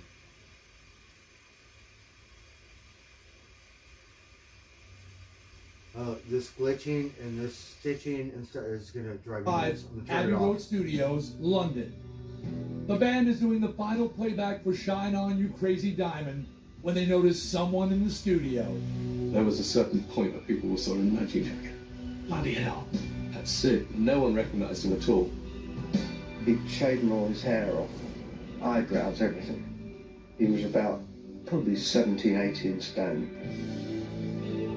It was a real shock because I hadn't seen him really since his breakdown. Why would he turn up while we're actually writing a song about him? He fried his brain somehow.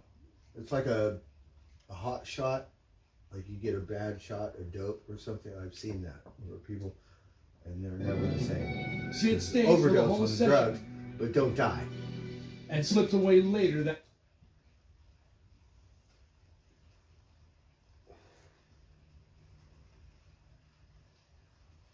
day. Very strange.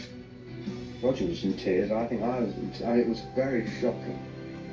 But it isn't just on this track where emotions are running high. There is also growing tension between Waters and the other band members. Gilmore. You could make the point that this is the start of Roger taking over the band. It's interesting when you get success, what that does to your head.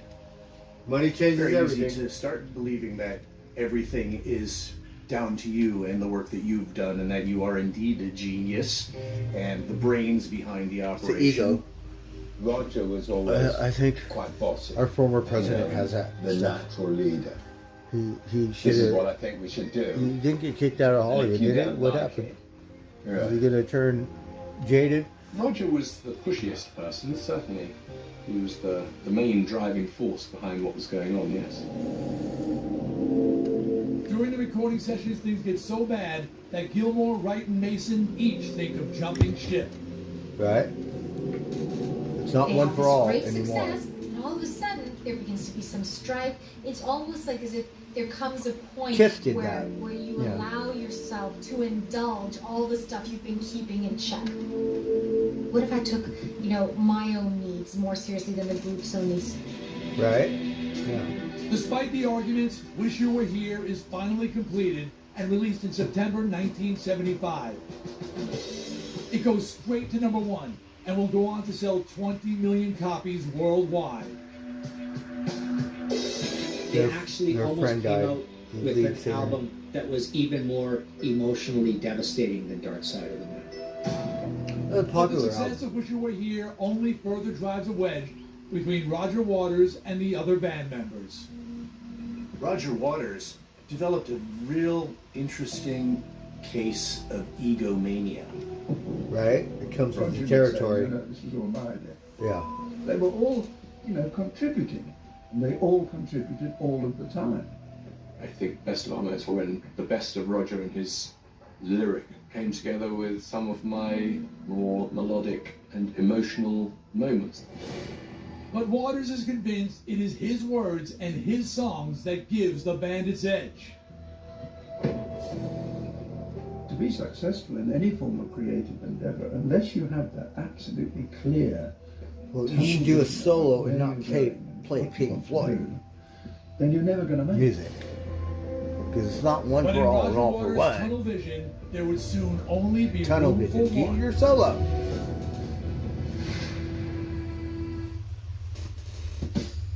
With Pie Prime by Solo Stove, you can finally think outside See the how well cardboard that box. goes. The best pizza isn't delivered to the front door. Hire a It's bunch of made in the studio backyard. musicians. It doesn't come Figure from it a out like restaurant. Prince. Do It comes something. from you. Anywhere can be your favorite pizza spot.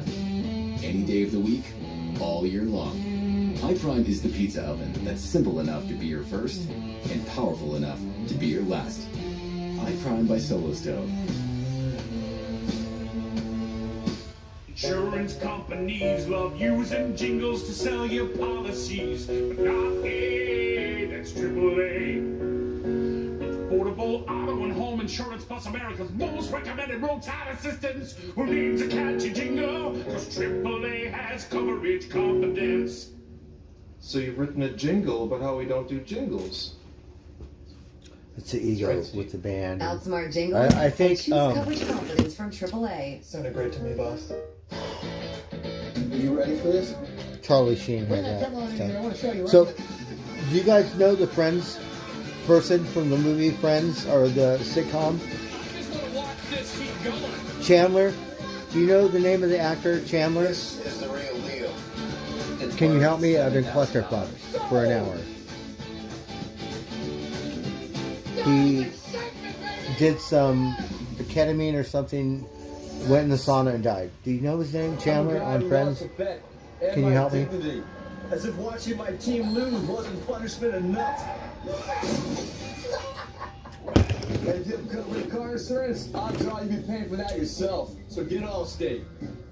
It's Right. time to So feed the Jennifer dogs real food in the right amount. or A Courtney healthy weight sees can it, they're help never dogs going to live want a to speak to me longer, healthier again. life. The Farmer's Dog makes weight management easy with fresh food pre-portioned for your dog's needs. It's an idea whose time has come. Alexa, wake up! Fuck! 1975. The band has just completed a 25-date sellout tour across the country. Matthew Perry, thank The you. fan base views them as heroes. Fuck. Alexa woke up. But back in the UK, a new fresh sound is emerging. And when it comes to putting together the next album, Kung Fu Roger Panda. Waters It's a new hits the movie. stumbling Kung Fu block. Panda. Pink Floyd is a huge band, so they're a band with lots of money. And this is a situation that Roger finds himself Pink Floyd in the mid to late 70s were dinosaurs. Not right now. Who wants to hear that? Punk just came in, and that's what happened. Promoting the Kung Fu Panda, like when So Barbie the came next out, album, Barbie this, Waters Barbie gets that, like political. okay. He's going Alexa. to talk about British society, but he's got this conundrum, how do I talk about it? So he couches it in the language of George Orwell and Animal Farm. He's got the pigs who are the corrupt politicians, he's got the dogs who are the capitalists, he's got the sheep who are the masses. I think the use of Orwell is brilliant because Pink Floyd are a bunch of millionaires at this point, right? So Roger and the guys can't come in and sort of be sort of anti-establishment when actually they've benefited from that establishment. But Roger Waters is not part of the establishment.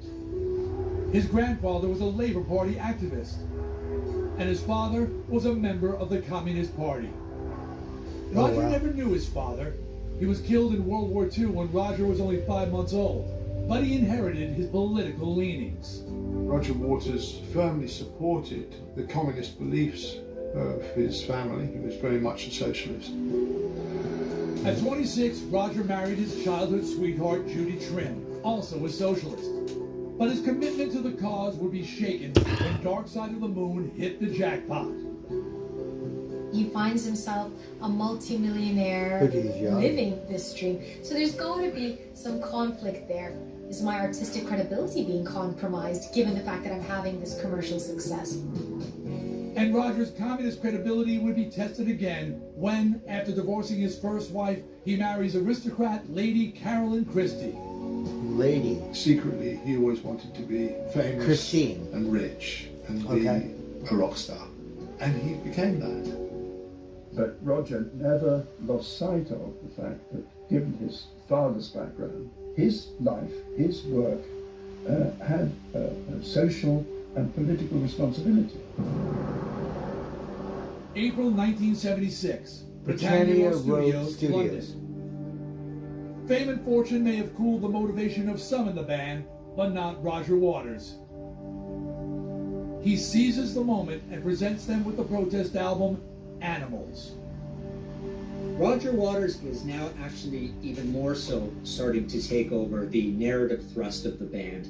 It's becoming a band that is built in his literary and philosophical vision. But Roger's dominance over the band is causing rifts. Conflict appeared within the band, particularly I think between David Gilmour and Roger Waters. Roger assumed the leadership. He was one of the originals. David had been invited in. Yes. And I think there was division between them and resentment building. Once Roger Waters had established himself as the chief lyricist of Pink Floyd, no one else would get a look in. I think David Gilmour only contributed to Dogs, and the rest was Roger Waters. I think if you asked David Gilmour what his feelings were at the time, I think he probably felt that Roger was taking too much control, and probably that he was not strong enough to step in. At this point, the band definitely wasn't getting along. The power struggles were really rising to a boil, and the guys would go into the studios at different times to record their parts so they wouldn't run into each other. It is an angry album which suits the mood of the times. Roger can be a very angry man, and he's outspoken. He puts his head above the parapet and is unafraid to speak his mind. Creating the iconic album cover was as hard as the making of the record. A 40-foot pig filled with helium was floated above an abandoned power station. But a strong wind broke it loose. Oh, we saw and the pig sailed up into the path of disappear passing on the flames. full moon in the concert. I remember thinking, oh my God, if this pig hits one of those airliners and we're going to be in for the high jump, this will be the worst aviation disaster in history. They'd called the civil aviation authorities, cancelled all flights into Heathrow. I mean, this pig was up at 20 or 30,000 feet by now. Oh, he's flying floating pig. around. Flying pig. The air traffic control spaces, 2 fighter jets sent up to try and look for it with the RAF. Ah. I was arrested by the police.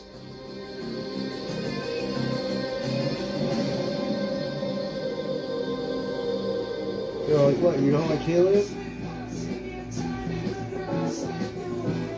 Animals is released in January 1977.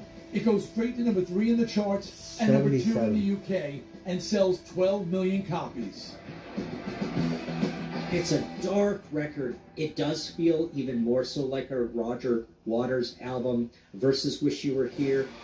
The tour of the album proves yet again that Pink Floyd is one of the biggest bands in the world. They sell out arenas and stadiums here and across Europe with record numbers of up to 80,000 people. And they added huge inflatable pigs to their shows. Ah!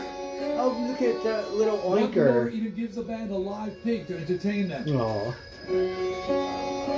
But Roger Waters is not happy. So these crowds of people that are now going to see them in football stadiums, he doesn't think they're listening to his songs. And he's very passionate about what he's written. He just didn't feel connected to the audience anymore. This feeling of separation will inspire one of the greatest albums of all time. But it will have tragic consequences for the band.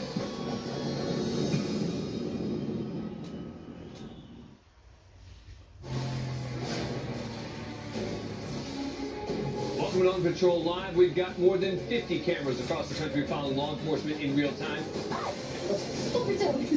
Machete waving it back and forth at the deputies. Put both hands up right now! I went to my daughter who got cheated, bro. Calm down, okay? Anything is not going to stop anything. On Patrol Live, Encores, all day, every Saturday and Sunday, on Reels, famous and infamous.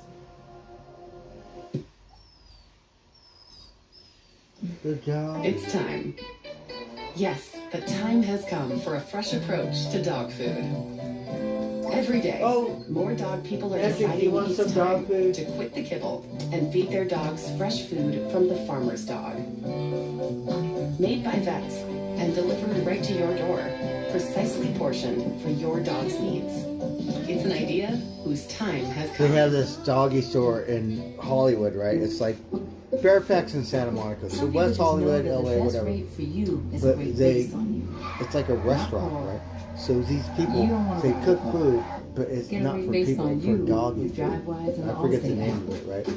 You go up there, all the rich people, because it's the rich people, like way and you up. get the dog, you Lazy get people boy. food, or We did better, lots of like, adult intake. whatever than We're gonna whatever start we to do eat. I lots ate at of McDonald's. They got better food. President's Day sale. And they cook it up, Save up to 30% package it, store-wide. but and not for people, for Plus the 0% doggy. interest for 36 months. Right.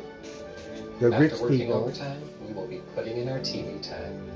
Hurry in. President's Day sale going on now. Lazy Boy. Long live the lazy. You guys, you need to open a Welcome cat to food my store. kitchen. I don't see work a that lot hard, of but people here. I have cat limited food, countertop like space, but I knew I had to make restaurant, room for this something. smart oven I heard about. Watch how Right? Amazon's Like raw brilliant you and your room stuff. feature help me.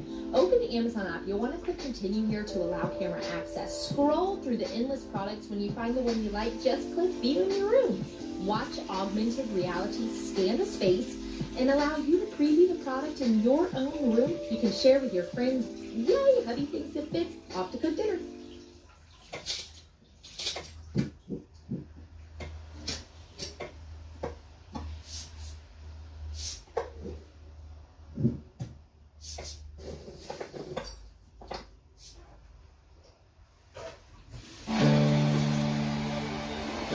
When a band hits the big time, egos inflated by fame and fortune can destroy everything.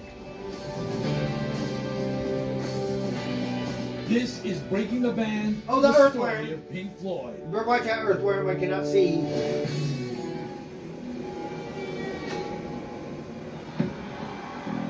July 6, 1977, the Olympic Stadium, Montreal, Canada. 8 Rain years took a before break. the breakup of Pink Floyd. In the last night of a sold-out tour to promote their latest album, Animals. Some 80,000 fans have come to see them. They're such a massive band. They're playing the biggest venues imaginable. People are drinking and they're yelling out, play money, we want... She's not going to play it, right? Just because. You be quiet. I hear the hits.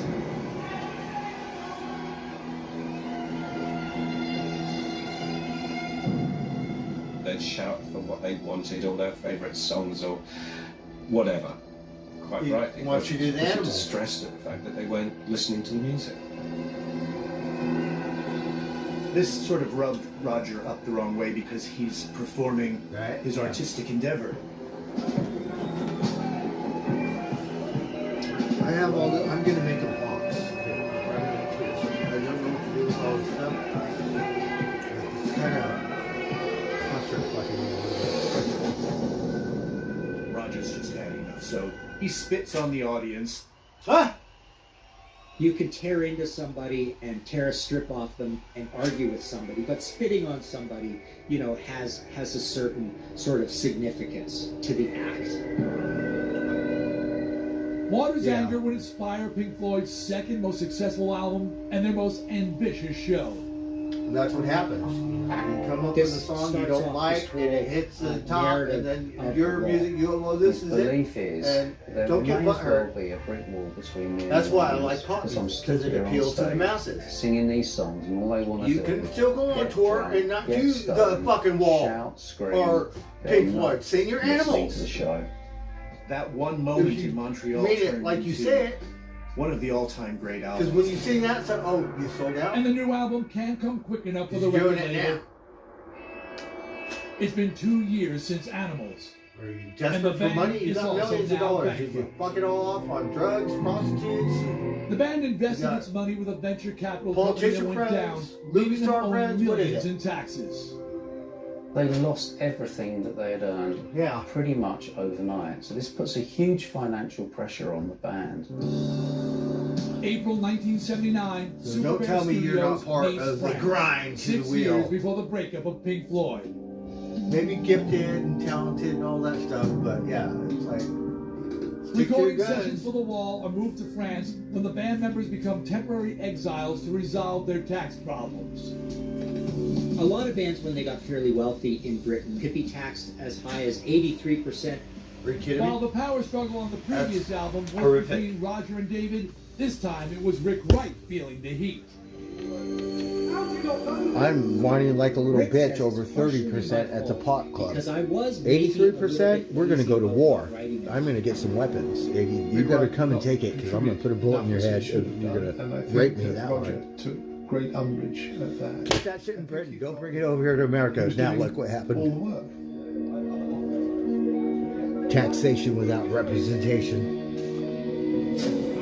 It's a difficult time for Rick, who is 83 separating from his goddamn wife. percent. You said you're a and living in their socialist, silos, communist. making it harder to see his 2 older children. You know, Rick had some problems, and I think Roger was not prepared to put up with his behaviour anymore. And halfway through making the album, the record label turns up the heat. They want delivery by Christmas. Millions of dollars in debt, the band can't refuse. This is just adding to the problems that's eventually going to cause the band. Millions of dollars in debt. A Christmas Well, with delivery is doing the 83% final mix in taxation, LA much sooner what do than you think? planned. It's highway robbery. At this point, Rick Wright. Oh, you can come to America. With his marriage, he's on holiday with his kids, and Roger Waters says, Keep that shit in Britain. And I think it was a month. I want you to come in at the end of the week to record your parts. But Rick refuses to cut short his vacation with his kids. That just sort of blew a gasket with Roger, who, in fairness, was under pressure himself from the record company. September 1979, Los Angeles, California. 6 years before the breakup of Pink Floyd. Oh, look, that's the Rick old Wright downtown. arrives to do the final mix of The Wall. Their manager tells them that Waters wants him out of the band, or else he'll pull the plug on the album. It's a conflict. Married. There. So Rick Wright was fired from the band. He wanted to be on vacation with his family. I made a decision then, well, I can't work with this guy anymore anyway. I don't want to. I don't like this band anymore the way it is. And I left. Richard Wright agrees that he would leave the band, but on the condition that he completed recording the album and that he would perform on the live shows. This is a really horrible moment in Pink Floyd history. Rick Wright was fired from the band and then rehired as a hired hand, which I can't think of a worse insult. Yeah, That must have been so humiliating. Humiliating. Gilmore feels that it was rather unceremoniously Everybody's gonna done, worship considering Roger the Waters. work that Rick had contributed, which was enormous. Despite the tensions in the studio, when The Wall is released, it tops the Billboard charts Gifted for that. 15 weeks Really good and goes example. on to sell 30 million copies.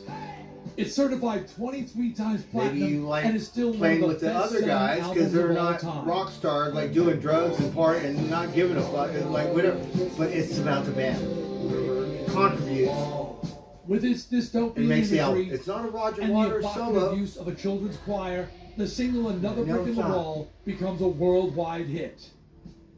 Does the Selfishness, wall also ego, represent all the that wall stuff. that's Power, going up control, between Roger Waters stress. as an artist and his three bandmates, these guys that he's been through thick and thin with, But it's and he's supposed to grown be up one with, for all and he and was all a for true one. collaborator with throughout all these previous records. And now it seems like Roger feels like he has to do all the work to get the results that he wants to achieve.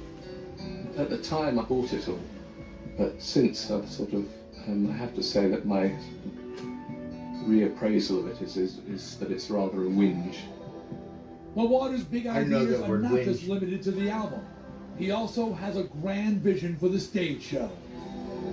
When he said he wanted to build a wall across the audience, I thought this is absolutely really insane. good drive. Oh, that's what it But looked like Waters when I seen it. decides to ignore his bandmate.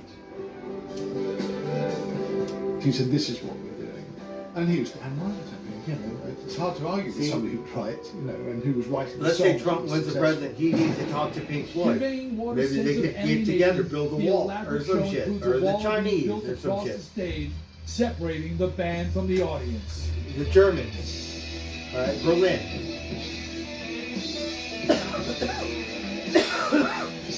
The show is a sellout hit. But backstage, relations between band members have turned ugly. They each have their own after-show party to which the others are not invited. The cracks that had Now it's formed more like an in the making investor's of the wall policy. were now Yeah. huge. It's business. Soon their gentlemanly behavior would crumble like the wall and turn into open warfare. Rios, who has the famous best lawyer? and Is that what infamous, where On Patrol Live meets Rock and Roll Archive. From Def Leppard to a scaredy cat. They are still trying to rescue that cat. From The Who to the Moon. Oh, look at the From moo that cat. motley crew to this motley crew. It's a rockin' lineup all month long. Now streaming free on Reels, famous and infamous. Oh, the rain came back. We got a break We're for putting about our 20 foot down minutes. to keep our feet up, like way up. The I'm lazy hoping boy. I get a break We did just lots from of the hours adulting I have to today. go to work We and just then got to come do back. lots of nothing. It's the President's Day sale. Save up to 30% store-wide. Plus Oh, the 0% President's Day. interest for 36 The months. former president, he got After speakers, working right? overtime, we will be putting in our TV time. They're all gold. You go to the city, President's Day sale going on now. you see Lazy Boy, long live the sprayed and silver or gold, and you don't move, right? And they go like this to scare you, right? You don't have to paint your fucking speakers gold. You just get those Trump speakers and then paint your like whatever gold child.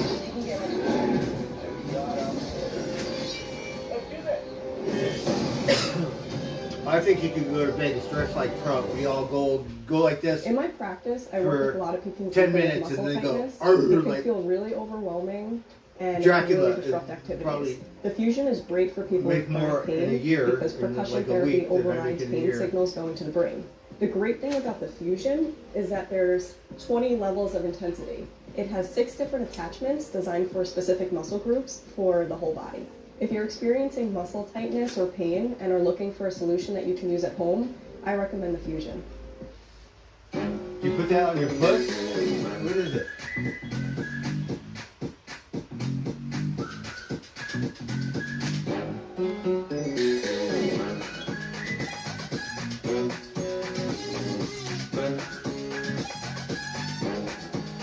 We have more commercials on it. What is it? It's an implant commercial? Alright. Fuck is it? Amazon some shit. April 5th, 1982. Roger Waters' home, London. 3 years before the breakup of Pink Floyd. By taking control of the band and firing keyboardist Rick Wright, songwriter and bassist Roger Waters has alienated his remaining bandmates, guitarist Dave Gilmour and drummer Nick Mason. He now believes it's for him to decide what the next album should be. Roger was also at this point quite upset at the politics of Britain at the time. He's also upset about the Falklands War. He thinks it's just a bunch of pointless posturing. This will become Pink Floyd's next project, whether Gilmour and Mason like it or not. An anti-war album called The Final Cut. Final Cut was really a project. People would come at the time to do a bit, and, but primarily I certainly think that Roger Waters thought, at this point, I don't need these guys anymore. Pink Floyd is a spent force. The vitriol that surrounded the making of the album was just deeply sad. It was the end of the road. Buttercup. He has now established himself. How old are you, Buttercup? Your grandma watched Tammy Faye and Jim. I went and saw Bon Jovi on my 21st birthday, right? And he's talking about Tammy Faye and Jim Baker, and then he comes out with this song. You gave love a bad name, right? And he like come out on stage and well this and that, blah blah blah, and Tammy Faye and Jim Baker, and then he started doing that. Like when I was 20 years old. To come off the production credits. Right. It was dreadful. You give love a bad name, right? And that song, I think he dedicated to him. At least the show I went to, he dedicated it to him. The Final Cut is released in March 1983. It goes to number 6 here and number I'm 1 almost in 60 Europe. years old. Yeah, that's 40 years ago. Are you kidding me? Sound and visuals don't make the cash register ring. It sells only 2.5 million copies. Peanuts by Pink Floyd standards. I think Roger Waters was very short-sighted in believing that it was his lyrics that would carry that band through. It's not very well received by the public. It just feels like a lot of Roger being depressed about various things. I don't know that. The Final Cut definitely suffers from not having all 4 of those guys making their noises to create the Pink Floyd sound. Right? Yeah. There was no tour to promote the album. Pink Floyd goes dark for the next 2 years. It's the calm before the storm.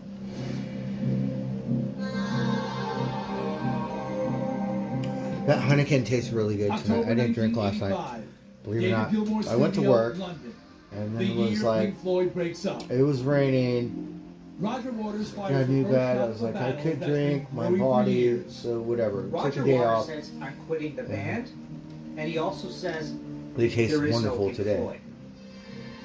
Much to his surprise, David Gilmour says, yes, there is still a Pink Floyd. We're just going to continue with Pink Floyd. And immediately, Roger gets his back up about that and says, well, no, if I'm not in it, there can't be a Pink Floyd. Waters is convinced the band couldn't survive without him. So he applies to the High Court to stop the Pink Floyd name being used again. He wants to bury Pink Floyd so he can have a solo career. I remember thinking that Roger Waters was throwing his toys out of the pram. I didn't see how it was fair and right that one guy should say, I am Pink Floyd. Yeah, little you Saudi. guys cannot be Pink Floyd. The battle rages for years. He contributed, like, Then to Waters' it's like dismay, CCR. Dave Gilmour gets I wrote all Nick the songs, Mason but no, and it's the ex-Floyd band members. keyboardist Rick Wright together. It's like one for all. It's family. You're married. And on September 7th, Once you divorce, then they divorce released and the go on first your own, Pink do your Floyd own thing. album without Roger Waters. Think about Led Zeppelin. they said, "Fuck it, we're married, and one of Come back them with an until album death called do us Momentary part." Lapse of Reason. And once And this death is reaches Pink us, Floyd there is no coming more back Led Zeppelin. Big and splashy. Other with bands, a not so much. Gorgeous sounding record. With its lighter sound and dreamy visuals, it's a hit, going to number 3 here and in the UK. It sells 10 million copies and goes 4 times platinum. Really?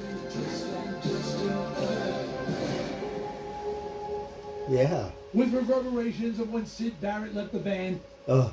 David Gilmour proves Pink Floyd can survive without Roger Waters. That's why David Gilmour is like the opposite. After a and lot of ugly I thought it and had to public do fighting, with between Waters, them. Mason, and Gilmour finally hammer out an agreement they can But all no, live he with. kept the band alive. That was it. It was the end. A lot of views were aired that you can't take back on both sides. Pink Floyd without Waters went on to produce 2 more albums, all of which went straight into the top 5 in the charts, and together sold over 9 million copies. I thought those albums were fantastic. I don't know what he thought when Pink Floyd actually went on to have success without him. That must have burned quite a bit. Right. Roger Waters released 5 solo albums, including Radio Chaos, with less impressive results. Yeah, and don't know any of them. So he returned to touring albums he had made with Pink Floyd. Yeah. The irony is that some of the biggest shows in rock and roll going these days are Roger Waters in stadiums, and lo and behold, this is the thing that he didn't want to do in 1977 and into 1979. It took 17 years before the band was ready to play together again. I was lucky enough to see them Playing redo it. classics such as Comfortably Numb, in July 2005, Gilmour, Mason, Waters, and Wright reunited to perform at the Live 8 benefit concert.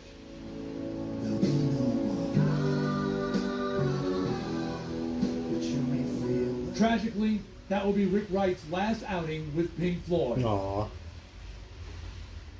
On September 15, 2008, Wright passed away from lung cancer at the age of 65. Aww.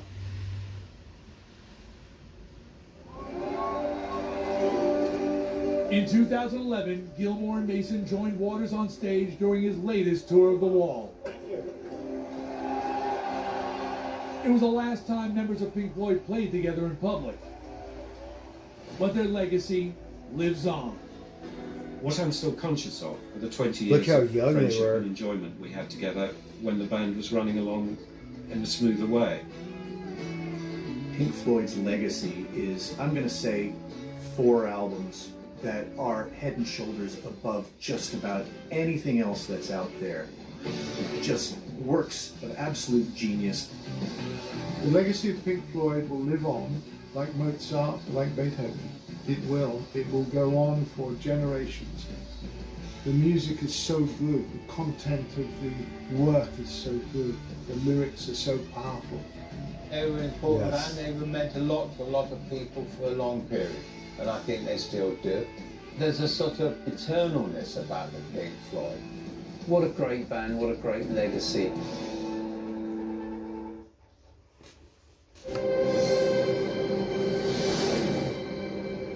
Alright, let's watch something else.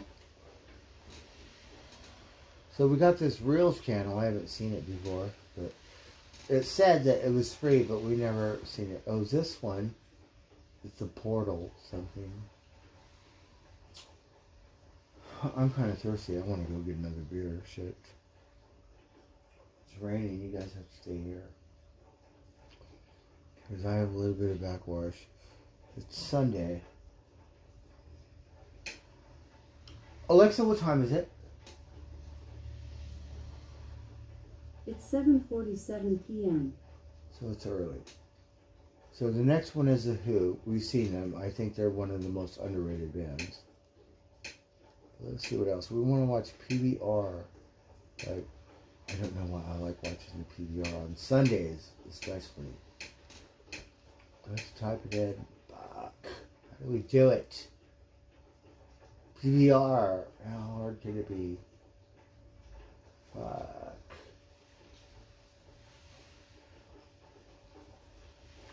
And then I like watching the Graveyard Cars show. Or golf. I don't really get into the golf so much, but the PBRs for sure.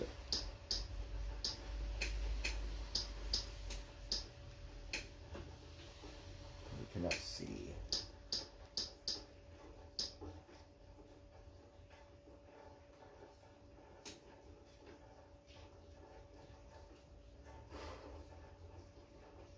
Let's go back. How do we make it capital letters? Okay, I don't know. This doesn't look like PBR shit to me.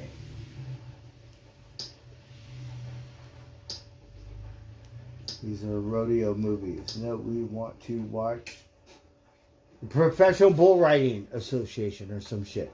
The fuck is all this? Fuck. There's no PBR on today? Alright, let's start over.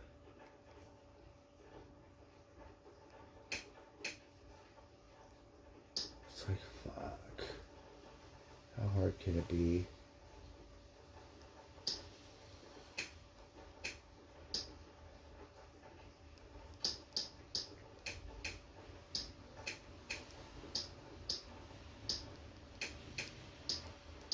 There's no PBR stuff on TV. Goes back to this other shit. Okay.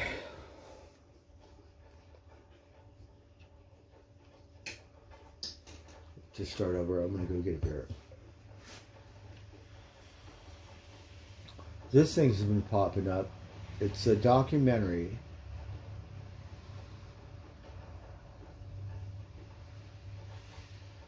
Something about time travel and shit. I want to watch fucking PBRs. Jesus Christ, how fucking hard can that be?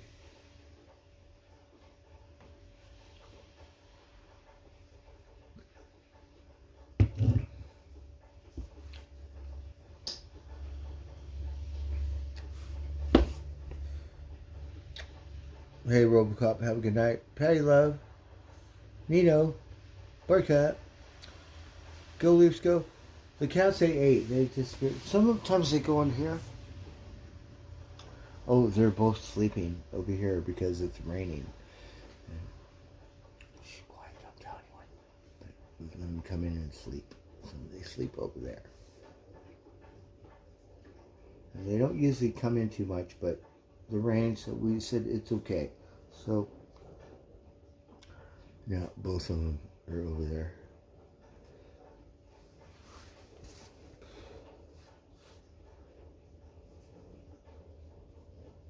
We bought them this cat bed. They don't like it. The doggy like it.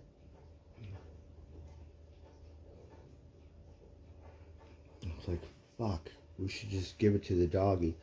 But, you know, it costs a lot of money. So I want something. I'm not going to just give it to you. I should if the varmints don't want it. I think I'm going to take it to them and wash it. Put it over there where the varmints sleep. And then maybe they like it.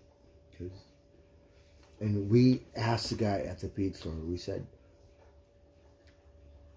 are my little varmints, are they going to know what it is? He said, oh yeah, they'll know what it is. Yeah, well, they may know what it is, but they don't use it. Okay, let's see what else. If we can't watch PBR, fuck it, we'll watch the news. Let's see, what else is on? Jesus Christ.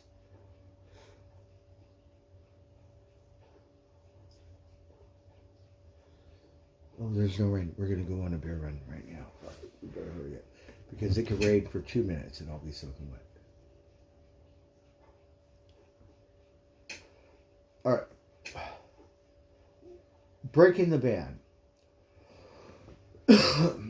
This one's a Who. I'm not in the mood to see bands break up right now.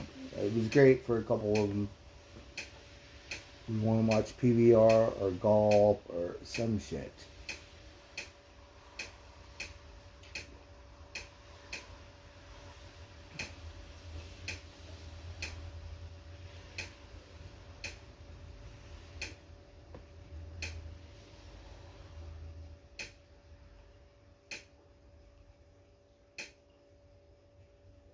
Pawn Stars.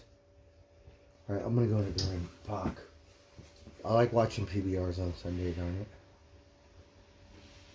it. There's no... It canceled till tomorrow is the rain, but they were supposed to have the Daytona, right? We ain't first or last. And this thing is gonna keep fucking around. No, we picked one. This one. And the thing, you play it and then it stops and it goes to these commercials or movies and then it doesn't go back to the TV show. It stays on this like you gotta buy something or rent something. And it's been doing that a lot lately. The world, I think, they can control you because just how dumb we are. And they'll go, well, like, you know, I'm just trying to watch a goddamn TV. It's free. See, it did it again. So it's going to promote these movies. Fire Country. And we wanted to watch Pawn Stars. I'm Rambo all now. Learn more. No, I don't want to watch it. Now streaming. God damn it, Paramount Plus. I want to watch Pawn Stars. We pressed this button goddamn twice. It's the third time. I don't want you to skip it and then go back to something where I have to sign up for Paramount Plus. Or whatever the fuck it is. Because we tried to watch the Super Bowl. And that didn't work out very good. And that was only $6. We could cancel. I'm not very good at that stuff. But I'm just saying. Now we're going to fiddle fuck around. We're going to watch the news. See what happens. Now we got the Candyman. And the Rain Candyman. I don't care.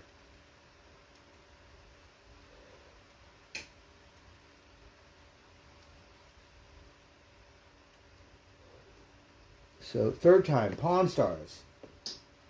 I mean, how fucking hard can it be?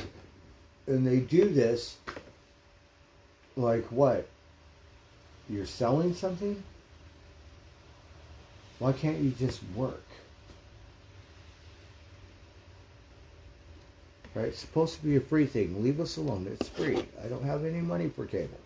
At this point, I'm going like this where I'm going to have a thing where the cops, I'm going to call 911 myself. Over this bullshit. Just fucking do your job. It's like, God damn it. Fucking ridiculous.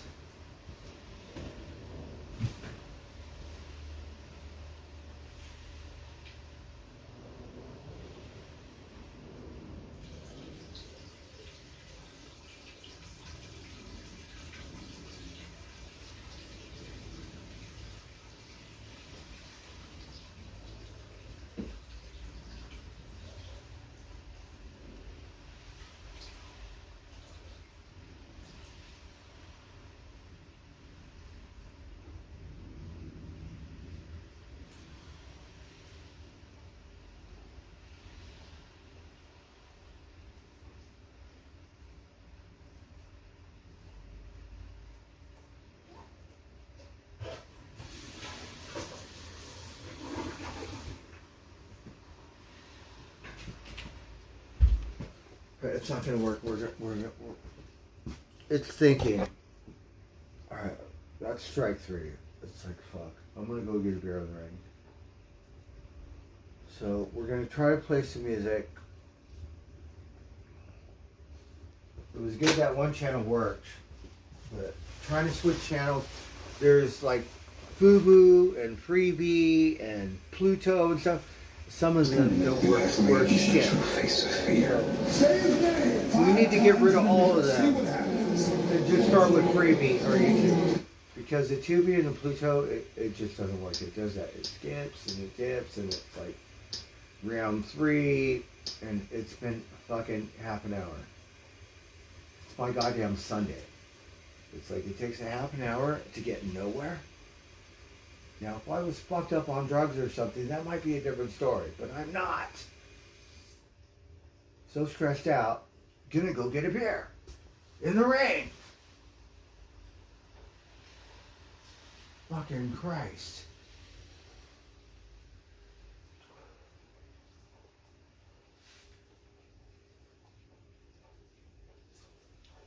something else.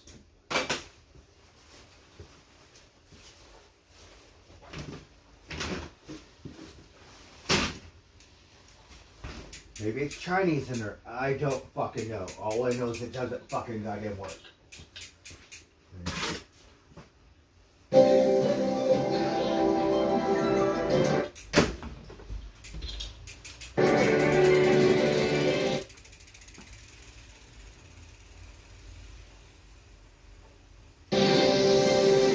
It's that feeling when you're at Disneyland Resort. Kids 3 through 9 can visit a Disneyland Resort theme park with a limited time kids special ticket offer.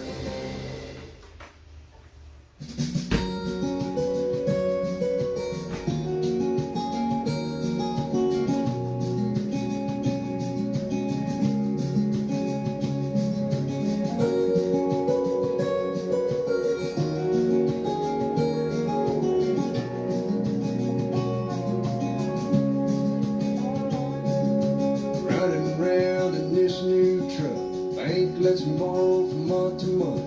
Running out of credit, find a little cash on the radio. Standing still, they're blowing past. Numbers on cars going NASCAR fast. What I wouldn't give for a slow down, don't you know?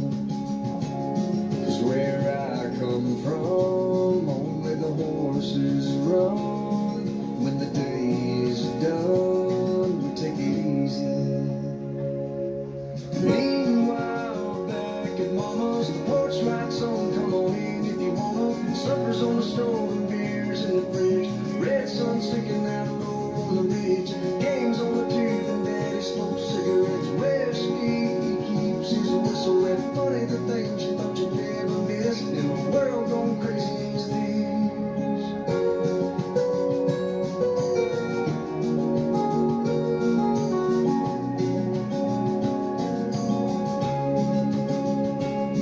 Well, I found a girl and we don't fit in here. Talk about how hard it is to breathe here. Even with the windows down, can't catch a southern breeze here. One of these days, gonna pack it up and leave here.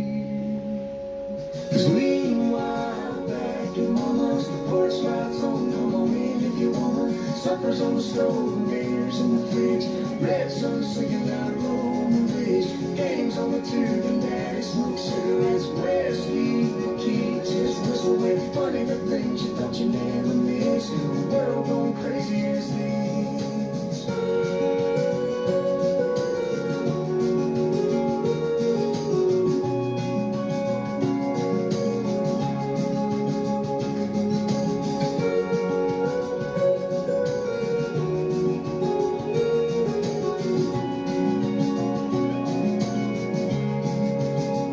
Oh, I miss yellow dirt on the road. I miss corn growing in a row. I miss being somebody everybody knows there. Everybody knows everybody.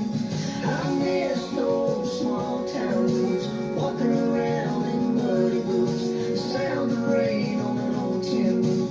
It's time we head on back. 'Cause meanwhile, back at Mama's, the for sale sign's going up and I'm gonna dump this truck in the little I got on a loan to own and the 3-acre lot. Put supper on the stove and beer in the fridge. We're going for broke, yeah, we're gonna be rich. Watch the sun setting on the ridge. Baby, tell me what you think about this. Me and you back at Mama's.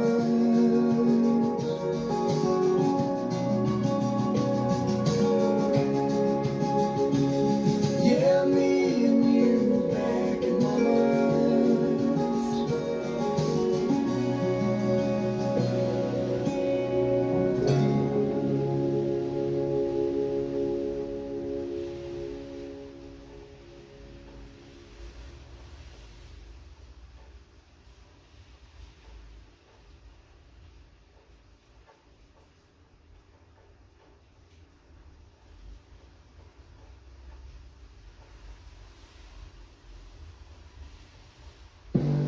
This is the worst bar ever. But do you want to do hangers? I can do 2 for $5. Wait, we pay for hangers? I have glasses for $5 each. You want some ice with it? Yes. I'm charging 50 cents per cube. worst place I've ever been. We're with Southwest Airlines. Just experienced the worst fart ever.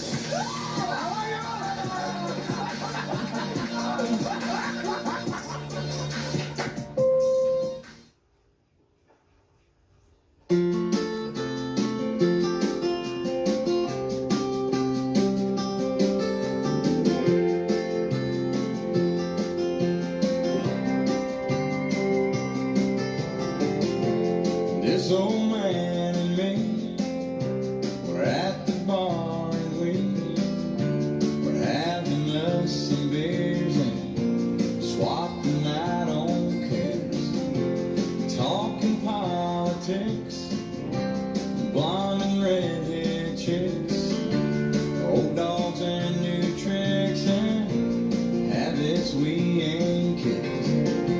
We talked about God's grace, all the hell we raised. And then I heard the old man say, God is great, beer is good, and people are crazy.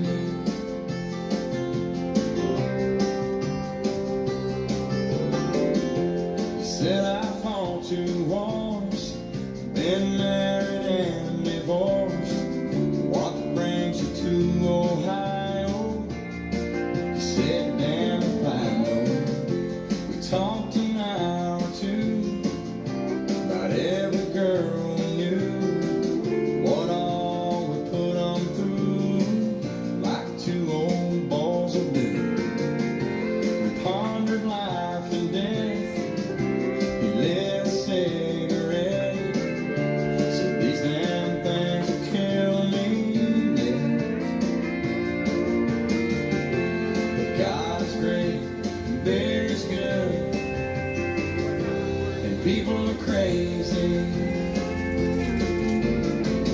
Last call was 2 a.m. I said goodbye to him. I never talked to him again.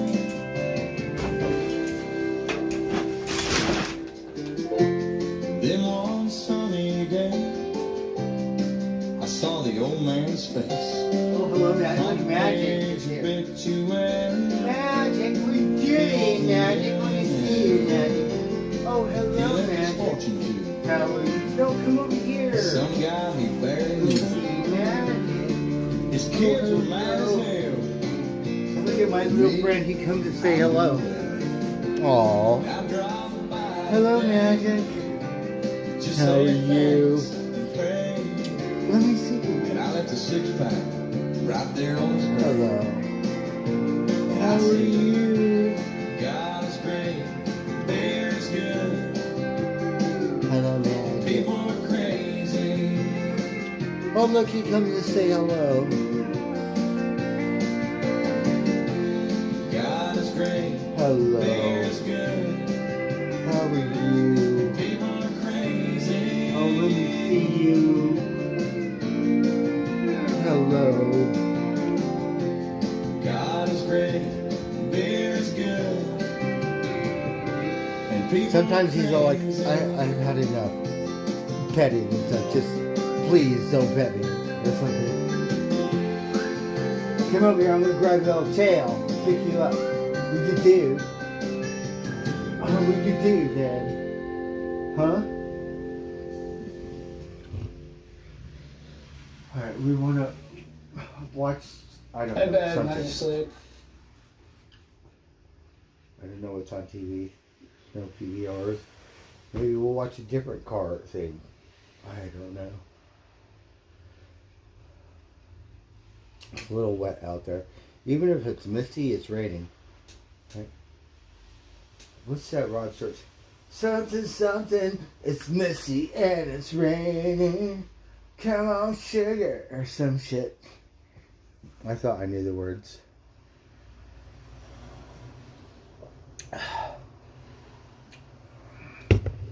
Patty Love, you're going night-night. Have a good night. So good to see you, Patty Love. Hope all is well. You got snow in New York, right? We've been watching the New York news, though. It's so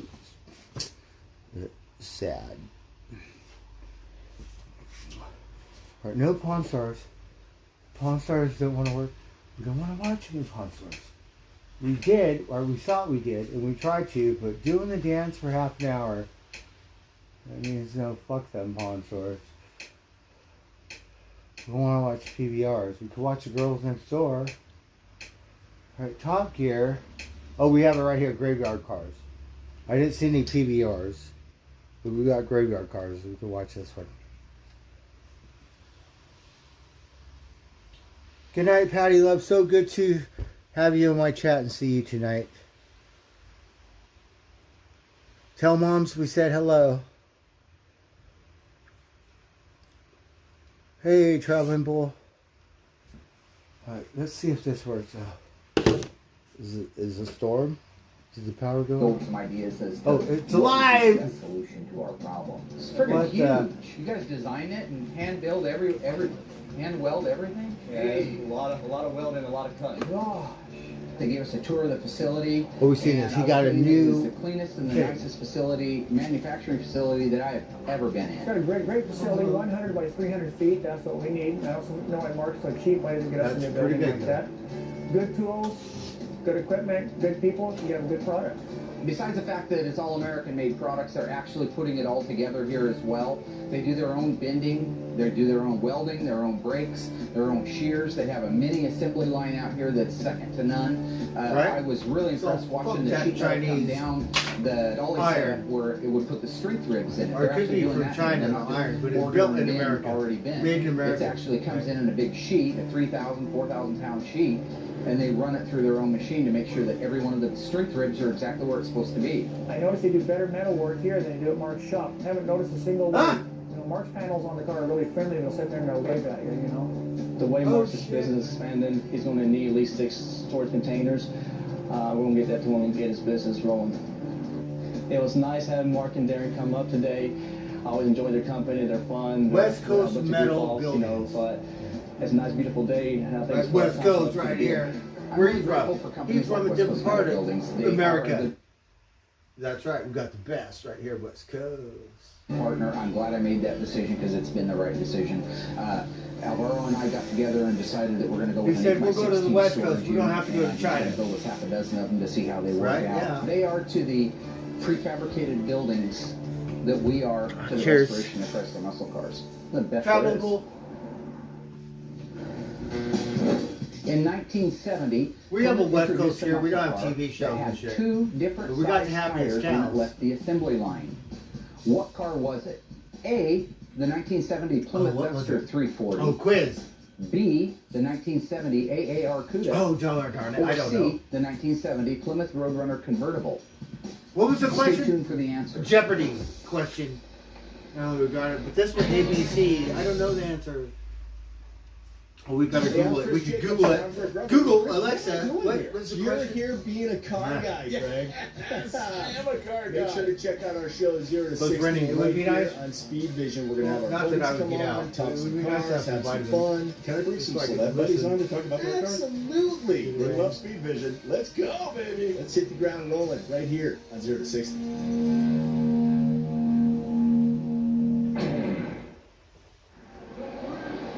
Most people know me by my Greek name, Giannis. But my Nigerian name is Hugo. I know I am Nigerian. But I can be one of those people who never goes back. I'm the guy. I want this one. It's a part of who I am. And I can fully know who I am until I know where my story started. Some story. With Pie Prime by Solo Stove, you can finally think outside the cardboard box.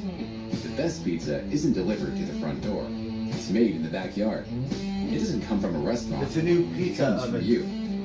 Anywhere can be your So favorite if you pizza love spot. pizza, that's probably Any day of the one you week, get. all year long. Pie Prime is the pizza oven that's simple enough to be your pizza first and powerful enough to be your last. Pie Prime by Solo Stove.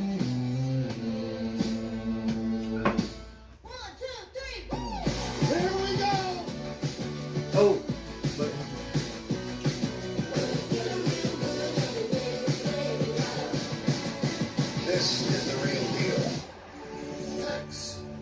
I brought in a Ensure Max Protein with 30 grams of protein. Those who tried me felt more energy in just 2 weeks. Here, I'll take that. Ensure Max Protein with 30 grams of protein, 1 gram of sugar, and nutrients for immune health. I think we need 30 grams of sugar and 1 gram of protein to help me. What is that stuff? Who drinks that? You have cut rate car insurance? What is This it? will you all been out of shape. So get Allstate and be better protected from mayhem. It's modified some shit. Whatever it is, it's not natural. Is it impossible something? The Thin Sweet Fuck Bite is it? to end the night. Oreo Thins. So what Plymouth was it that left the assembly line with 2 different size tires in 1970? The answer is the AAR Cuda. The AAR With the unique low-clearance megaphone dual exhaust, Chrysler felt it was important to put an E6015 on the front and a G6015 on the back, giving the car enough rake and clearance for the new exhaust. And by the way, it was the only Plymouth muscle car that ever left the assembly line with 2 different size With 2 tires different on it. size, different tires. He's Visit so knowledgeable about that RadioCar.com stuff. to learn more. Like, I'm not We got more cars in the queue than ever like before. this guy, But he with the make help you of want to West jump Coast on that Metals platform. and Derek finishing the blackout on Chris I'm Wilson's urban. AAR Cuda, we may I'm actually Chevy. stay on Redneck schedule. Ford. And as long as the But guys then keep doing Dodge good have, work, like, I've got a a following, surprising like story I've Dodge been talking car. about for years. Well, I've never had a Dodge. I've had Hondas and Today we're disassembling Mike Hill's Hyundais, 1970 Plymouth Superbird. Volkswagens, The guys won't be here for about an hour, so that'll give me a chance to Stuff raise like it up in that. the air, do all of my documentation without being interrupted by them and their foolishness. There's 2 things I'm looking for underneath there. One is I finally get to intro watch the assembly show line I want to watch procedures now. We and could relax unique and chill procedures out. for just the Plymouth Superbird. Up here at the front, The of Plymouth key number, Superbird. you see an X. That X right there lets somebody know something on the assembly line. Whether it was that the steering gear was in place or whether that everything had been torqued or checked, that X meant something. Here's where all the big stuff is. I like it so we Big explain it stuff. to you. And it's not a custom. It's like to modify it back to the original standards, like when it left the showroom floor. So it's a lot more work in a different way. Paint on the inside of that nose cone was running down. That means it was Because you need the upside parts, down when they and if painted you it. cannot find them, you And have to here's the fabricate rivets. them. Those are great to know. He knows what all the exact nuts and size of bolts the and rivet is. rivets So once we get that and nose all cone this piece shit. off of there, we'll Very be able knowledgeable. to determine what the width and the diameter and the exact length of those are. And that would be the last 2 digits of the factory part number for the correct K number for the 1970 Plymouth Superbird. The Plymouth Superbird. It's a Plymouth. A Plymouth. What's happening, Chief? How you doing? You guys are on time. The Plymouth Right now, we're going to 1970 disconnect everything Superbird. that's off of the engine that's needed, What is that, a so Harbor you can Freight drop the engine toolbox? What transmission kind of out toolbox one is unit, that? Attached to the K member, like the radiator hoses, I don't know. It wires, went by too etc. fast. If somebody can take Nice that, we one. could take that radiator out of there right now. Is it If American, somebody can Chinese? disconnect the lines on the bottom. You need a 5/8 and a 1/2 inch wrench. Been pretty cool so far. It's been a handful putting up with Darren. What, Jerry? He hasn't done anything. Oh shit. They're all married Get down too. there, Jerry. We're getting through it. We're going to live through it. It's all good. The reason that Derek came in today to give us a hand is Royals at one of the existential shows in town, showing off his '67 Poop Box. I asked him not Poop to, box? because I told him he got a lot to do, but he wanted to go show off his car, which I painted. So if he gets a trophy in a way, it kind of comes to me anyway. But whatever. He said his poop box. He said, no, I'm going to the car show. I'm not coming to work Yep, today. that's how my boy works. What kind of toolbox Give me is the that? wrenches. What is I'm that? going to, buddy. Yeah, What kind of tools are those? I'm not automotive, but still. You know, every time we need a Oh, tool right here, I Rosie. can't find it. I have Rosie no here. idea where the tools Rosie. are. They've grown legs or what. Oh, they haven't grown legs. They're wherever you left them jackknifed in the back lot the last time you worked out there before you forgot where the hell you were. What do you at call for a this while. poop You know how you box? have those moments? You call that a That's poop what box? tools are. They didn't grow any legs. Any legs? Oh, you fucker. Whatever. There you go. Just like that. Beautiful. Nope. Derek, you got to Just take the spin top it. one off first. You know, it's hard work with Mark when he's always second guessing me and always hounding me about everything. I'd already done what he was hounding me about. I did take the top one off first, Pool. Overall, the new approach here with trying to get the guys in tune and trying to train them instead of just bullying them around and making fun of them is working a little bit better, I think, so far. There's one that came off. No, there's How many? What do you mean? Sir? Nothing. Huh? Darren will The have shaft was trouble. spinning in the shop. Is what Okay. the deal was, buddy. I am being reminded on a minute-by-minute basis. What is that? Makita? Why my tool? blood pressure goes up. What the fuck Overall, is I that? think we're doing good. And then we still need to get the drive shaft out. That's something. Okay. Twiddly dumb, dumb. No, I didn't say any of those things. I'm Ah! trying to treat you guys with the respect that I would like to Hey, have. Gary. Look. Oh shit. No!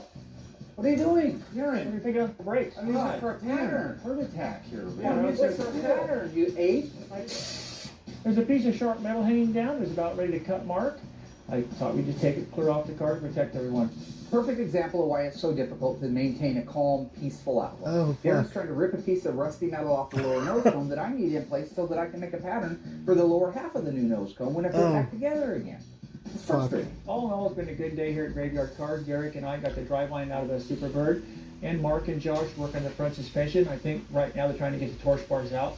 What's happening right now is that a lot of the nuts and the bolts are broken and rusted on this car, so we're heating up the nuts for the exhaust manifold so we can get them off of there. The heat will open them up so they'll actually come off the threads.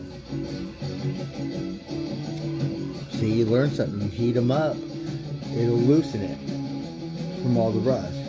WD-40, no, not so much. Welding torch. If you want to keep those bolts, why wouldn't you use them again? Just me.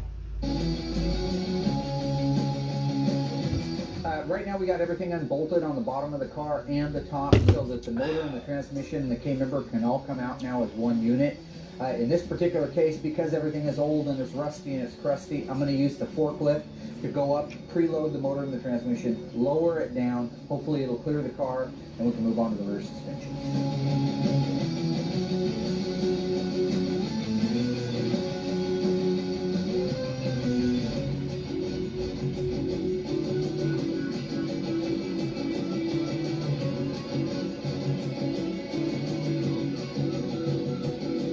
That's a pretty big motor there.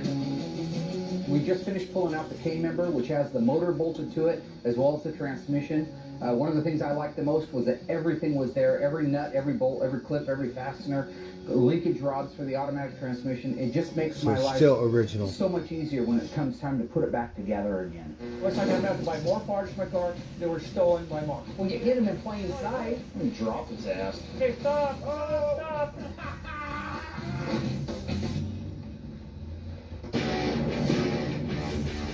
This is another car they're working on. Let's see. Shelly Harris, hello. Traveling Bull. Classic episodes of Graveyard Tours. It's a new episode. U-turn for humanity. Are back on the air. You gotta be like that. Classic crew. Oh, no. Classic builds. It's gorgeous. I think it's a little staged, but You insult me, call me names. You're an idiot. Graveyard Cars Classics. Rosie. Only. Rosie. With Pipe Prime by Solo Stove, you Rosie. can finally think outside the cardboard box. The best pizza isn't delivered to the front door. It's made in the backyard. It doesn't come from a restaurant. It comes from you. Anywhere can be your favorite pizza spot. Any what do day you of think the about week. that? Rachel Ray for Pipe Prime is the Sunday. pizza oven that's simple enough to be your first and powerful enough to be You'd your have to do last. this stuff. Pipe Prime by Solo Stove.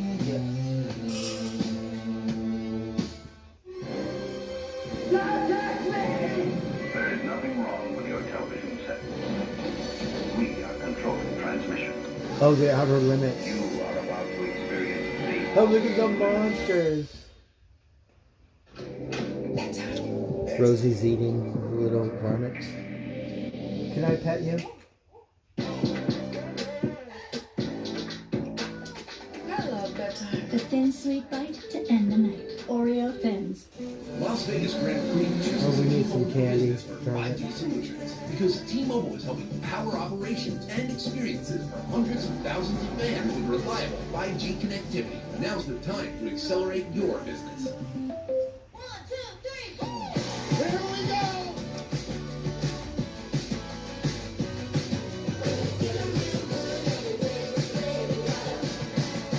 this is the real Yum yum, huh? What do you Chicken, pretty good. I want There's to the Max red Protein stuff. with 30 grams of protein. Golden Those are nugget, tiny, golden more energy in nugget. just 2 weeks. Chicken, Here, big store.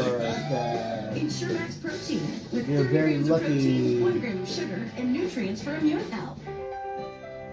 I'm a parking gate and I'm all out of whack. And if you have cut rate car insurance, this could leave you all bent out of shape. So get Allstate and be better protected from mayhem.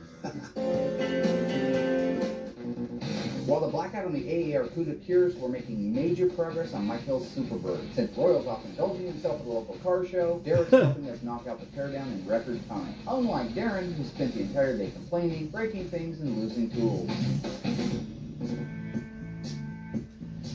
That's a pretty big motor there. So things are going really well. The guys are all getting along pretty well. We just went to lunch after pulling the suspension out of the front. Darren apparently has a headache or he's playing the game, so he's laying down in the office. But that's fine. Us 3 guys can rock and roll and get the rest of this car apart. Josh, why don't you go ahead and put the wheels on it? That way when we let it down, we can take the rear shackles off, lower the car to the ground, and then take the front ones out, and that'll leave it on its wheels, and we can just roll the whole axle out back. So Mark, Derek, and myself are disassembling the rear end on the Superbird, and we are getting so much done. This thing is coming apart like a dream. It's just went phenomenally smooth and quick tearing this car apart today, especially after lunch. Darren went and took his nap, disappeared. Darren's in there sucking his thumb, sawing logs, counting sheep, whatever. He's out like a light. But we got it done, and things are going really great. Yeah, it's a pretty neat car. It needs a lot of work, but it's more than fixable, so just a lot of time. It'll look better than new.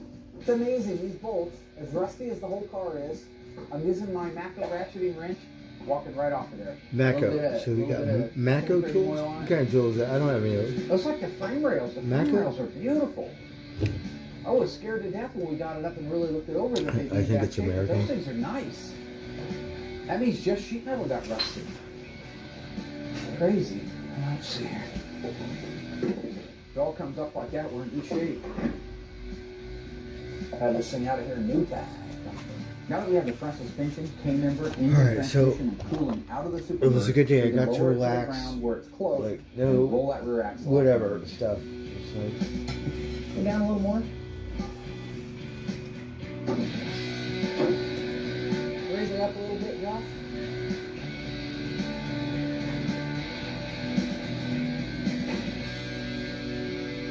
Hey, buddy, Darren should nap more often. Yeah, no kidding. Jeez. Instead of him constantly adding that second opinion or that third opinion, what if you just raise it up and spin it around 3 times, buddy, and we'll go get an ice cream? Well, it's not going to get the rear end out any faster. Okay, so really all we have left on the bottom, you guys, is let's drop the tank, the shocks. We'll get the rear bumper bolts out while it's up in the air, and we'll disconnect the front nose cone. And then we can take the fuel lines and brake lines out, and this thing is then ready to let down and do the few things on the top. All right, let's get it done. Basically, we put all new lines in everything, so that's why I'm cutting it. The time it takes to weed these out, and it's just a waste because we're not going to use them. Our friends over at Mr. Moparts makes beautiful versions of these brake lines, so we always get them brand new from them, and it saves us a lot of time taking it apart. Those I want to keep a pattern of, so cut as little as possible off of those. Go ahead and route those out, just to make sure that we got the right routing on the new ones. So let's try to keep them intact. Okay. I'm going to go ahead and put these out there with the parts. For as rusted out as this thing is, I can't believe how fast we got the brake line and the gas tank out. And it's all intact. Well, so basically we just finished taking the car apart. I still have to have the glass guys come out and remove the windshield and the back glass. Derek's got a few more things he has to take off of it, but I wanted to get it moved out of that area because that's where we're going to need to be working on the AAR so we can get the suspension under it. We're on a roll.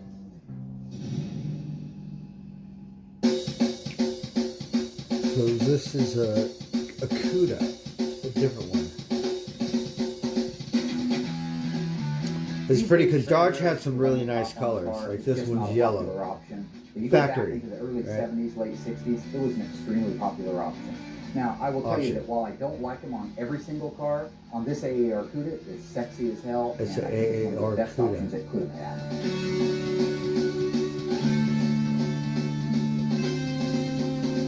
And it's got a vinyl top. Today we're going to work on the 1970 AAR CUDA, and also, Mark, threw me a little curveball today. We're going to look at my cars, so we need to go forward with the restoration process. So I'm all excited about that. It's been a long haul. I'm going to help Flipper go underneath his car and look for all the parts and the pieces that we need to get ordered. Hopefully there's a few of my pieces of my car left.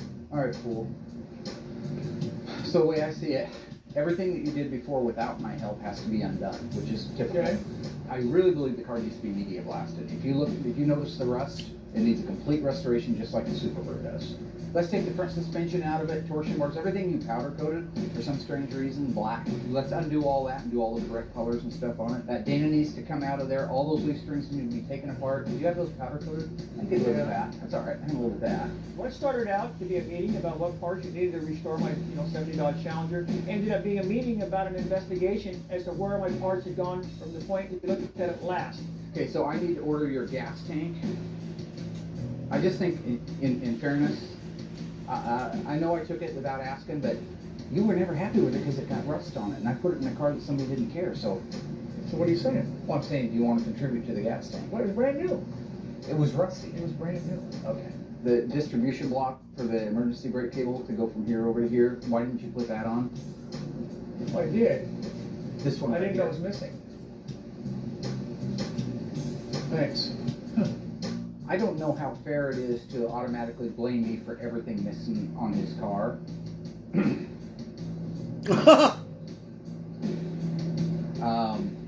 I thought we had kind of an open communication about, what I could use as long as I replace it type of thing. I was looking forward to it. I thought it was going to go real well. And it went pretty good at first, but the more and more we looked at the car, the more and more parts we found that were stolen.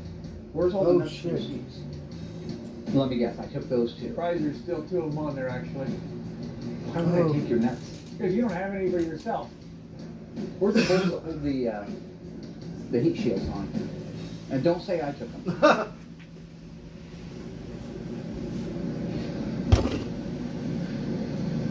I don't know. I have one more round. Sure. Oh. Cheers. What's the deal with the gold rods on my transmission? Not a whole lot going on. I'm drunk. I'm gonna wind it down. Well, they're not right. They're supposed to be black, and those aren't the original rods. I have to go to sleep. I thought you. Thought me what? I thought you knew that. No.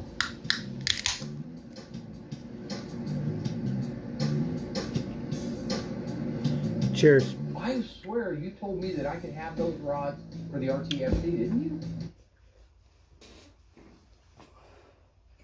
He took all his original parts off his car. And now they're going through inspection, and he's saying, well, you need all this stuff. Guess who's going to have to replace it? You got lots of money now. You're popular with your TV shows. So. Well, you hit him in plain sight. No, you hit him in the shop originally. This meeting started off good intentions, but now it looks like I'm going to have to buy more parts for my car that were stolen by Mark. So just make sure that when you take the car apart that you inventory every single... Oh. Now he's grinding him. You didn't inventory. He got an inventory right here in his brain. Part for it. Oh. Huh? I think it's not right that you make me a scapegoat for everything missing on your car. Okay. Oh, shit. Yeah, I took the sway bar. I thought he knew I took the sway bar. I took the shift rod. You should say something.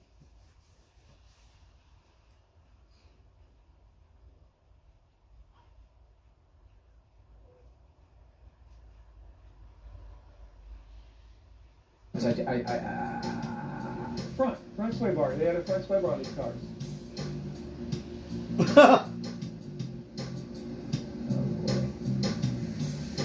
Yeah, that meeting went real well, didn't it? Gee, Christmas. So as always, I'm put back further and further on the back burner because now we got to get past the parts that are missing. Again, more parts that are missing. Stolen. Pilfered is a good word for it. It's staged. In 1969, Chrysler was required to make 500 street versions of their Daytona Charger in order to compete at NASCAR. In 1970, when Plymouth introduced the Superbird, that number increased. How many Superbirds had to be made? A, 1,520, B, 1,720, or C, 1,920? Stay tuned for the answer. Why didn't they just make it an even number? And Lotus are collaborating to build a new Lotus. We could be It's like something in 20s. That's our car.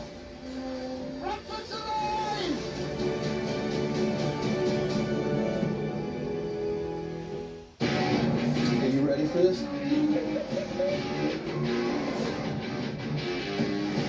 How does that begin?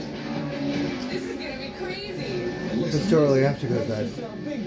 It's hard. Speed Vision is back, baby. We are building a supercar. It's just a little bit of rain. That's all. More party. How are we gonna build this thing? I mean you. There's always great moments in a build. Put the engine in. Paint is always a big moment. You start it for the first time. This guy said he's got 300 bikes in a barn. It's just incredible. Now to the fun stuff. Smoking tires, more burnouts. He kind of has a point.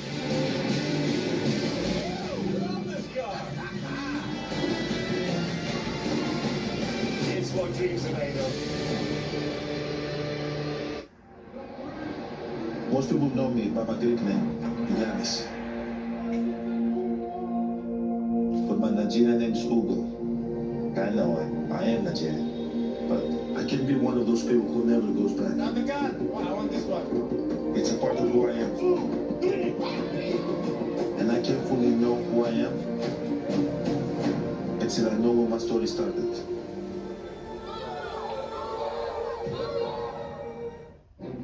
So what's that? Something. See what some people have got. It's an extraordinary rarity. Spectacular. It's a cracking item. Shall we now move on to what I think they're worth? I'm going to say. I've been looking at between. This is a British antique roadshow. £20,000 for the two. 20 or 30,000 pounds. £100,000. What a value. That amazed me. Las Vegas Grand Prix chooses T-Mobile for Business for 5G solutions because T-Mobile is helping power operations and experiences for hundreds of thousands of fans with reliable 5G connectivity. Now's the time to accelerate your business.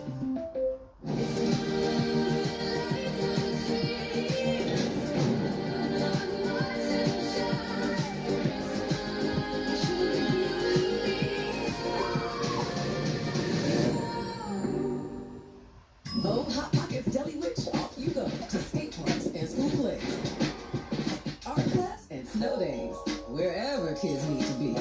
Does my son have basketball for 3? Kids sure love you. This we know. Hot Pockets Deli Witch, just pack and go. Okay, everyone, our mission is complete balanced nutrition. Together, we provide nutrients to support immune, muscle, bone, and heart health. Ensure with 25 vitamins and minerals, and Ensure Complete with 30 grams of protein. So just how many Plymouth Superbirds were made in 1970? The answer is 1920. I got it. NASCAR had changed the rules by 70 and required a manufacturer to make one streetcar for every 2 dealerships in the U.S. And while that netted Chrysler a whole bunch of Plymouth Superbirds, the dealerships were having a hard time selling them. It was reported that the nose and the wing would be removed in some cases to make it more appealing to the average customer. Oddly enough, today, a Superbird with a Hemi and a 4-speed original numbers matching could be worth over $1 million. Really? Wow. Who knew? Visit graveyardcars.com Over to learn $1 more. million. 1970. Darren took a nap while the rest of us finished tearing down Mike Hill's Superbird. Meanwhile, Larry the upholsterer guy installed the black vinyl top on Chris's AAR Cuda. It's a I rarity. got together with Darren to plan the restoration of the 70 Challenger, and despite my good intentions, he accused me of stealing the parts off his car. Now that we got the body and paint, striping, headliner, and vinyl top done on our AAR, we've got it raised up on the shop crane. We're getting ready to lower it down over the front and the rear suspension, which have already been detailed to OEM specs, and that'll be one of the last things we have to do on this car. Seems like just yesterday we were doing the Black Cuda, and now we're onto the AAR with the suspension. This is the fun stuff for me. We can actually get a lot done in a short amount of time. Today's going to be a fun day here at Graveyard Cars, except for working with Mark. We're going to put in the front suspension, the rear axle assembly for the 70 AAR Cuda. All the hard work is finally going to show off of the plating, the detailing, the painting, the assembly line markings, all that. Now is going to be a big payday here. We're going to put it all together. It's going to look great. All right. very gingerly, we're going to lower the car down over the rear suspension. Okay. You might have to move a few things, huh? Now, what did you hear? I'm just anxious as heck to hear Lower what the car you... down over the rear suspension. What'd you hear? Same thing. No, I Lower want you the to car say it. down over the rear suspension. Gingerly. Okay. Gingerly. Gingerly. Sometimes it gets translated into drop the car on the roof. Yeah. Let's start back over again. I just want to make sure. Oh shit! It's like telling an orangutan to brush after every meal. It'll agree, it'll nod up and down, it'll smile, make some kind of cute noise, just like Josh does. But as soon as you turn around, it'll hit you in the back with a dung patty. Okay, stop. Oh. Go forward to the rear end or something. That's stupid. That's what you're there for. Where'd you put that on the I would think, right? More or less. He's a You guys comedian. aren't that bright. Oh my goodness. The rear I'm axle rolling. assembly sometimes can be a little difficult to put in these cars because you've got the springs attached to the housings. Oh, And you gotta shit. like force things, move things around to get them to line up in the holes for the spring hangers and the shackles in the back. Josh, you're pushing it the wrong way. Oh, I'm trying to front to go towards rail, just the front. Usually when I'm working by myself, I don't have any trouble at all. Okay, Darren, it's easy to say That these was things, funny as but shit. do them. And you know how Josh is. Hey guys, here's what happens. The leaf springs have the ability to move a little bit. Okay? Oh. So I'm going to loosen the There, purchase. thank you. Now a little bit more, Josh. When we put the axles in these cars, they've already been pre-assembled. In the case of the AAR, the leaf springs need to be loosened up where they mount onto the shackle so they can pivot a little bit and allow us that little bit of freedom and movement to get the front leaf spring perch in place and the back leaf spring perch. Darren, can you hold on a second, sir? And I'll get you this where it needs to be.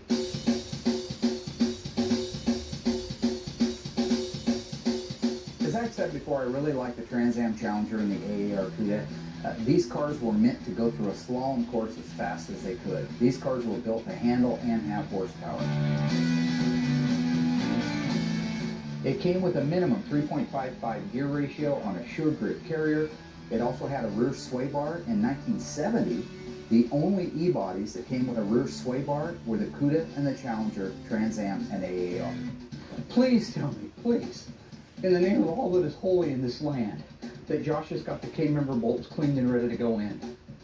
You know when you're driving down the road and you see some nut job talking to a mailbox and carrying on a conversation?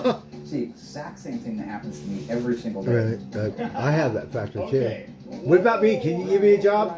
I'm almost out of job. I can do that. Yeah, the nut job has a better chance of getting a good reply though. Okay, let's get it. I get it up there. Okay, Once I get it up there. Where's the bolts for the K-member? Do you not really have one? No, nobody told me to do it. Hang on, let me start over. I'm sorry. I'm lashing out at you for the wrong reasons. Mark, buddy, bolts for the K-member. I'm sorry. I was never informed on getting those done and or cleaned. Realizing that it's a good idea. If I work with them instead of beating them down, maybe if I work a little bit more with them and try to train them, that kind of thing. So I'm trying to be more patient, and I'm trying to walk them through what I take as second nature. I'm trying to get them to take it as second nature. But unfortunately, it's a little difficult. That one's messed up. Throw that away. Just get rid of it. The threads are messed up. Okay. It's a comedy. Okay. Real tight. All right. In tight and in right. Oh, lift it up. Grab the jack stand, cool.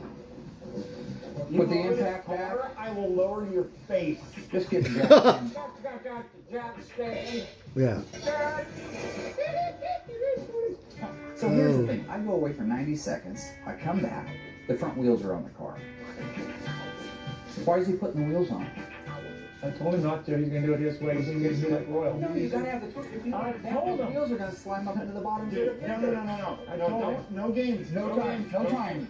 Let the charger down. Roll it outside. Let the charger down. Roll it outside. Let the charger down. Roll it outside. Let the charger down. Roll it outside. Let the charger down. Roll it outside. It's not easy working with Mark. Sometimes he gets a little worse. He gets a little crazier. And that affects Josh, and that doesn't make things any easier to deal with around here. Let the charger down. Roll it outside. Let the charger down. Roll it outside. Charger down. Roll it outside. Charger roll it outside. Charge roll. Oh, he's doing the Rain Man. Charge roll side. Charge roll side. That's 15 minutes. Just get what you want. I'm gonna drop his ass on this concrete. Why don't you bring it around, little tough guy? What are you gonna do, Slug? They're going to carry. Left hand? Which one? You know what? It's harder and harder for me to be nice if you're going to be a fool. Oh, Mark. Yeah, show off for everybody. Do it, shut up. Look at me, everybody. Okay? Oh, come on. We got cars to work. We got cars to work on, folks. Look at this. Look at this. Can you do this? No, I can't. I also weigh more than 10 pounds. We got cars to work on. Hey, we got cars to work on. Can you do that? No, I can't. No, I can't. Can you put a car together blindfolded? Oh. You never will. I could lose weight and do that. Oh shit. No, you would break the equipment. And they give me a hard time about not working? Oh, come on, give me a break. We're going to take the 72 yellow Charger and move it outside. And we're going to get the AAR CUDA up on the bin pack so we can get the torch. That's a beautiful, the CUDA.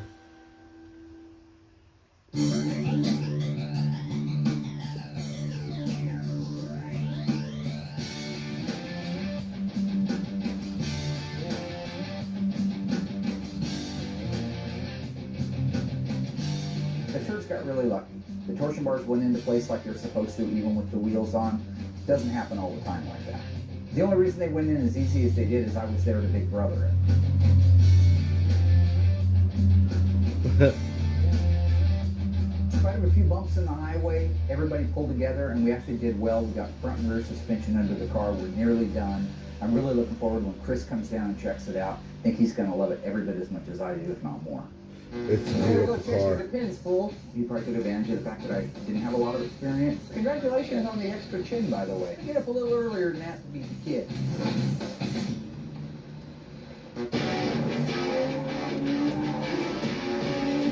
Oh, baby socks, baby socks. Hello, baby socks. Baby socks. Hey, I'm Chris Jacobs. Hello, baby socks. Chris, Are you hungry? Here? You're We'll here give you being a something car to guy, eat. Greg.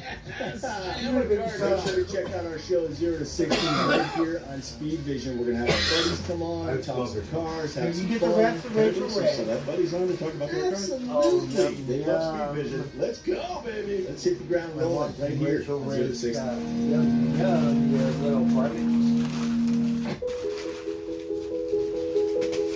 Let's see. Here, we get some of this stuff too. The farm, the feed store.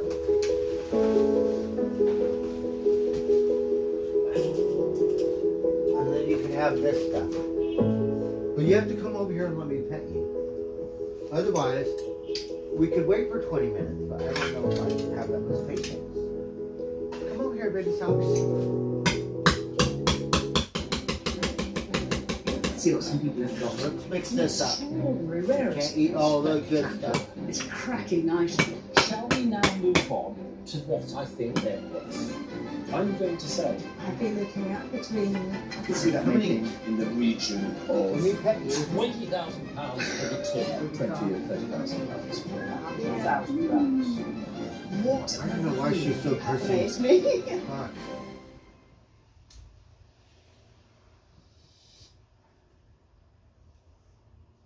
Oh, look, Magic gonna eat all your stuff, baby socks. You better hurry up. Silly, let me pet you. What's that for baby socks? Good socks. Come over here, baby sock. You're supposed to be my cat. Don't act like you're such a little prick. Come over here. Let me pet you.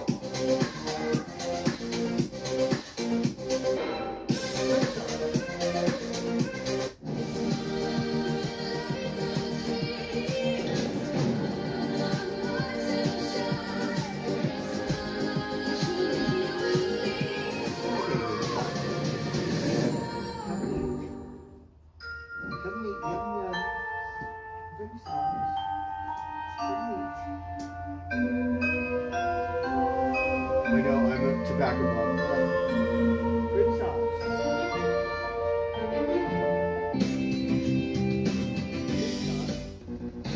We're finished installing the front and rear suspension on Chris's AAR CUDA, and now it's only a matter of hours before our deadline and my rematch on the Hot Wheels racetrack. The fools had better stay on task because they waited a long time for another shot at the title. Let baby socks. Come on, baby socks. Hey, you want to get me some more gloss black paint, though? Yeah, I think there's another can under the hood of the car I left. See, baby socks comes eat. Trash. I'm a little You gotta slow. go check your Yeah, pins, it's mail. Paul. What I do help me set the back window in this thing. So what I like to do is I like to get the ribbon nice Baby and socks, warm. look, baby socks. So it Won't lays let out me good. pet it. Get you baby Normally I socks. have a glass company come out and install the windshield and the back glass in these cars. In the case of the AAR Cuda, it has a original set of rear window louvers on it. These are very, very rare, so I want to be responsible for those. Things are going really great on the final assembly of the AAR Cuda. We got the rubber rear bumper installed, the tail lights, we have the deck lid latch, we have mirrors installed. Baby heated socks a little suitcases, wild. steering. But everything came to a screeching halt when it came Hey, down to Charlotte, the good night. Good night, Buttercup. You're Good saying night, the everyone. bracket, the rib firewall. breaker, the ribs Uh-huh. are facing out right now, and I believe they're supposed to be facing in. You know what I mean? Oh, did I turn it around? Yeah, I think you did. No, that's right. That's right? Uh-huh. Okay. I didn't believe Mark, so I decided to go to the boneyard and check a couple of original power brake cars myself. That's right, mine's wrong. Okay. That's what I just knew you were blocking out those holes. I want to make sure you knew that. Oh. Good job, Royal. Good job, Royal. I'm gonna make you look really good because 2 reasons. 1, I'm extremely old. 2, I have a very tiny, tiny penis. But other than that, you know. What kind of tool is that?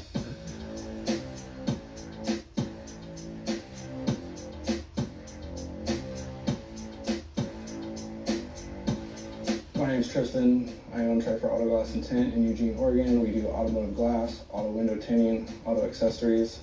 Mark called us up, wants a windshield installed in this AAR Cuda, so we're gonna get that installed right away.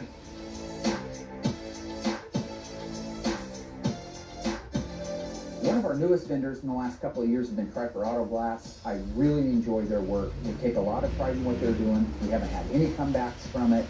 They drop what they're doing, they come over, they get it done, and they head out. And it's just a good subcontractor, and that's what we're surrounding ourselves with. We got Chris's AAR Cuda done on time, and I decided it would be really cool if I just loaded it up on a rollback, It's a beautiful headed up to car. Florida City, and delivered it to him in person. Would also Oh, you give got me a rabbits. chance to rectify the fixed Hot Wheels race from last time I was there. Normally speaking, when we're done with a car, we hand it back to them. It's got keys and ignition. You hit the starter and you drive it down the road. Beautiful. Hi, Mark. Hey, buddy. How are ya? Great. It was very nice. In Chris's case, because we formed a friendship, he asked me if he could put the motor in it and some of the different ornamentation. I had no problem with that. He's a restoration enthusiast. I've seen his other cars. I trust him to finish it right. Time and time again, the Jerdan has come through absolutely one of the best investments I ever made. Never had any problems with it. It's there every time I hit the key, and it makes what I need to do possible. So Mark was good enough to bring it back. I was blown away. It's absolutely stunning. Mark picked up the car last season, and it was in very poor condition. It was all there, but just very, very rough, and I knew I couldn't do it on my own. I needed some professional help with it. Yeah, I knew it was a good car, you know, underneath, so this is a second life for it. and This is right Beautiful. Couldn't be happier. Some of the features I liked about the car are the vinyl top. I Vinyl like the top. rear window louver option. Wow. I think those Yeah, turned out louver. really nice. I had those on my the car, rear spoilers are Camaro. cool on these cars. Oh, you got spoiler. To me, it I love the looks rear like end. a jet fighter with that hood and that rear And the spoiler. hood is gorgeous. And I'm eager to put the side exhaust on. They had AARs and Trans Am Challengers had side exhaust that exited in front of the rear wheels with a big chrome Oh, wow. tip. And that was kind of a nice feature that Yeah, only very came in nice. those cars. The fact is, I formed a friendship with Chris, and that's awesome, but one of my biggest agendas is to take another shot at the title on the Hot Wheels track. So you remember the deal, though. I did my part. I got the car done, right? So you owe me a rematch of the Hot Wheels. You want a rematch? I want a rematch. And I don't want that bum car that you gave me last time, the one with the bad wheel and how you set the brakes up on it so they drag so you have a little bit. I want fair, because I think with my lightning cat reflexes. Sir? He's so witty. Right? I wish I had that stuff. Oh, I could do better than that. So you got two Challengers, 271s. Two identical. They're playing like 71 Challenger a Hemi stupid cars. Well, they're both shapers. game, Sure, like mine's the a Hemi. old one. Well, it might But- be. It might not be. Yeah, So mine might be a 340, and you got the Hemi. I see. Okay. Well, That's Oh, fine. shit. But you can choose. Okay. Yeah, choose. It's which like one a you track. I'm going Like to a choose this one because you kid's set this one closer to me thing. to dupe me. Oh, clever. All right. A coin toss to see who gets lane choice. Heads. It is heads. Of course it is. This is my day, I told you. Oh shoot! It's a Hot Wheel track. Oh my God, that's killer! Look, it's a Hot Wheel racing track. All right, Mark's up one. Okay. All right. That's what I'm talking about. Oh, I don't have one of those. That's one. Oh. Isn't that cool? What happened there? You called me on the 340 Challenger. I did. You Yeah. thought you had me, didn't you? I did. Gotta get up a little earlier than that to beat the kid. Oh shoot! They're playing Hot Wheel. Like Hot Wheel, isn't it? Oh, Like green Hot light. Wheel. Oh shoot! I have a bunch of Hot Wheels. Maybe I can race. Today is your day. Oh Beat shoot! Chris at his own track. But last time that I was up here, you know, he probably took advantage of the fact that I didn't have a lot of experience at it and I kind of got beat. But this time I pummeled him pretty bad. Like the doors don't come off the cars. Oh, The shit. one was kind of almost blown open from the last couple races. So I cannot beat you today. Well done.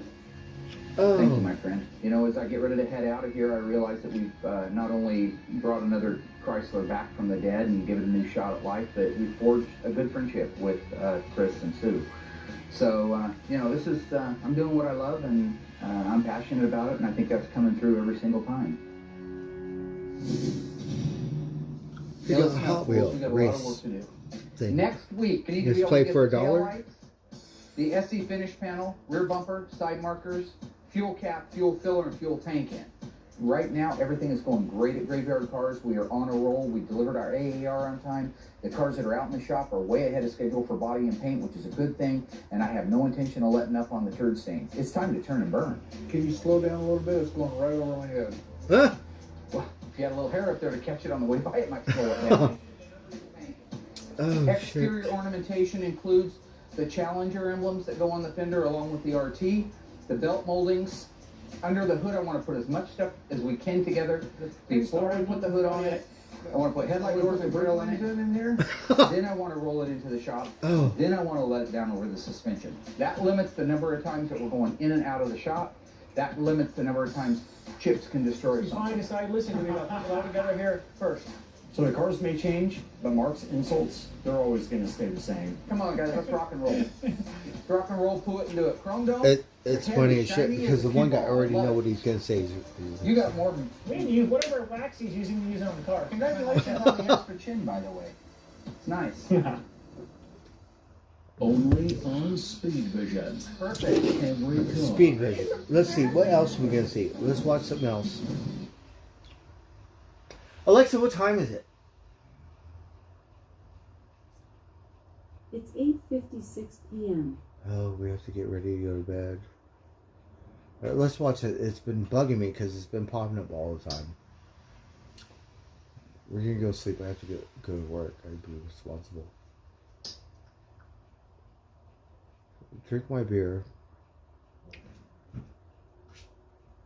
Smoke a little more pot. I don't know if I should do a shot of that whiskey. I like it. I want to cook with it. That's what I want to do with it. But it's fine. I'm not really into whiskey. It was good. It's fine. I like it.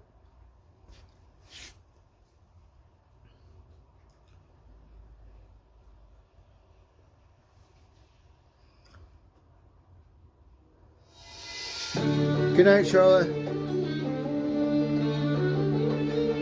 Yeah, so I have a bed now. Like, we're not used to sleeping on a bed. We're like, yeah. But very nice. We'll get used to it.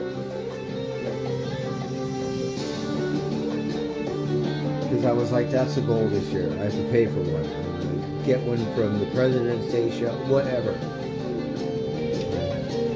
Somehow Miracle's one did really good. It was a gift. It was really, really nice. And I was all like, believe me, I would not take a mattress. I want a brand new one. I'm not going to take it. But this was a good one. So I was like, let me see. Yeah, okay, I'll take it. And slept on it, it's fine. It's clean. It looks fairly new. Yeah, it doesn't look all ragged and worn and torn. And it looks fairly new. That's why. It looks like a good one. Because otherwise I'm going to get a brand new one.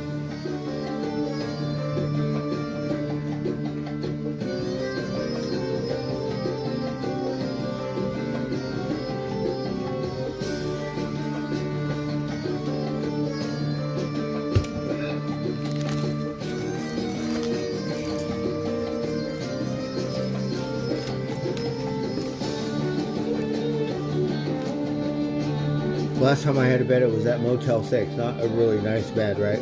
Other than that, I had a nicer bed. Like this one, you could sleep 2 comfortably. I had a queen, so we could sleep 3 comfortably. Okay, yeah. Or 4, actually. Yeah.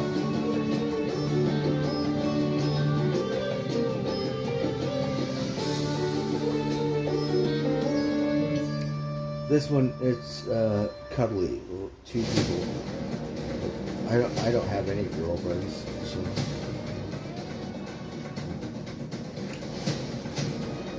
I had a nice bed. It went up like this and like this and like whatever, right? Queen size. Like 4 people sleep on that bed comfortably. Or at least we did. Occultist Aleister Crowley was undoubtedly one of the most notorious, controversial, and respected men of his era, all in equal measure. A person who captivated many with his writings and enchanting personality, and who was prepared to seek out knowledge of all kinds throughout his rich and experienced life. He was also, and continues to be, at the center of a storm that argues that one of his occult rituals, or more specifically, an attempted reproduction of it by 2 of his followers just before his death, resulted in a wave of UFO sightings and alien abductions that would begin shortly after. Was a portal opened using ancient rituals that led to these strange crafts and unsettling entities entering into our world? Crowley had claimed to have communicated with entities from other realms on several previous occasions. In Shanghai in 1906, for example, he would attempt to summon his holy guardian angel, Aiwass, and would do so with the assistance of Elaine Simpson, another renowned occultist and medium, and a person who it is claimed Crowley had contacted through astral means, literally psychic meetings, on several occasions. On April the 20th, 1906, in Simpson's temple, he seemingly succeeded in this communication, writing years later that his guide appeared from an astral plane, enveloped in a fantastic blue and carrying a strange wand. It is said that during this appearance, Simpson offered to Crowley that this spirit had followed him for some time. Without a doubt, though, the most intriguing and perhaps unsettling sessions occurred between January and March 1918 in the furnished rooms of the Central Park West Hotel in New York. The sessions themselves are referred to as the Alamantra working, and featured Crowley using ancient incantations that would ultimately open a portal to another realm of existence. From this portal, an entity known as Lam would communicate directly with him. Crowley would produce a detailed sketch of this creature, a sketch that Crowley claimed he produced while looking at the entity in the flesh, and it is a picture that is one of the most thought-provoking pieces of artwork in recent history. I'm about to rock this place. Caliente Fiesta. Oh, Pikachu, you got a movie. Let's do this! It's cold, it's not raining. Even the most skeptical of people would have to admit, retrospectively years later, that its appearance was remarkably similar to how we perceive grey aliens to be in our modern world. And we should remember that this sketch was produced almost 30 years before the Roswell crash and the start of the modern UFO era, and almost half a century before this perception really took hold in the public consciousness. How could it be that Crowley produced such an image that most of us would instantly recognize as a grey alien so long before such a depiction was a part of our collective reality? Might the interdimensional creature, Lamb, that Crowley was communicating with be what we would call a grey alien today? And might this offer clues as to the true nature of these apparent extraterrestrials? In the decades that followed, a cult of sorts named the Cult of Lamb grew out of Crowley's followers around these interdimensional communication sessions. Many of Crowley's subsequent followers would attempt their own communication with this entity from another dimension, and over the course of these communication attempts, Lamb was considered to be a race of entity as opposed to an individual being. Could this be true? Is Lamb not simply a sole entity, but a race of entities from another world? And might we know these entities as grey aliens today? Is this a case of modern folklore being written in real time, or might this knowledge be the result of continued communication between these interdimensional beings and Crowley's followers? Unfortunately, Crowley himself would not elaborate on what was spoken of between himself and Lamb during these communication sessions. They remain, however, some of the most intriguing events on record, especially when we turn our attention to two of Crowley's followers who would attempt their own communication sessions just short of 20 years later. In January 1946 in Pasadena, California, Jack Parsons and L. Ron Hubbard would proceed with their own rituals in an attempt to recreate those of Crowley's in the Central Park West Hotel. And according to their own writings, these rituals were a success, and they did indeed manage to open a portal. It is perhaps interesting to note that both men would go on to have successful, if extremely different lives following these sessions. Parsons would start what would become the Jet Propulsion Laboratory, an organization at the cutting edge of technology, not least space travel technology. Hubbard, on the other hand, would begin the Scientology movement. Many have pondered whether the inspiration, influence, and subsequent success of both men in their endeavors is because of their communication with entities from other worlds during these sessions in the mid-1940s. To some, though, the topic of debate was not whether the amateur occultists had managed to open a portal with which to communicate with interdimensional beings, but whether they had managed to close it correctly or not. And according to some researchers, they didn't. And this failure to securely close the portal allowed permanent access to our world to those who resided in this other realm.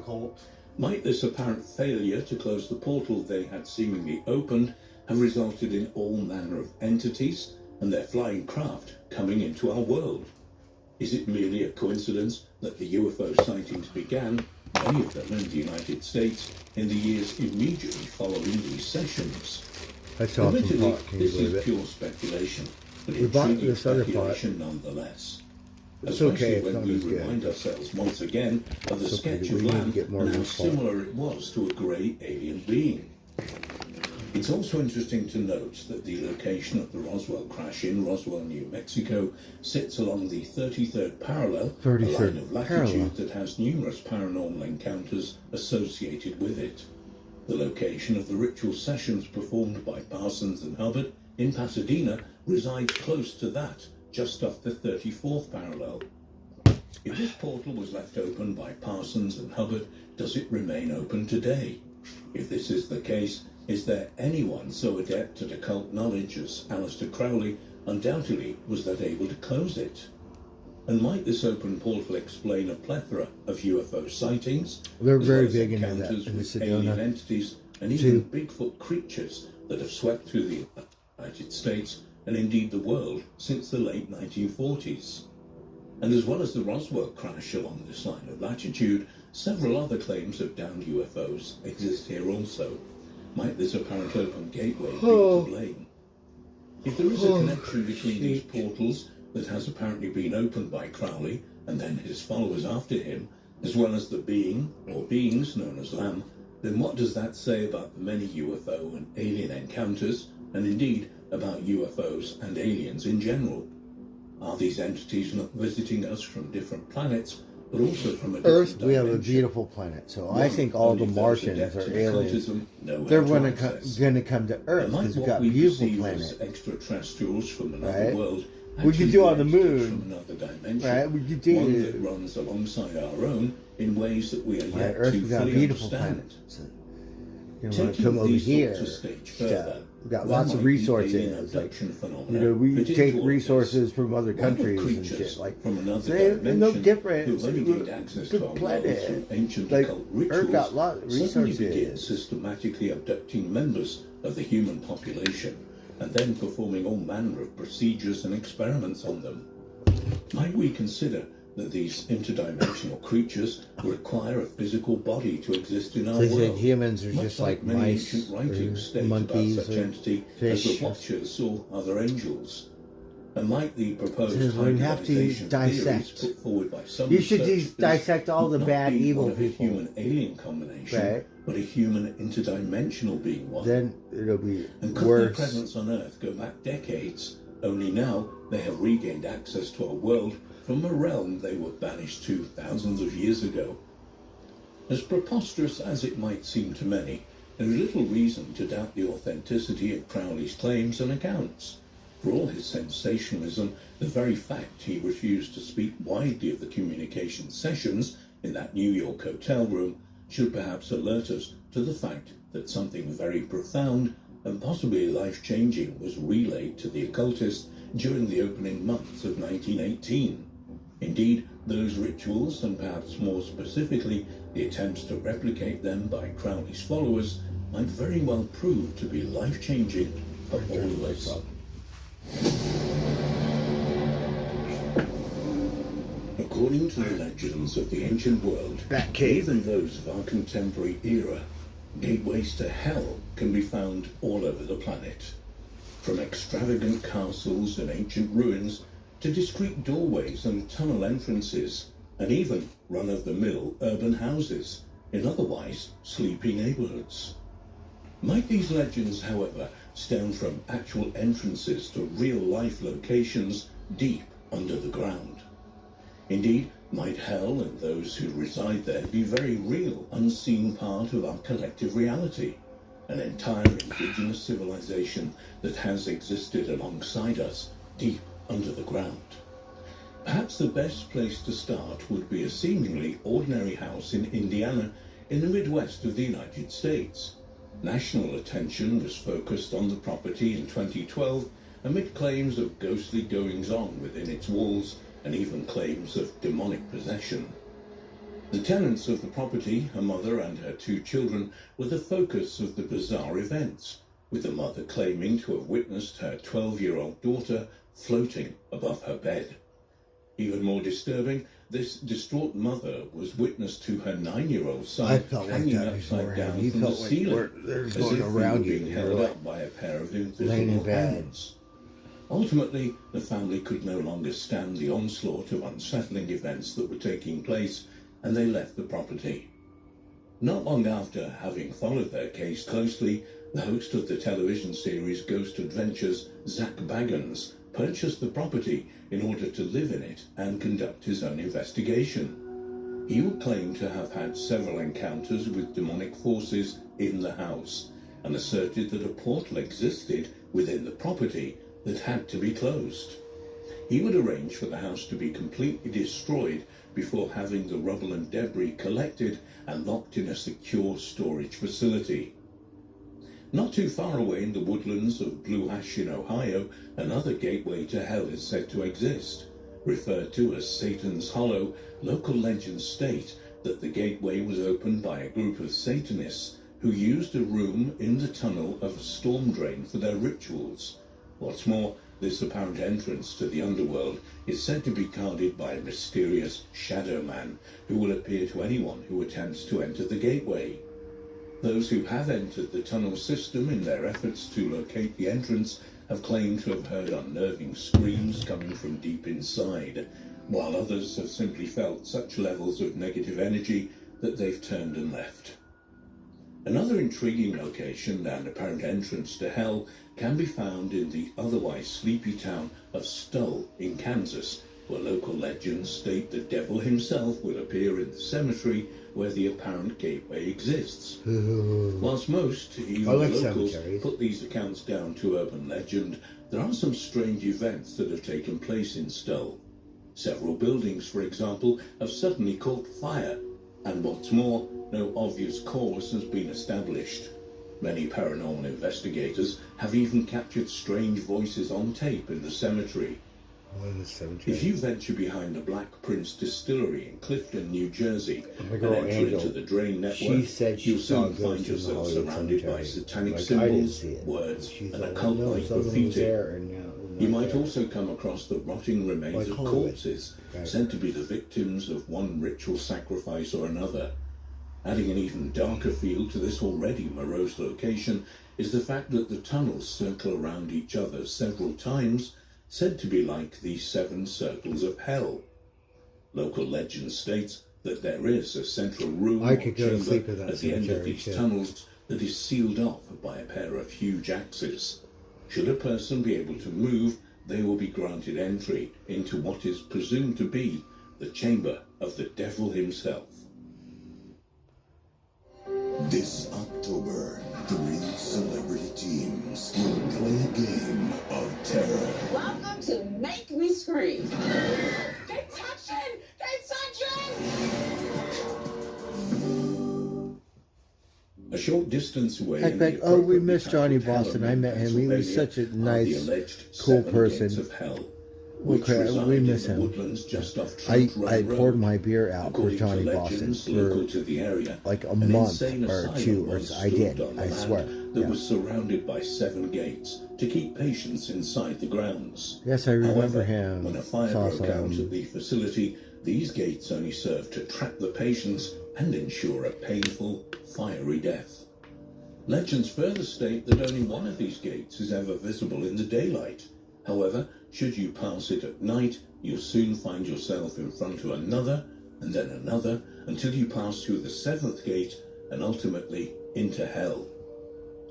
Without a doubt, one of the most intriguing, if unsettling locations said to offer an entrance to the underworld is Huska Castle, which sits around 50 miles north of Prague in the Czech Republic. The castle, which is said to have been built directly over a bottomless pit that leads to hell, was constructed in the mid-13th century between 1253 and 1278. What's more, at least according to local legend, it was built for one reason, and one reason only: to keep the evil spirits of hell within the confines of its walls. This is perhaps backed up by the fact that all of the windows on the castle are fake, and have simply been placed over the top of the thick stone walls. Directly over the alleged gateway to hell, inside the castle, is a small chapel. Only adding to the already macabre feel, it is claimed that local prisoners who had been sentenced to death were given the opportunity to have their sentences quashed if they agreed to help construct the castle. Part of their duties, however, was to be lowered into the apparently bottomless hole as far as possible, and for them to report back what they had seen. Legend states that when the first of these men was lowered into the dark pit, he saw something so terrifying that he let out a scream, unlike anything anyone present had ever heard. Even more harrowing, when he was finally hoisted back up to the surface, he had the appearance like the children of an old of man, Palestine? and his hair had turned completely white. Just what might reside underneath this centuries-old castle is open to debate. Some people believe there is some kind of portal below the small chapel, while others speculate the pit leads not to hell, at least as we would understand it, but to the underworld that is possibly inhabited by an indigenous civilization that is unknown to us. There are also many locations from the ancient world that have long been considered gateways to hell. The Acheron River, for example, which is a real location in the northwest part of Greece, also features heavily in ancient Greek legend and mythology as an entrance to the underworld, and is mentioned in such epics as Virgil's The Aeneid, Dante's Inferno, and Homer's Odyssey. Wow. Another apparent entrance to hell, according to the ancient Greek legends, is the Cape Mountain Caves in the south of the country, which was said to be an entrance to the underworld that would allow those who enter there the chance to avoid the ferryman, Charon. What is further interesting about this location is the fact that a temple for the god Poseidon, the brother of Hades, the god of the underworld, can be found here. In the ancient city of Hierapolis, in what is modern-day Pamukkale in Turkey, another intriguing ancient location with a potential gateway to the underworld can be found. In the writings of ancient Greek philosopher Strabo, they stated that the opening to the temple was of sufficient size to admit a man to a great depth. He would continue that once inside the entrance, the space is filled with a cloudy and dark vapor that was so dense it was impossible to see the floor. Even more concerning, any animals that entered the temple would die instantly. The ruins themselves match descriptions of what is called Pluto's Gate in ancient Greek mythology, which was a gateway to the underworld. What is further interesting about the descriptions of this location was a discovery made in 2013 by archaeologists of toxic gases that appeared to be leaking from the doorway of the temple. Much like in the writings of Strabo, thousands of years earlier, they would notice how birds that flew particularly close to the temple doorway would simply drop to the ground dead. Perhaps the fact that these locations can be found in such legends should alert us to the fact that these legends might have more truth to them than many of us might think. Are these many entrances to hell real? But do they in fact lead to an underground network of caves and caverns that make up an inner earth, as opposed to the fiery lair of the devil? Might they be inhabited by an indigenous species that withdrew and went underground thousands, perhaps millions of years ago?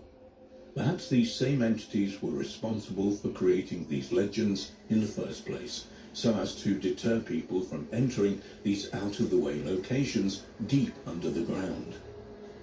If there is any truth to these claims, then just who might this subterranean civilization be, and why might they have gone underground in the first place? Were the ancient Hebrews visited by time-travelling men of the future, or were they mistaken? Was what they believed to be gods actually future spacemen? The idea of such ancient astronauts have been well documented in hundreds of different writings from many ancient cultures. Should we accept such evidence as realistic encounters? And if so, we have to ask the question, why are so many ancient writings pertaining to contact with the gods brushed aside? Quite clearly, there is an overwhelming amount of evidence. Were the ancient Hebrews visited by time-travelling men of the future? Or were they mistaken? Was what they believed to be God actually future spacemen? There are two basic traditional interpretations of the Bible. Look at your Bible, it's One, old. a supernatural being influenced the lives of the early Hebrews. Two, the Israelites' God was imaginary. In most issues debated by opposing extremists, we find that the truth often lies somewhere in the middle. Maybe the Hebrews were involved with a real phenomenon, as the Judaic, Islamic and Christian faith advocate. Judaic, Islamic, Christian. Events What about the actual Native divinity. American church? Perhaps the Israelites were contacted by technological and biological entities, by spaceships and space beings. This explanation would satisfy many religious as well as atheistic adherents. It's not too surprising then that since the 1950s, a number of theories have been proposed that support this middle-of-the-road space-age view. We're dealing with three main expositions. First, the ancients mistook astronauts and spaceships for gods. Second, God is a super-technological spaceman. And finally, the angels were dispatched in UFOs by God. However, what if there's a different explanation? One theory proposes that these ancient astronauts, if they existed at all, were actually Earthmen, time travelers who came from a future universe or dimension. What proof is there to support this hypothesis? To begin with, we have biblical prophecy. In the scriptures, there are hundreds of detailed predictions directed by the prophets at certain individuals, towns, cities and nations. All have come true with amazing accuracy. How can this be? One possible explanation for this phenomenon is that of time-traveling spacemen who were in communication with the prophets. Besides fulfilled prophecies, the Bible also has verses depicting spaceships and astronauts. In 1974, Ezekiel books published the Spaceships of Ezekiel, authored by Joseph Blumrich, a highly respected NASA engineer. In his manuscript, Blumrich writes about spacecrafts and spacemen encountered in the Old Testament by the prophet Ezekiel. Although originally he had set out to disprove the hypothesis that Ezekiel had seen a spacecraft, after a thorough examination, he was convinced it was true. In the story, Ezekiel was shown the future by God, who was riding in a unique and elaborate vehicle. He was given the task to deliver various messages. God was accompanied by multiple angels. Ufologists began to point to the possibility of interpreting this experience as witnessing a spacecraft rather than God. Ezekiel first saw the spaceship in 593 BC whilst he was exiled in Babylon. It was by the Sheba River that he looked up and saw a great cloud with fire flashing forth from its midst. 4 oblong structures were then seen descending from the middle of the cloud. As the vehicle came closer, the prophet could see on each structure 4 helicopter blades, 2 landing legs with round footpads, and 4 mechanical hands. Ezekiel then writes that he saw lightning darting back and forth among the 4 creatures. But perhaps what he really saw were control rockets being fired. Located on the inward side of each structure, they were used to position the craft for landing. After the vehicle had touched down, the prophet then spotted a large wheel by each of the structures. The 4 helicopter landing units were attached to the main stage of the spacecraft. Ezekiel depicts the hull as a firmament shining like crystal. This is a fairly accurate description of the mushroom-shaped metallic shell of the main body. On top of the main stage, the prophet sighted an astronaut that was wearing a gold-colored spacesuit. He spoke to Ezekiel as he sat in the pilot's seat of the transparent top stage of the vehicle, the command capsule. After the alien had delivered a short pronouncement, he then took the prophet by spaceship back to his people. Later in his book, Ezekiel tells us that he was transported by the space vehicle to Jerusalem.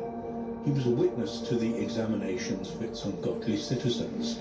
At the command of the spaceship pilot, 6 astronauts used unknown weapons to slay the people, all except the ones with X marked on their foreheads.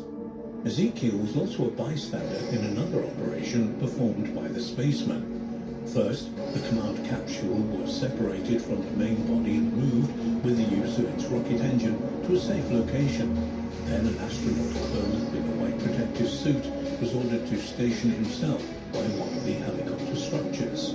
Next, one of the mechanical arms reached out and removed some fiery material from the inside of the main stage. This matter was transferred into the hands of the spaceman with the protective suit. He took the mass, which was probably contaminated, and went out of the area, possibly to bury it. In the final step, the command capsule was returned to and recoupled to the top of the main configuration. In regards to the astronauts, in all biblical depictions, they were always portrayed as human beings. Accordingly, the space visitors must have been future Earthmen. The odds against alien beings having a close resemblance It's all to Earth speculation. people would be astronomical. As for these spaceships, Blumrich believes that they were manufactured by a low space technology not far ahead of ours.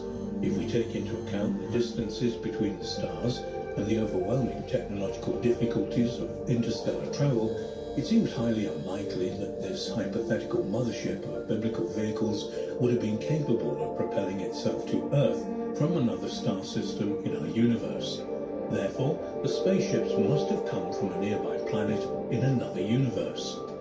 We can rule out an alien extra-dimensional world, as there is only a slight chance Are you that sure? it would have parallel geological, biological, and technological development. This leaves one remaining possibility. The vehicles originated on an identical Earth existing at a time period in the immediate future. Is there any evidence for this conclusion? We know that the biblical spacecrafts had two separately powered stages, like the American lunar modules, and that they were identified by the United States Space Engineer. Also, a crude model of the biblical craft has undergone successful testing at NASA's Langley Research Center, and Mr. Bloomridge has secured a patent for the wheel system on the spaceship. It's like the These drones. facts favor the theory that these space vehicles came from a future Earth, from our future. Surprisingly, this is not the only case in the Bible that can be interpreted as possible time travelers. Although Ezekiel is the most famous and well-known account, other writers, including John and Daniel, wrote accounts of angels that could be interpreted as time travelers. Some ufologists believe that Bible messengers that were perceived as angels are actually human time travelers who have come to warn the world. Due to their limited understanding, the writers misinterpreted these experiences. Furthermore, cultural and religious bias at the time encouraged writers to I like accounts Genesis, and into I like their own preconceived ideas of God and angels. Over time, through translations, any ideas on Revelations, time travel right, was lost, so and accounts simply became I don't read the word of Bible God. very much, but I If like the angels Genesis really were time travelers from the and future, Revelation. what did they have to say? Hey, everybody, this is my wife, Carol. Hello. That is weird. And this is my son, Nick. Jolly old Saint Nicholas, we know you this way. You guys remember Holly? The holly and the ivy. And this is my oldest daughter, Joy. Joy to the world.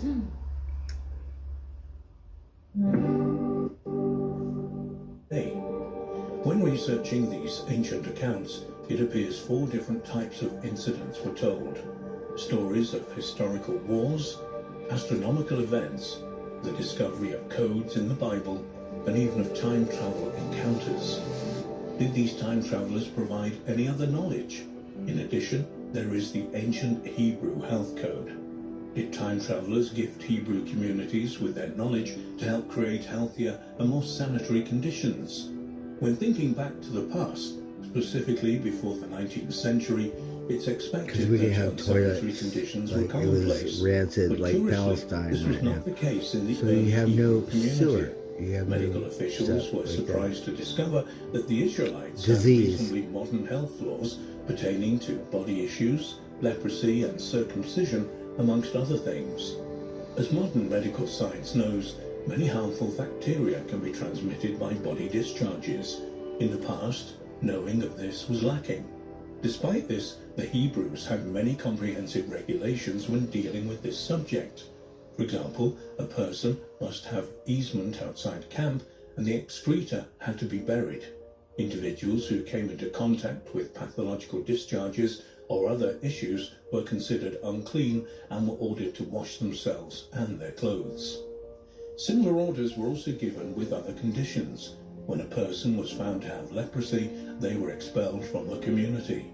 Once their quarantine ended, the infected person washed their body and garments, the scalp was shaved, and antiseptic was administered. Furthermore, all males were commanded to be circumcised on the 8th day of life. Why the 8th day? The probable reason for this condition is that vitamin K, a clotting element, is not manufactured in the proper amount until the 5th, 6th or 7th day.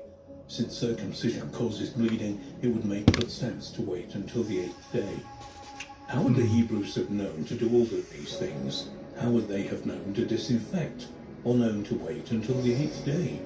Although it is possible that all these health laws were given to the Hebrews by alien spacemen, it's more probable that they came from future Earthmen. Maybe they came up with it themselves. Life forms, as well as the languages spoken on this planet. With more advanced knowledge from their own time, they could aid the Hebrews with creating more sanitary conditions. Humans are the brightest star, but they're not like that dumb. Did the ancient spacemen exist at all? Were they mistaken as God? Or were they actually of a completely different origin? But different civilizations that are humans, we don't understand because it seems like it's godlike. We don't have that technology. From the future. That's different.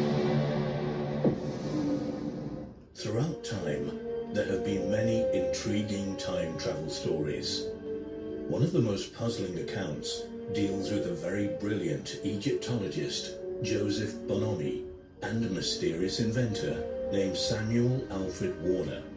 Between them, it is rumored they designed and built a real time machine based on secret ancient Egyptian knowledge.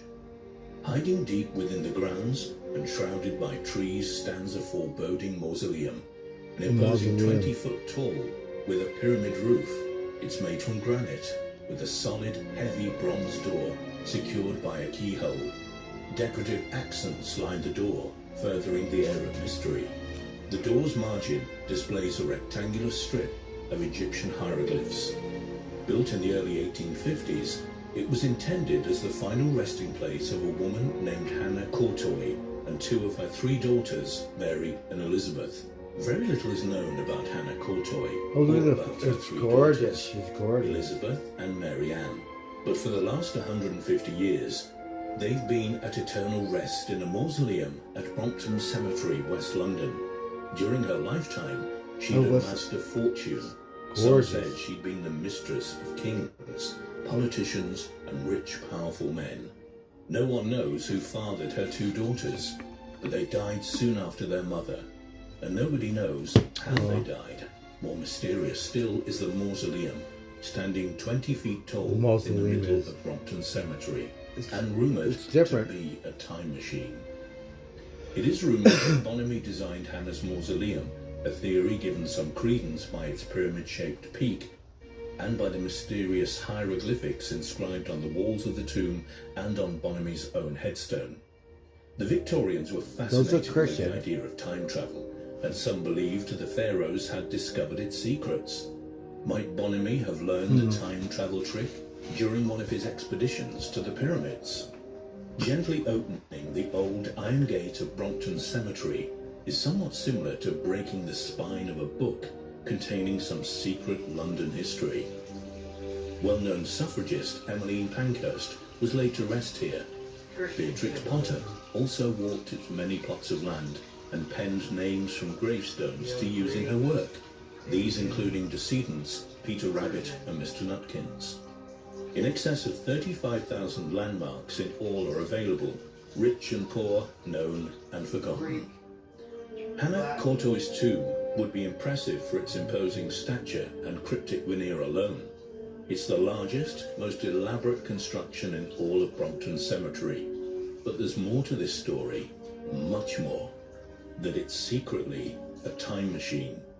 London musician and Courtois historian Stephen Coates, the man behind some of the recent bizarre claims, states it's not a time machine, it's a teleportation chamber.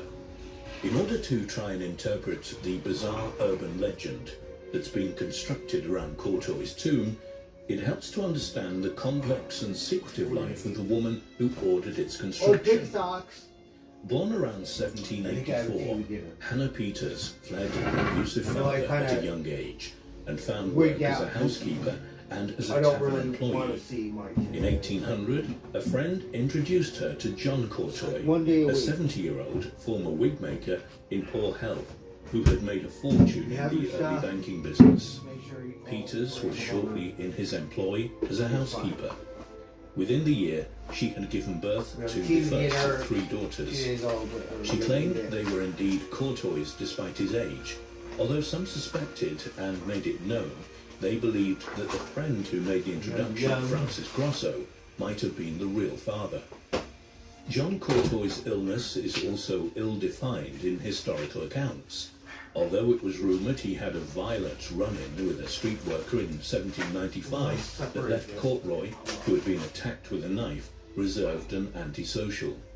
He fell in love with a young Hannah, who took his name and had considerable influence over many of his decisions. Courtois' 1810 will, which initially left most of his fortune to an ex-wife named Mary Ann Woolley and their 5 children, was changed in 1814, so Hannah received the majority of his wealth. Like many Victorians of the time, Hannah got a was little bit of intrigued beer. by Egyptian iconography. Go to pot. We're trying to watch this movie. We're gonna eat, go She sleep believed because the as Egyptians you're had a responsible. deep understanding of astrology Monday through and Friday, a of their little place different. in the universe. The weekend And we she don't really invited do anything except for Egyptologist fucking Joseph recuperate. Bonamy It's not like we over go to out and her fucking home do for something. regular visits. Yeah, it's not Bonamy and anything like Hannah that. would spend hours discussing Egyptian lore, with Hannah hoping to one day fund Bonamy's expeditions to Egypt so he could further their studies. When Hannah passed away in 1849, she was laid to rest in an expensive, elaborately designed mausoleum in Brompton that paid tribute to her interests. Bonamy arranged for the tomb to someone feature really loved Egyptian her. characters and a pyramidal top. Later, Mary and Elizabeth, who never married for fear of losing their wealth to untrustworthy men, joined her. Susanna, her third daughter who married, was buried elsewhere. When Bonamy died in 1878, he arranged for Those a are depiction great. of Courtois' tomb to appear on his own I modest thought they were, headstone. but it's a great Whether thing. Bonamy too. intended it or not, an illustration of Anubis, the Egyptian god of the dead, Symbolism. appears to be looking That's in the direction Egyptian, of his on the friend's bottom. final resting place. Things appeared to be normal at Brompton for the next 100 years or so. Then, around 1980, the key to the tomb was lost, following a visit by Hannah's relatives. And that's when things took a turn for the weird. It was reporter Helen Smith who unsuspectingly wrote an article in 1998. That article may have been the first mainstream story to raise the theory that Courtois' tomb might actually be a time machine. She described the monument as A time strange, machine. Let's see. imposing You can go structure back in time. How about the containing future? three spinsters There will about be whom any almost reality, nothing is like- known. And cited Or an go unheralded to see author Godzilla, named Howard like- Webster as perpetrator of the Right, story. back in time. Webster claimed his research If had we went back in excavated time the and got, connection between or Bonamy something that and worked for it, Samuel would be like Alfred God. Warner, a Worship us. maverick Victorian genius. The Amazons, who like falsely in World said War to II or have something, a attempted to plane fell interest down, British the armed military forces had, in several advanced weapons. You know, Too supplies advanced, and in fact, stuff. to The military actually can exist. pick them up, but the Amazonians, they don't know. They're savages, you know. So took, and then like 10 years later, they make things that in worship like the gods, or it look like an airplane kind of thing, and do ceremony and stuff. But no, it was just the military that crash landed in World War II. Or some shit.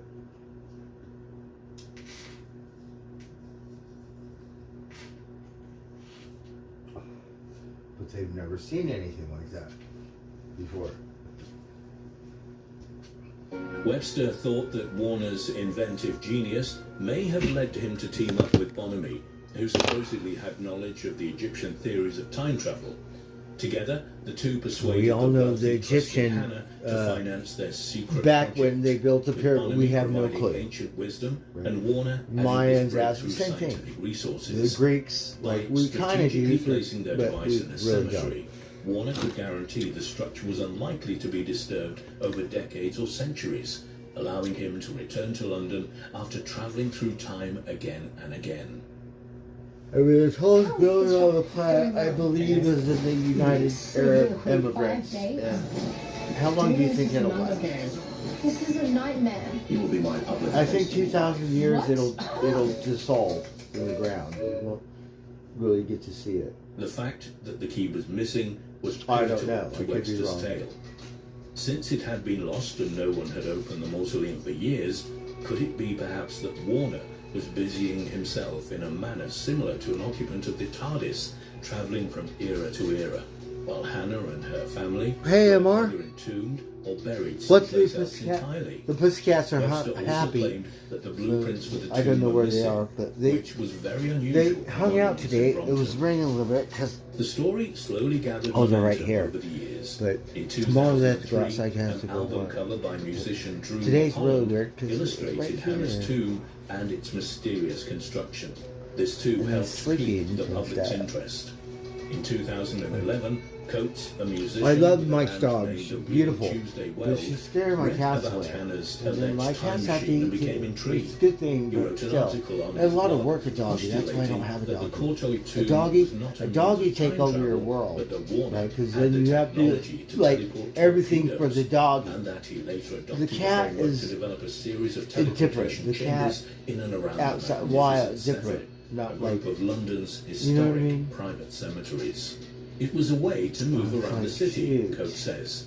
Warner and Bonamy worked together on an ancient Egyptian occult a dog theory eats too and much science. work. That's why I don't I have posted one. that on my blog. I want a and dog. started There's to a dog take on a life of its own, he not said. like this varmint. Coates' premise is a proper study in how an urban legend A can lot more proliferate. work. Huh? With the key still missing, it was impossible to disprove the That's when you teleportation really get idea adopted. with any real precision. It's different. And the mythology allowed for a great deal of speculation. The portrait of the women, or the lady, Following Hannah's gorgeous. death, which meant she didn't actually enter it until 1853. A time traveler. Was Hannah fooled by the two to fund what she believed would be a time machine? It can be difficult to corner Coates for a precise answer on whether he believes We're watching his fanciful documentaries. This is all hypothesis about the resting speculative, place even though it of is. Hannah Courtoy. When initially But contacted interesting. by the Floss Online magazine for an interview, he agreed while Hey, mentioning that Trixie. he came up with the whole teleportation system idea as the background to a short story. In conversation, he presents the teleportation springboard as a way for people I have to go to work make tomorrow. I up have to their be mind responsible. about what the tomb might contain. A breath or two later, he I have to wake up expresses super doubts that duper Hannah's early. daughters might still be entombed. Not good. I wake up at before 5 wondering a.m. So to whether me, the that's mausoleum kind of early. might That be means I have to go home to bed a at secret 10 a.m. subterranean chamber. It's all alternative Before I was theory done, based on 5 historical hours, fact, he whatever. says. Opening Like, it may not now, establish no, it's not not a so time much. machine, Coates I don't know suggests. what the right It problem may is. just But deepen yeah, the mystery. more the better. For many, the tomb is a slab of rock. The real magic is in their minds. It's in your head. That's right. But that's what she believed. In recent years, That special year. access programs And developed under the United somehow States you had government enough money to have build that documented elaborate research tomb, topics, which one of is which really, received significant really funding. interesting. The study in But the wormholes rich is a people very real actually thing, that. and certainly backed up with some evidence. You know what I mean? NASA Whatever have their also beliefs revealed a were. study into portals, which The they have architect. stated are large to stay. Or the tomb maker. Could it be that such authorities have finally stumbled onto these invisible It's a doorways mystery. to other locations? And if so, how long have such things been? Oh, I have one more fork. What Could the fork? such a new What the discovery fork? account Well, for we some have one strange more. We have. incidents on planet Earth? So we're gonna eat. Many psychic researchers who are investigating this enigma are So we have a convinced that hungry this man, planet and of then we ours have holds some many rotisserie secrets chicken which left. are constantly being probed. Indeed, This these one has mashed invisible potatoes windows through which and individuals have taken green a journey beans, to the which is past good. is only one of many some histories of applesauce. planet Earth. All right, enough of this.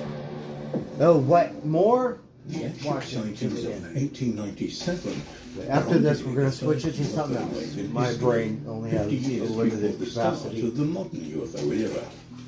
The wave itself actually began in November 1896, when mysterious airships were spotted Now flying we're- against the wind over San Like Francisco. my generation, From 1980. there, I was they alive appeared to that head year. steadily east, being spotted across California and into the states of the Midwest. In California, what is By it? April of It's military. 1897, sightings were being made over Chicago, Illinois, and continued to be reported south of the Like it's Windy settling. City over the coming days and weeks. However, when these strange vessels reached Texas, some of the most intriguing episodes of all unfolded.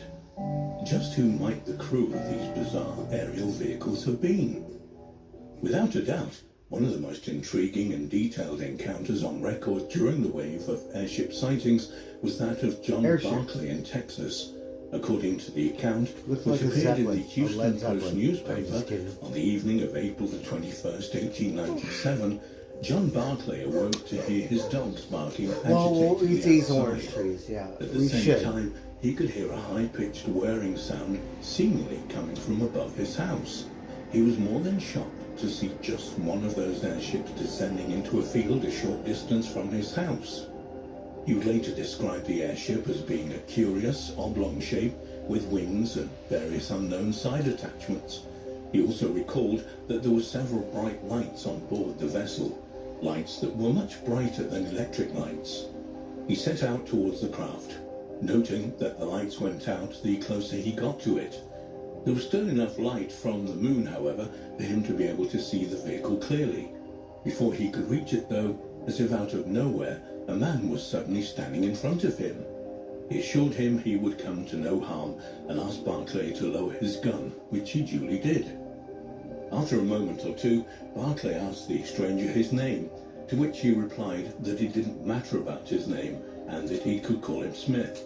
The man then proceeded to hand Barclay a crisp $10 note before asking if he could purchase lubricating oil, 2 chisels and some bluestone from him. He offered that Barclay could keep the change for his assistance. Barclay agreed, but before going on his way, he asked the mysterious gentleman if he might be able to see the ship. To this the man declined, stating that he couldn't permit him to get any closer to it, although he didn't offer why. It's just a bunch of He stories. did say, though, that they would return some future day and take him for a ride then. With that, Barclay went on his way to purchase the items he had been asked to obtain. He would return a short time later. He had managed to get chisels and oil, but was unable to find any bluestone. He offered the man hash oil? What kind? He was told he Opium? should keep it for his trouble, and the man thanked him for his efforts. With that, the man turned to head back to the waiting vehicle. When Barclay called out to him asking where he was from, he replied he was from anywhere, but that they would be in Greece the day after tomorrow. And with that, the object had disappeared. We got some bread. As Let's if see, it do had I vanished see any into mold? thin air, No. like it had No been mold. shot out We of a want gun. some mold, but not that kind. Given the That hints and of being penicillin from stuff. another time, might we contemplate whether this mystery man meant Greece in I know we have 1897 or Greece leftover, thousands of years in the whatever past chicken, during maybe its the cat ancient did that. civilization?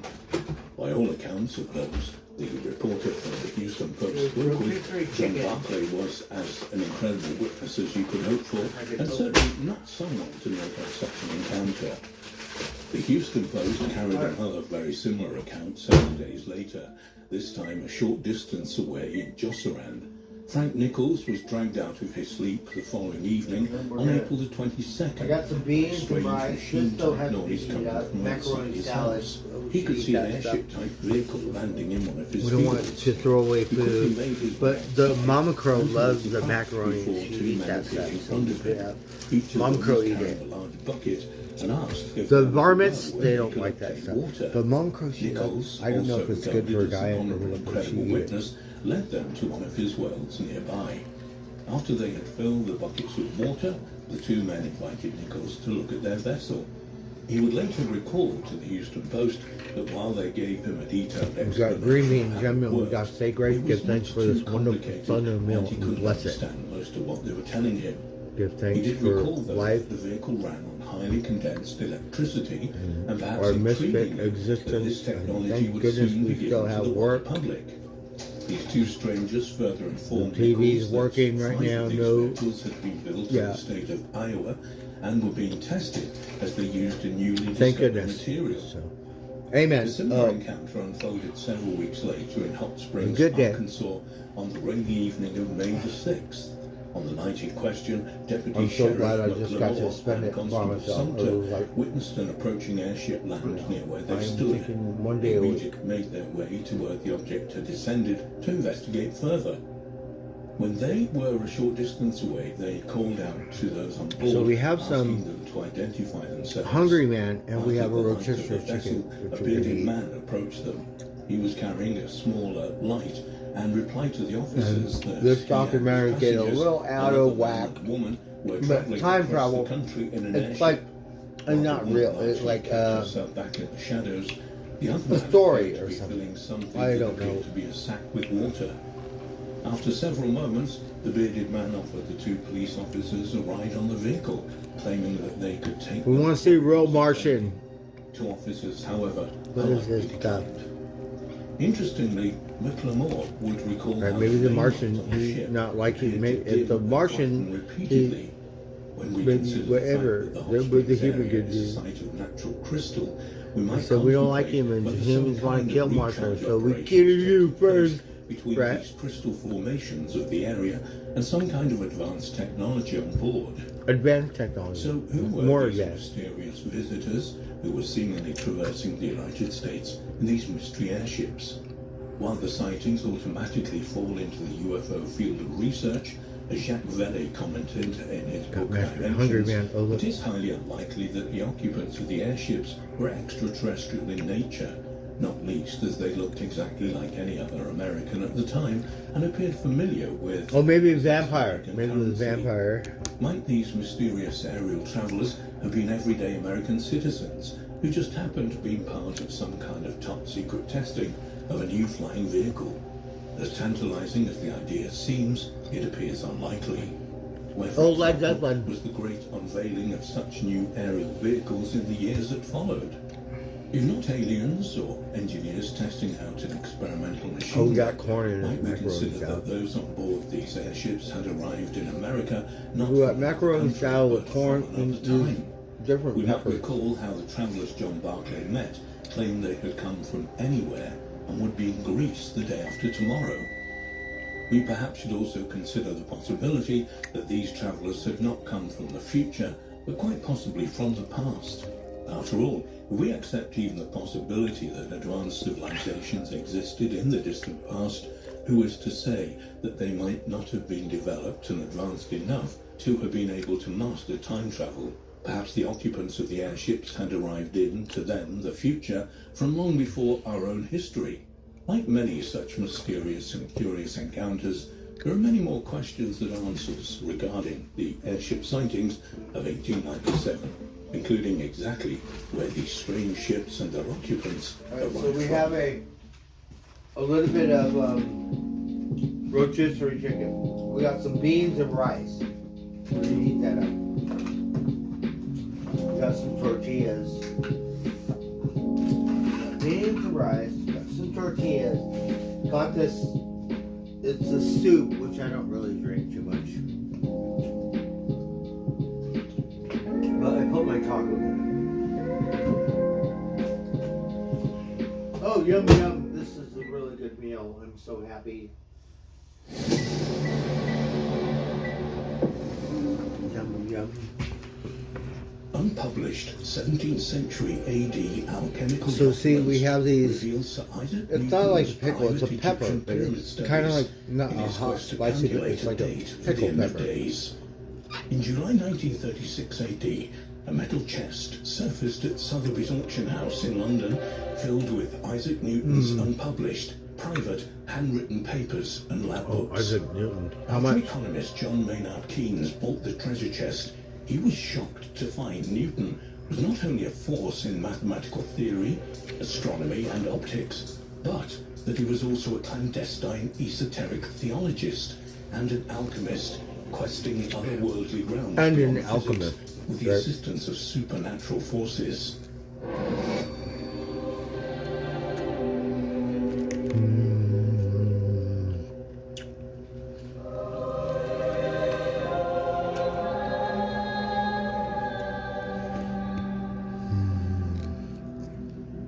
According to Sam Keynes, Newton, the last magician, the great man of science, was secretly Europe's leading alchemist, and believed his deepest universal insights came from his communications with ancient spirits. Having spent decades exploring the macro and micro mechanics of the universe, seeking a date for Armageddon, Newton is believed to have decoded it from the measurements and proportions of the legendary Solomon's Temple.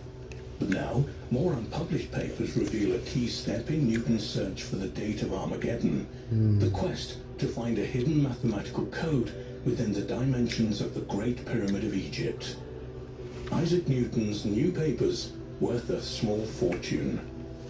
Isaac Newton has always been the #1 primary icon for rational thinking, logic, and reason.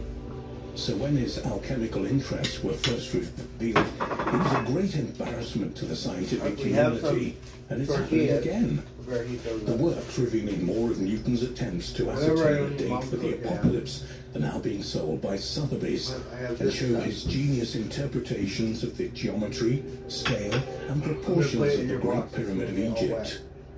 According to a report in The Guardian, Gabriel Heaton, Sotheby's manuscript specialist, says the papers take you remarkably quickly straight to the heart of a number of the deepest questions Newton was we got some investigating. rice and He added beans. that the 3 papers are We expected have to the fetch soup. hundreds of thousands of pounds at auction We next have a Tuesday. couple The Sotheby's antique specialist said Newton was trying to uncover the unit of measurement used by those constructing the pyramids, as he suspected it would disclose a microcosmic expression Some macaroni of the measure salad. of the Earth.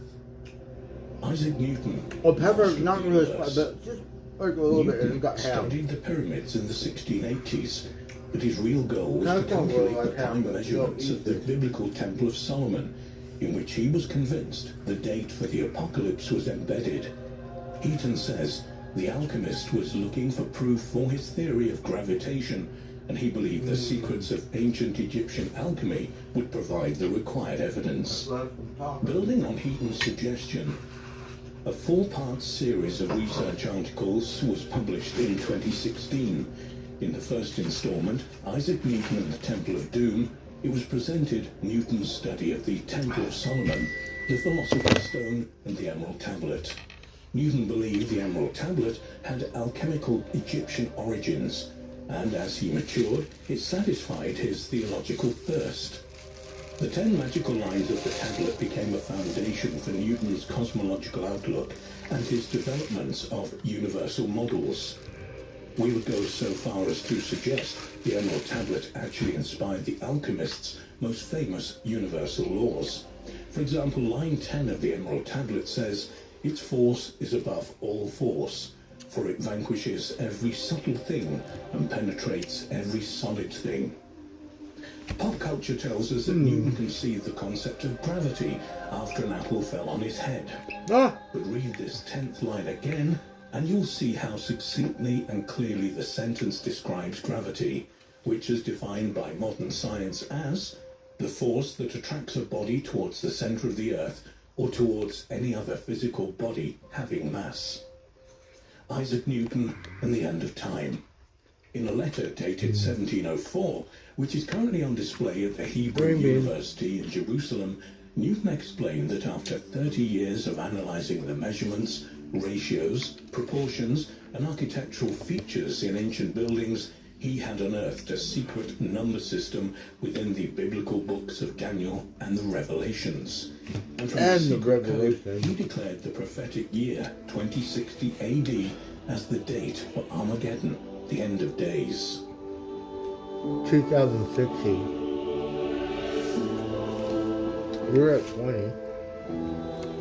I don't want to Just how get that many of old. his paradigm-shifting scientific achievements I want to die resulted and from miss his it. quest Miss for the end. the Philosopher's Stone and his First. translation of the Emerald Tablet of Hermes. Newton's secret treasure, acquired by John Maynard Keynes. While Isaac Newton was regarded a towering sentinel of the scientific method on a global platform, he was secretly a deeply mystical, magical, and animistic thinker.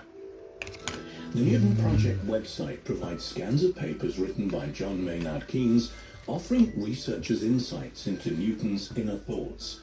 For example, the universe was a cryptogram sent by the Almighty. Newton set out to read the riddle of the Godhead, the past and future events divinely foreordained, and according to Keynes, Newton turned to the early philosophical works of the 16th century European intellectuals who formed the mystical secret society, the ancient mystical order Rosicrucis, better known as the Rosicrucians. Deeply religious and anti-Catholic. Just like Newton, the Rosicrucians strive to create a liquid called the elixir vitae, and substance called the Philosopher's Stone, required to produce limitless amounts of gold.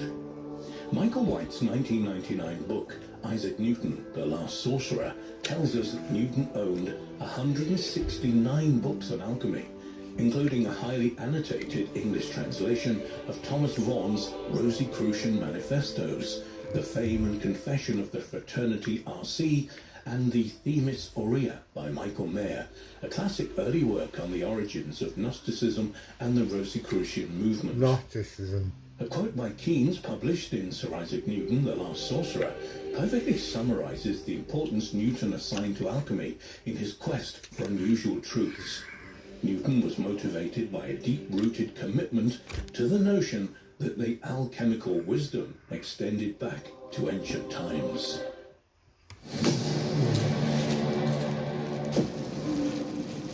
A 2nd century map of Germania by the ancient Egyptian Greek scholar Ptolemy has always baffled scholars who have been for centuries unable to relate many of the places depicted to known settlements. But recently a team of researchers based in Berlin has managed to crack the code, revealing that half of Germany's cities are at least 1,000 years older than previously believed. Ptolemy was an Egyptian scholar of Greek descent who flourished in the city of Alexandria during the 2nd century AD. He was an astronomer, mathematician and geographer, and a large part of medieval astronomy and geography were built on his ideas. I read this thing that said his the astonishing Palestinians world map, are not as part of his Philistines. treatise They Geography have like in the Greek 2nd century, DNA stuff. was the from first to island use and longitudinal and latitudinal lines. Ptolemy based his maps mainly on the maps and writings of Marinus of Tyre, about 100 AD, of whom, however, he was highly critical. Ptolemy did use other sources which have not been traced, and also added more current information available to him at the time, mainly concerning the Asian and African coasts So of the little Indian different Ocean. from the He would people also who made lived use there of before, the astronomical and Philistines. geographical specialist But yeah, literature that was in the available Bible in too. the Great Library of So if they still Alexandria. existed, what would you Ptolemy is say? also well known today for his geocentric, Earth-centered model of the Not universe, accepted? now known as the Ptolemaic system. In Ptolemy's great 13-volume work, The Syntaxis, also known as the Almagest, Ptolemy made some startling observations. When compared with modern astronomical tables, some of them are so accurate that Isaac Newton claimed he couldn't have made them with the instruments he said he used. Frustratingly, some of Ptolemy's other observations are full of errors. Ptolemy also wrote a treatise on astrology called Astrological Influences, in which he stated his belief that astrology was a legitimate science which describes the physical effects of the heavens on life on Earth. Ptolemy's geography was written around AD 150 in 8 volumes and contained 26 maps in coloured ink on dried animal skin. It was essentially what today would be called an atlas, though unfortunately his maps have subsequently disappeared and nothing remains of the work but his index. His work was painstakingly copied by hand at the time and redistributed, but many of his maps were not redrawn when copies were made. The majority of copies known to exist today do not include Ptolemy's original drawings. Instead, the books include maps made hundreds of years later, based on his descriptions. However, over the years, various scholars have been able to redraw Ptolemy's maps accurately from the longitudes and latitudes in degrees for roughly 8,000 locations on his world map. So in essence, what we have in Ptolemy's map is a clear and thorough picture of the world as it was known by an inhabitant of the Roman Empire at its height. This vast world extended from the Shetland Islands north of Scotland to the sources of the Nile in Uganda in the south, from the Canary Islands in the west to China and Southeast Asia in the east. Ptolemy believed the world as it was known then covered about a quarter of the Earth's surface, and in this he was fairly accurate. Like numerous ancient books and scholarly works, especially those housed at the now disappeared library at Alexandria, Ptolemy's geography was lost for over a millennium to Western scholarship. But towards the end of the 1400s, during the Renaissance period, his work was rediscovered and translated into Latin, the language of Western scholars at the time. The work became popular once again, and over 40 editions were printed. They switched to Latin. In fact, it wouldn't be going too far to say that the new edition caused a sensation, challenging the very foundation of medieval map-making, which had been that map-makers up until then had based the sizes of countries and cities on their importance rather than on mathematical calculations. Therefore, the more important a country was perceived as being, the larger it would appear on the map.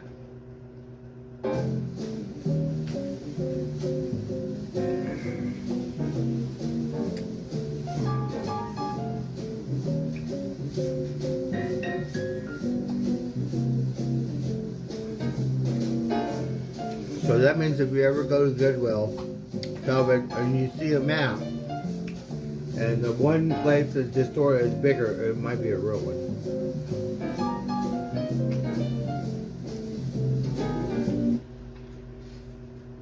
Ptolemy's geography is an astonishing achievement when one considers that for over 15 centuries it was the most detailed topography of Europe and Asia available, and the best reference on how to collect data and draw maps. The most authentic copy of Ptolemy's map still in existence is an edition produced around the year 1300 and kept by the Vatican.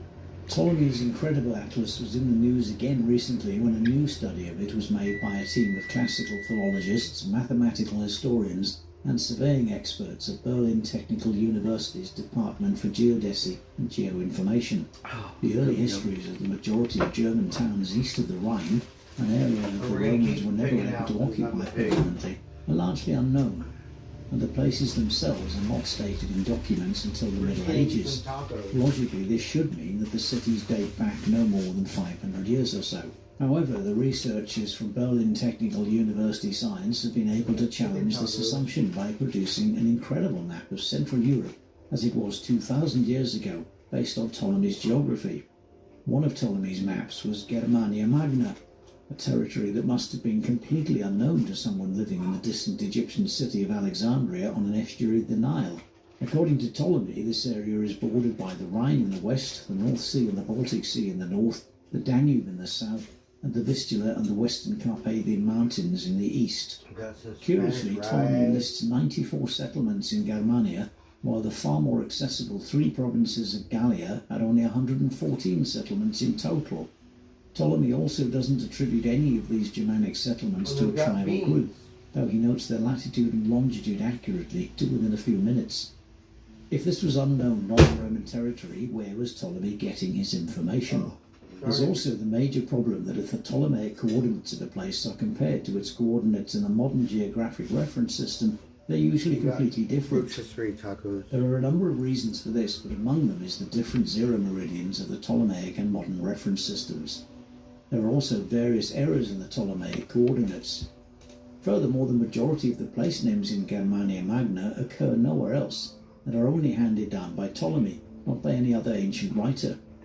So although Ptolemy's map provides us with the most comprehensive topographical description of ancient Germania, because of these aforementioned problems it hasn't been possible up to now to reliably locate even a few of the places he mentions. It's known that Ptolemy never took his own measurements in northern and western Europe, and certainly not in the Germanic lands. Researchers believe he may well have drawn on long-lost Roman traders' travel itineraries and sailors' notes, or even consulted maps used by Roman legions operating in northern Europe in the form of war reports and maps. But the answer to the puzzle of Germania's ancient settlements has never been found. Until now, that is. For the first time, a team of experts combining skills in the field of surveying and mapping came together to try and solve one of Ptolemy's map's many mysteries. The Berlin-based team examined the data on Ptolemy's map of Germania Magna for 6 long years, developing a so-called geodetic deformation analysis that would hopefully correct the map's mistakes. One of the results of their work is the pinpointing of the hometowns of the legendary Germanic figures Siegfried and Arminius to within 6 to 12 miles. The team even produced a book, Germania and the Island of Thule, about their fascinating project.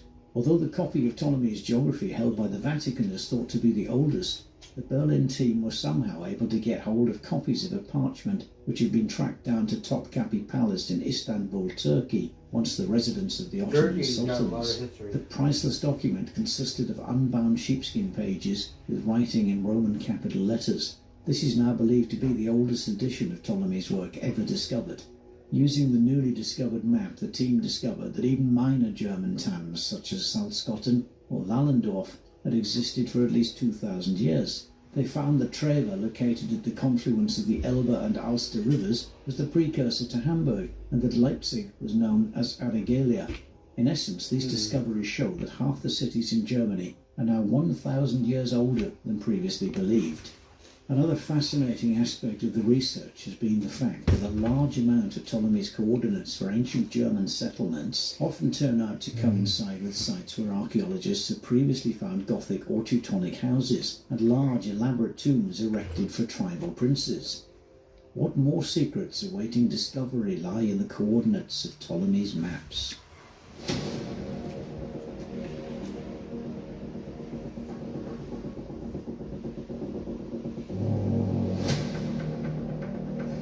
Well, that's the end of that one. Let's watch something else.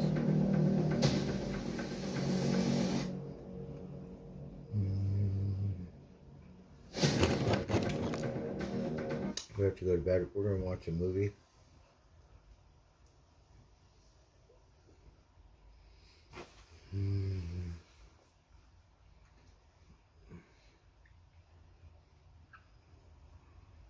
I'll go watch this one.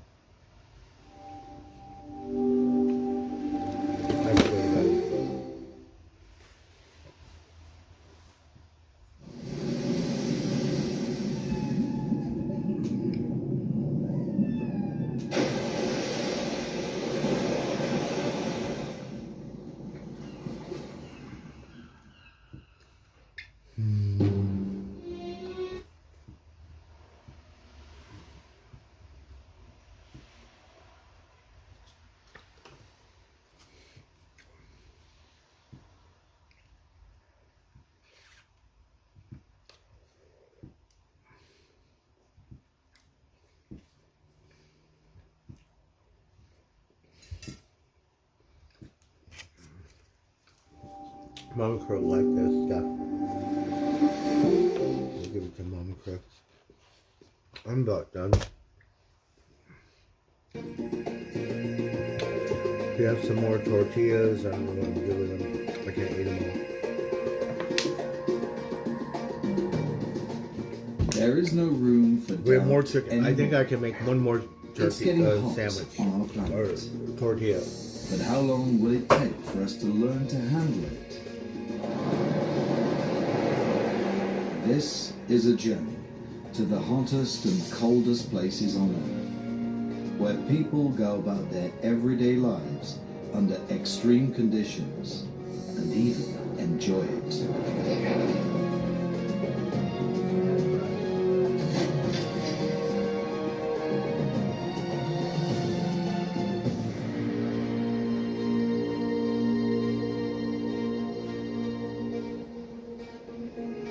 Sand and ice deserts resemble each other in their stunning beauty and the harshness of their conditions.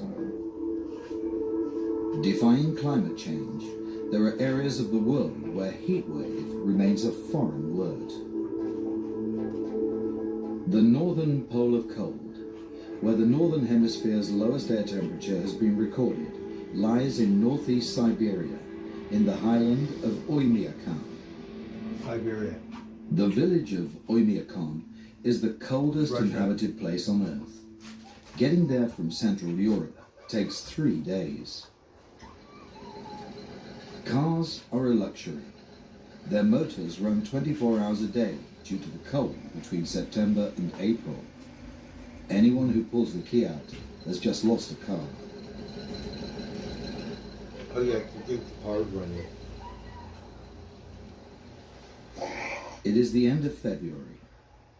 Valiera Vinokurov starts the day with a shower. And he has no clothes on. He got short. The temperature this morning, minus 50 degrees Celsius. In the shadow, though. The laundry is more disinfected than dried. Anyone who hangs it out sopping wet has to be prepared for it to break when it is taken down.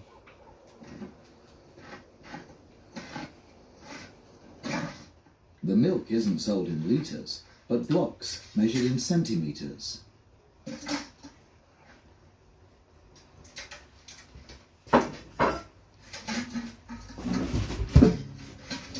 Valiera chops himself half a jug for breakfast.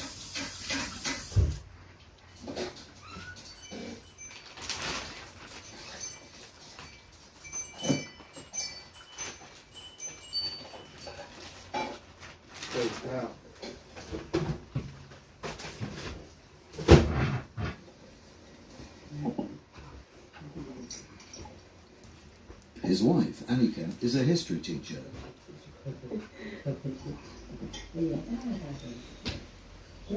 Valiera was born here, but Annika comes from the Siberian regional's capital, Irkutsk, where it's usually much warmer around this time of the year, by at least 10 degrees, making it a balmy minus 40 rather than minus 50. In just a few weeks in March, with spring moving in, the temperatures will finally rise to minus 20 degrees Celsius.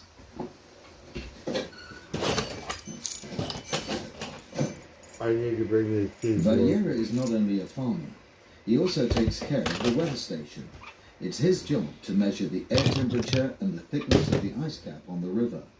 The data are sent to Irkutsk. The thermal imaging camera assigns different colors to areas with different temperatures. Red is warmer and blue cooler. I have a cigar. I'm gonna go sleep now.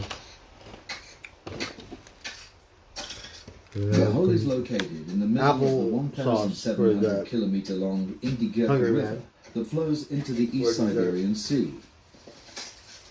I don't have any more candy. Applesauce. The ice cap can be up to 6 meters thick. Today, it is more than 3 meters.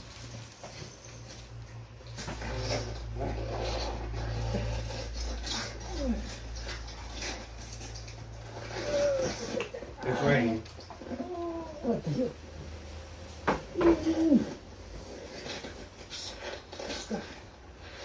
Now in February, it is rarely warmer than minus 50 degrees during the day. Weather stations like this are standardized around the world. The same paint, the same pitch to the roof, the sensors placed at the same height, which ensures that all these stations return comparable data. Самая низкая температура, которую я наблюдал, измерял, это 60. The lowest temperature I ever measured was minus 63 degrees Celsius. Normally the temperatures are in the region of between minus 57 to minus 60 degrees. This year it was very cold. The frost lasted extremely long. For almost a whole month we had minus 57, minus 60, minus 59 degrees. It was cold this year. That's cold. I've been to minus 10, like 0. I know how this 0, looks. minus 10, and that's it. But this taco night, This year I watched the news and the weather with report McCormick said by your side minus, for like 130 years, Siberia. it's going to be great.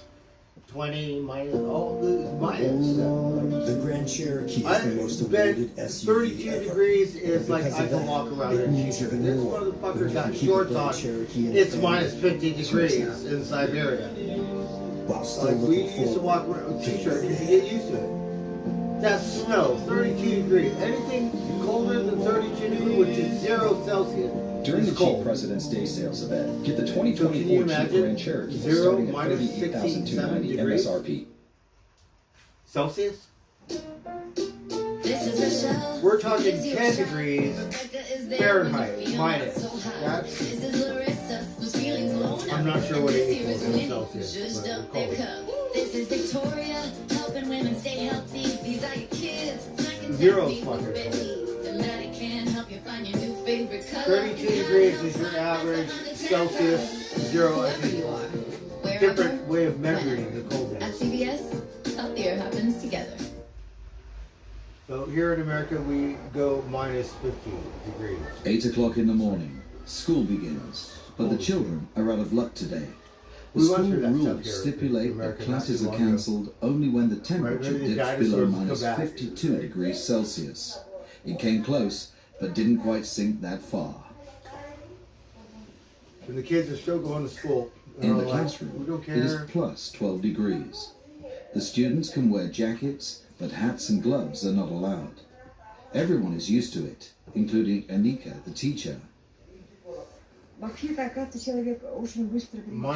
get used to the cold rather quickly. No gloves, no hats. Basically, I freeze very easily. I'm not fond of the cold, but apparently I acclimatized. Climatized. Climatized. I think I'm climatized. And now, We anytime were I in, return to like, the city, what I feel hot. heat on, like, I don't what is it, handle hot sun as dying. well. Of course, it's also hot here in the summer. But I Climatized. somehow can't imagine a life without the cold anymore. Although, of course, I don't like extremely bitter frost either.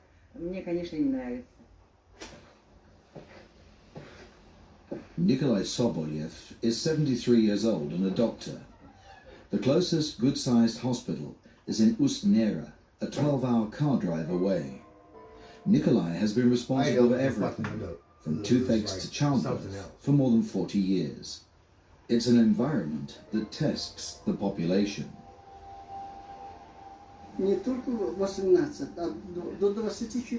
They don't just have 18. They have given birth to up to 24 children. Out of these, only 5 or 6 survived. It's natural selection. Only the strongest and most healthy remain strong and alive and pass on life themselves.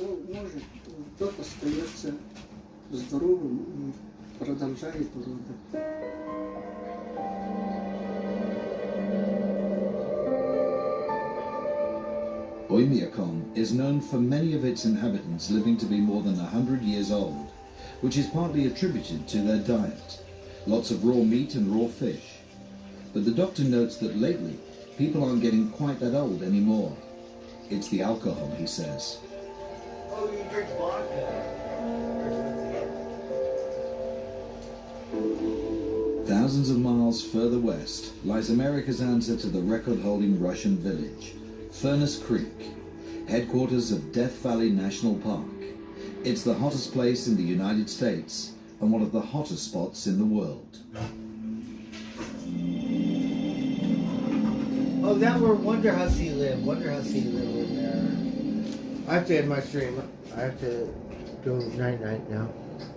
Park Ranger Charlie Callaghan has the same job here as Valiero Vinikurov back in Oymyakon. Every day, he measures the air temperature. His personal record is 52.4 degrees Celsius, 126.3 degrees Fahrenheit, more than 200 degrees Fahrenheit warmer than in Siberia. Hey, MR, good to see you. Have a good night. Happy Sunday, MR. Charlie also measures the evaporation rate here. It adds up to 10.5 gallons per day. Smokey, Trixie. It's time to go to sleep. On particularly I hope hot the days, cat is sleeping the over there. container Come over has to here, be you refilled vomit. up to 6 times.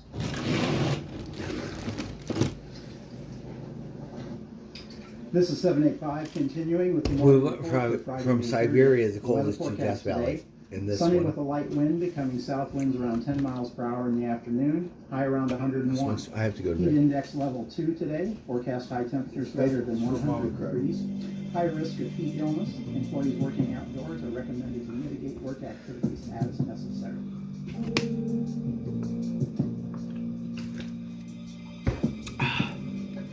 In 1913, 56.7 degrees Celsius was measured here. This is America. And recently, the temperatures have been getting that high again. 54 degrees Celsius in 1998 and just below 53 in 2002. It's a different kind of documentary. Here we're Fahrenheit. That's how, I don't know what the This bizarre degrees landscape is. attracts up to 6 million tourists every year, some of whom leave the established roads in their search for adventure. Charlie Callaghan tries to prevent this and gets rid of the tracks. Metrics, you The think land would is it be extreme. easier? The 0 hottest, to driest, 10. Like lowest here spot. we have inches. We I mean, got it's an been eighth over of an 150 inch. years since that yeah, party quarter, of gold seekers half, searching the shortcut to the California gold fields came across Death Valley, stumbled into Death Valley, basically. They didn't know where the water is. They didn't know how to get out. They didn't know the routes out. The members split up. Some of them made it out. Amazingly, only one died. But when that last party was leaving, when that member of the party turned around behind them and said, "Goodbye, Death Valley," the name stuck. Death Valley.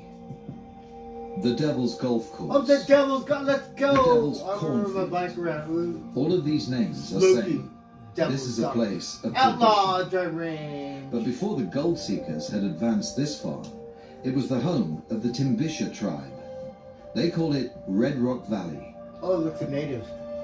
Today, only 150 Shoshone. Timbishas live here anymore.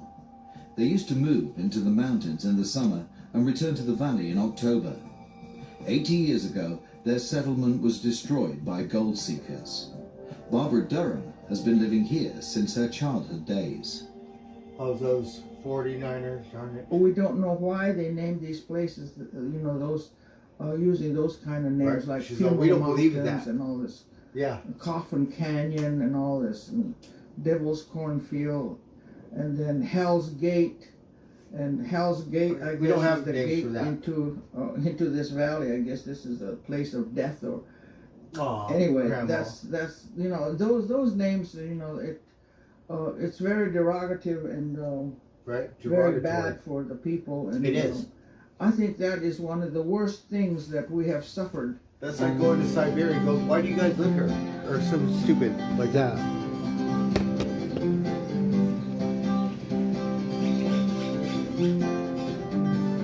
Only about a half a mile away from the Timbisha settlement lies a well-watered golf course, an inviting playground, Oh, you a have big that shit swimming over there, you pool, fucking- a shop, 2 restaurants, and a bar.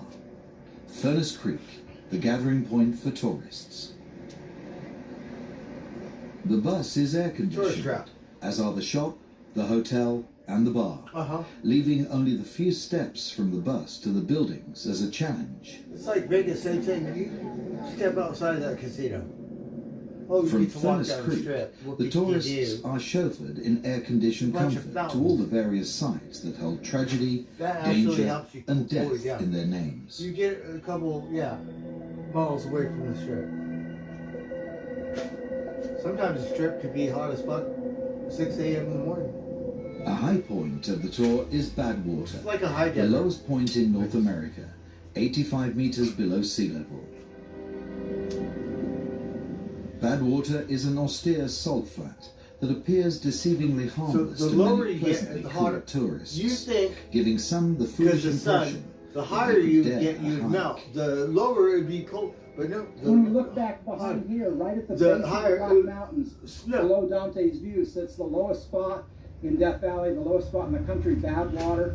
It was more than a decade ago the gentleman decided to cross the bottom of Death Valley, to walk across it during the heat of the summer, 6 miles across, 6 miles back. I mean, it doesn't look very far, but 6 miles is going to take 2 or 3 hours to walk. He made it successfully. He made it all the way across. He made it almost back. 3 within hours. A half mile of Badwater. 6 hours. Before he dropped. It was more than a week before the reports came in that he was missing, before we were able to walk out and find him.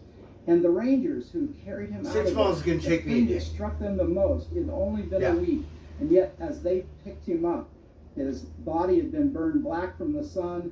All the moisture had dried and wicked out of his body. He's laying on What the happens salt if flats everything there. dries out? They say Like the the birds bones dry out actually so quick. rattled in his skin as they were carrying him out. Because of heat. Here they kind of rot and stink and stuff. Over there it dries out. 'Cause it's hot. Desert. For the gold seekers who came here 150 years ago, heat and danger were the least of their concerns. Look, Grandma's still over there. All they had in mind was striking it lucky and getting rich fast. Oh, they None of those looking for gold. desperados would have considered settling here.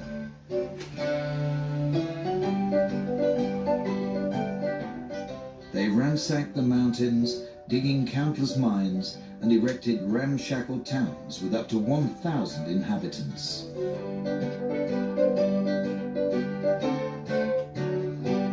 It gets Budweiser What's beer. left are the graves of those that didn't make it, and the foundations of their settlements. Oh, look at your cemetery.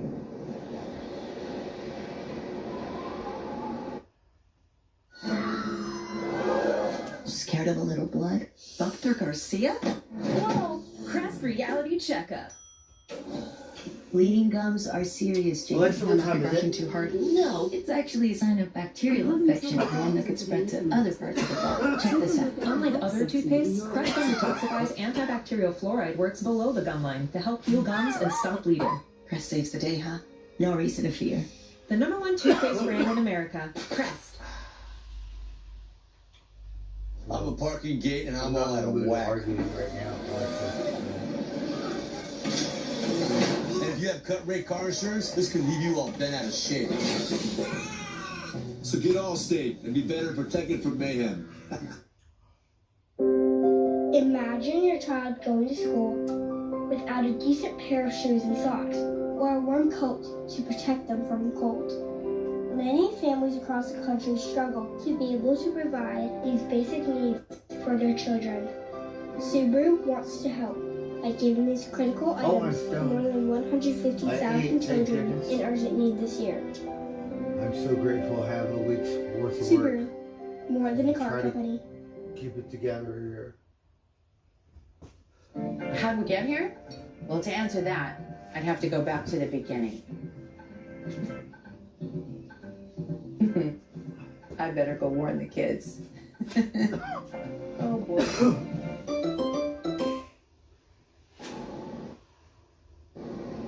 At the beginning of the 20th century, Ballarat had about 400 to 500 inhabitants.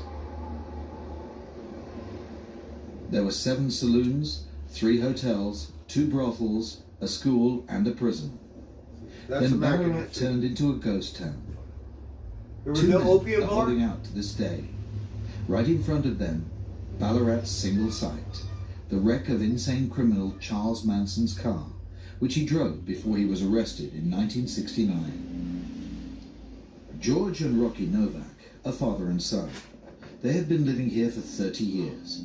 George used to be a gold seeker, and Rocky is the mayor. Well, You want me to describe no, Papa. my life? No, I'm doing it, Papa. Well, living here. Well, if you don't tell, say they used to me telling it. No, Papa. Go ahead. These two hardly see anyone all year long. Only during the milder winter months when tourists occasionally get lost here. Nobody gets used to that heat. I've heard people say, oh yeah, I'm used to it, you know, it don't bother me, it's 120, I've been a desert person all my life, and all that, and they're working in an air-conditioned office or something, cool. But nobody gets used to 120. George Nobody still gets used to vividly remembers the hottest day he ever experienced here. It was at the beginning of the 1940s. We go by working on a scaffold degrees, and- so 100, anything I over was 100 finishing on degrees. the is hot. cement wall, me and 100 another degrees. boy, and the sun was shining Our right on average the thing, I wall, think, is so we 70, really- 80. we Anything really over get that, warm. people will And, complain. so 100, that's hard enough work the way it is. it You depends get in what the wall all the where you time, are. If you're in the put desert, cement in it and dry sacking, what they call it, and make the wall look nice, you know. so high you paint deserts it. get And, hotter. They get colder. Well, I guess we'd work about 10 minutes and all the water would leave our body, would turn red in the face, and we'd run down off the scaffold and over to the barrel and drink about a gallon of water. And when you drink that water, the sweat would just come out and your clothes would turn wet. Uh-huh. You go back up there and in 10 minutes, back down to the water barrel again. And I think there was 3 or 4 of us guys working on that wall, and they filled that barrel 3 times. 55-gallon barrel with water for us guys to drink. That's how much water we drank that day.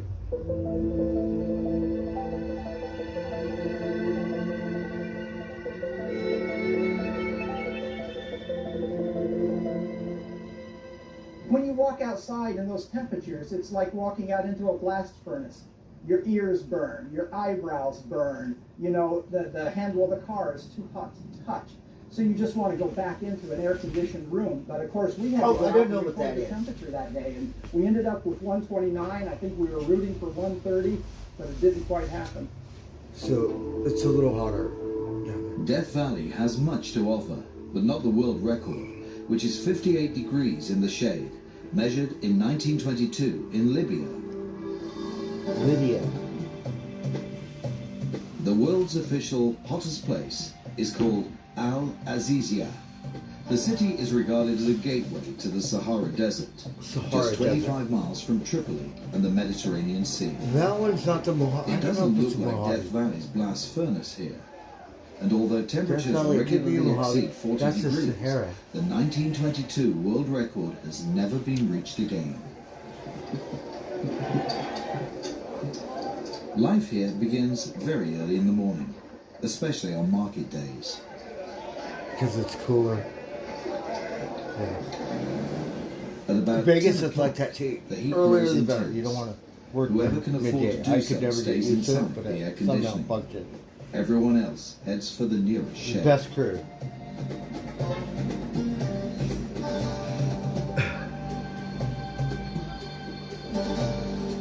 Between 11 a.m. and 4 p.m. is the hottest. Then the city simply takes a break. Oh, really? It's later. Oh, how weird.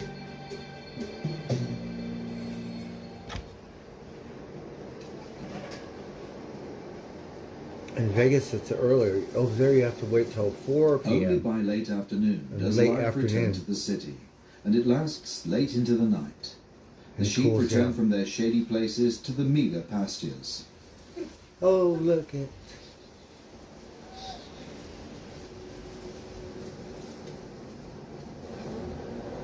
The apiary belongs to the city. I don't. At more than 40 I've degrees, seen sheep before, but I don't beekeeping really is know. no piece of cake. Me, I would be trying to pet it and shit, but I don't think they'd like to be petted.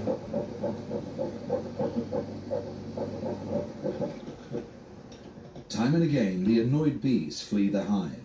Their precious honey leaks out, and the honeycombs melt. طبعا يمكن تربية النحل هنا نتيجة طبعا نتيجة ارتفاع. Despite the high temperatures in Al Azizia, it is possible to cultivate bees if one takes certain precautions. We do this, for example, by roofing the beehives so that they are shaded, or by applying wet cloths, especially at noon.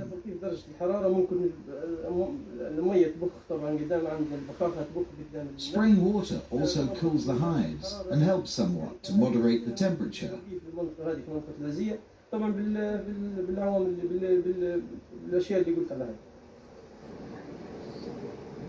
When Mohammed Latif isn't busy cooling his bees, he takes care of the local weather station.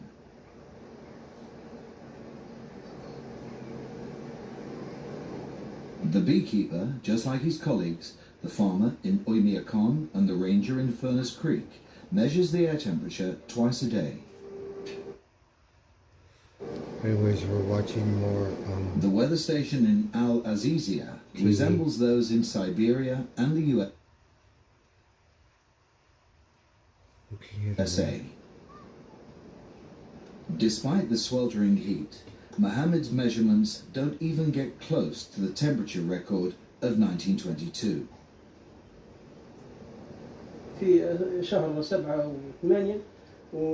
In July and August is when it's the hottest here. On the 13th of July 2007, I measured 48.8 degrees Celsius. That was the highest temperature during the last 2 years that I've been working here. In the National Meteorological Center in Tripoli, temperature data have been recorded for 100 years. And this is where we find that legendary measurement from the year 1922. A reading believed to be the highest registered air temperature ever measured on our planet. This value has been published millions of times and questioned frequently, yet hardly anyone has seen the actual original record. Libya was under Italian occupation at that time, and the document is written in Italian. The meteorologist Khalid El Fadri has been investigating the reasons for this unmatched record value for many years. Here it is, in black and white, written by hand, 58 degrees Celsius. The measuring station is part of an Italian garrison that is in ruin today. When a soldier registered the reading, the meteorologist in Tripoli couldn't believe it. He sent him back 3 times to recheck, but only received another confirmation each time. So the only source of possible error would have been the thermometer itself. We have 2 reasons for that temperature. First of them, maybe there are some mistakes in the measurement. Another reason, maybe there is a logic or scientific reason related with the activity, with the sun activities or sun spots in that period. Once the sun spots in that period, especially in 12 September at the same year or 13 September, the sunspots are raised up, increased, I think more than 10 sunspots. Maybe this phenomena caused for the temperature will be increased or reached to this valley. The way they For almost explain 90 stuff. years, Al-Azizia has I topped read the that list of the hottest closely. places on Earth. But now an We're American watching research team documentaries. is challenging the record list with the help of a satellite. Oh, the satellite. It's not only the legendary 58-degree record of Al-Azizia that's under examination, but all other temperature records as well. At the University of Montana, the search for the hottest and coldest places on Earth has been given a new foundation. Oh, they figured out every David day. Mildrexler arrived at some surprising conclusions by observing and analysing several square mile areas of the Earth's surface over the course of 4 years. Mildrexler doesn't measure the temperature of the air, but rather the temperature at the ground, a departure from the traditional methods. We measures the Now that temperature we of have the these accurate ground. satellite-based measurements, we can look at the whole Earth continuously and figure out where these hottest spots are. And the social aspects of it have been a big driver of it. And the interesting part about it is that neither Death Valley nor Al-Azizia appears to be the hottest spot on Earth. We've detected it in Australia in 2003 in the Queensland province, and then for 3 years in a row in Egan's Desert, which tends to be the hottest spot consistently on the Earth as far as I can tell. Whether it's a last second bake sale, Taco Tuesday, or a meal for your future in-laws, it's gonna be great. With McCormick by your side for over 130 years, it's gonna be great. But we need some sugar. We need some. The Grand Cherokee We had a is the most gumball today, awarded right? SUV ever. It And because was of all that, like it means even more when you can whatever. keep a Grand Cherokee in the We ate it. family. It's yours now. While still It looking was a forward gumball to pot the they road had. ahead. The candy was very well. During the Jeep President's Day sales event, get the 2024 Jeep Grand Cherokee starting at $38,290 MSRP. This is Rochelle, who gives you a shot. Rebecca is there when you feel not so hot. This is Larissa, who's feeling glowing up. And this here is Winnie, who zhuzhed up their cup. This is Victoria, helping women stay healthy. These are your kids, snacking snacks made with red meat. The Matic can help you find your new favorite color. What kind of commercial is this? Whoever you are, wherever, whenever. At CVS, healthier happens together. The pharmacy. You know that feeling of having to rewash dishes that didn't get cleaned? I know. Cascade Platinum Plus has me doing dishes differently. Scrub, soak, nope. I just scrape, load, and I'm done. Platinum Plus is Cascade's best. The BIA? With double the Dawn and double the The scrubbers. BIA Removes the ranges? toughest grease and food residue for an irresistible clean and shine. Rewash? Not in my house. Upgrade to Cascade Platinum Plus. Dare to dish differently.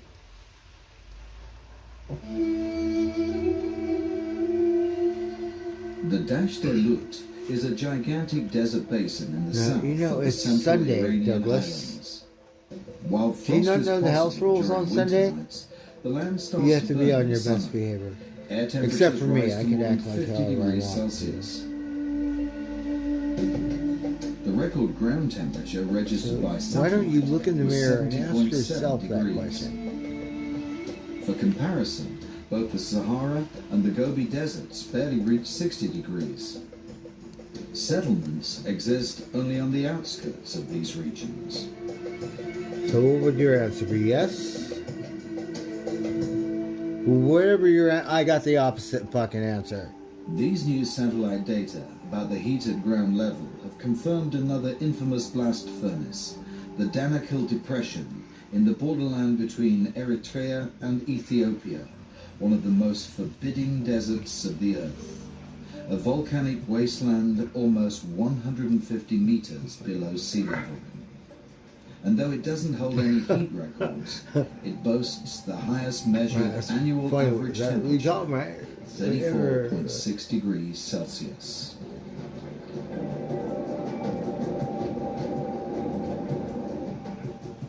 The drier and more desolate a region, the more... Oh, got camels! Desert, where it's There are Saudi no Arabia. streets here. The The only means camel- of public transportation are the salt. The camel, he's funny, right? He got water in his hump. Traveling through the Danakil Depression is a bold undertaking, not only because of its high temperatures, but because its inhabitants, the Right, if you Afar, don't have a are camel, you're considered screwed. wild and dangerous. The Afar have always made their living by mining the salt pans of the Danakil Desert and selling their salt in the Ethiopian highland. Oh, look, they're picking up the earth to get salt. Oh, wow. The salt industry here has continued unchanged for centuries. The blocks are standardized to a weight of about 7 kilograms. Wow, it's pure salt.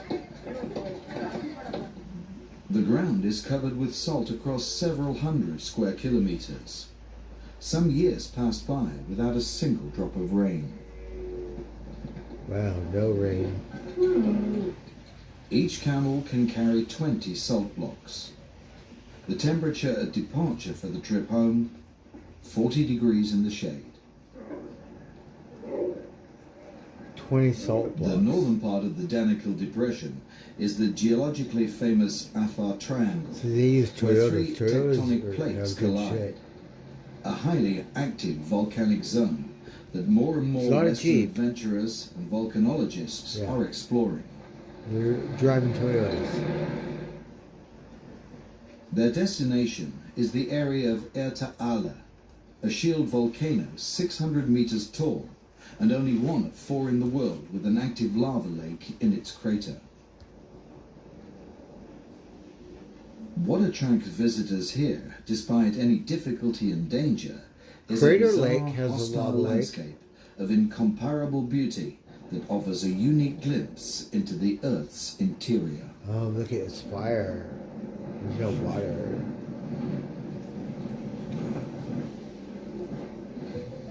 Oh, wow, you can see it. What a trip.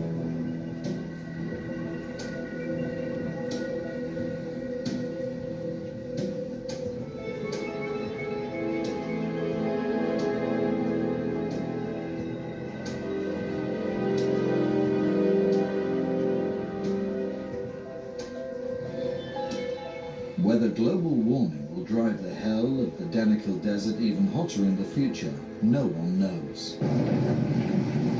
Anyways, But have a good night, effects of everyone. current Would like to climate thank everyone change for are dipping in obvious to the and dipping out, regions. but I have to go to sleep Here, now. nature I have to be reacts responsible. extremely sensitive, and So, everything is much thank clearer God I than have another anywhere else. week's work. And then we're just gonna veg out and like take a break The and then October find another job. 2008 temperatures in So, the Arctic were an average of 5 degrees We'd like to thank Celsius everyone for higher dipping than in normal. and dipping out Higher and than stuff. ever before. And we will catch you on the next round. Everything still looks Peace as out. we've come to expect. Cheers. The white splendor of snow and ice, adventurers on dog sleighs,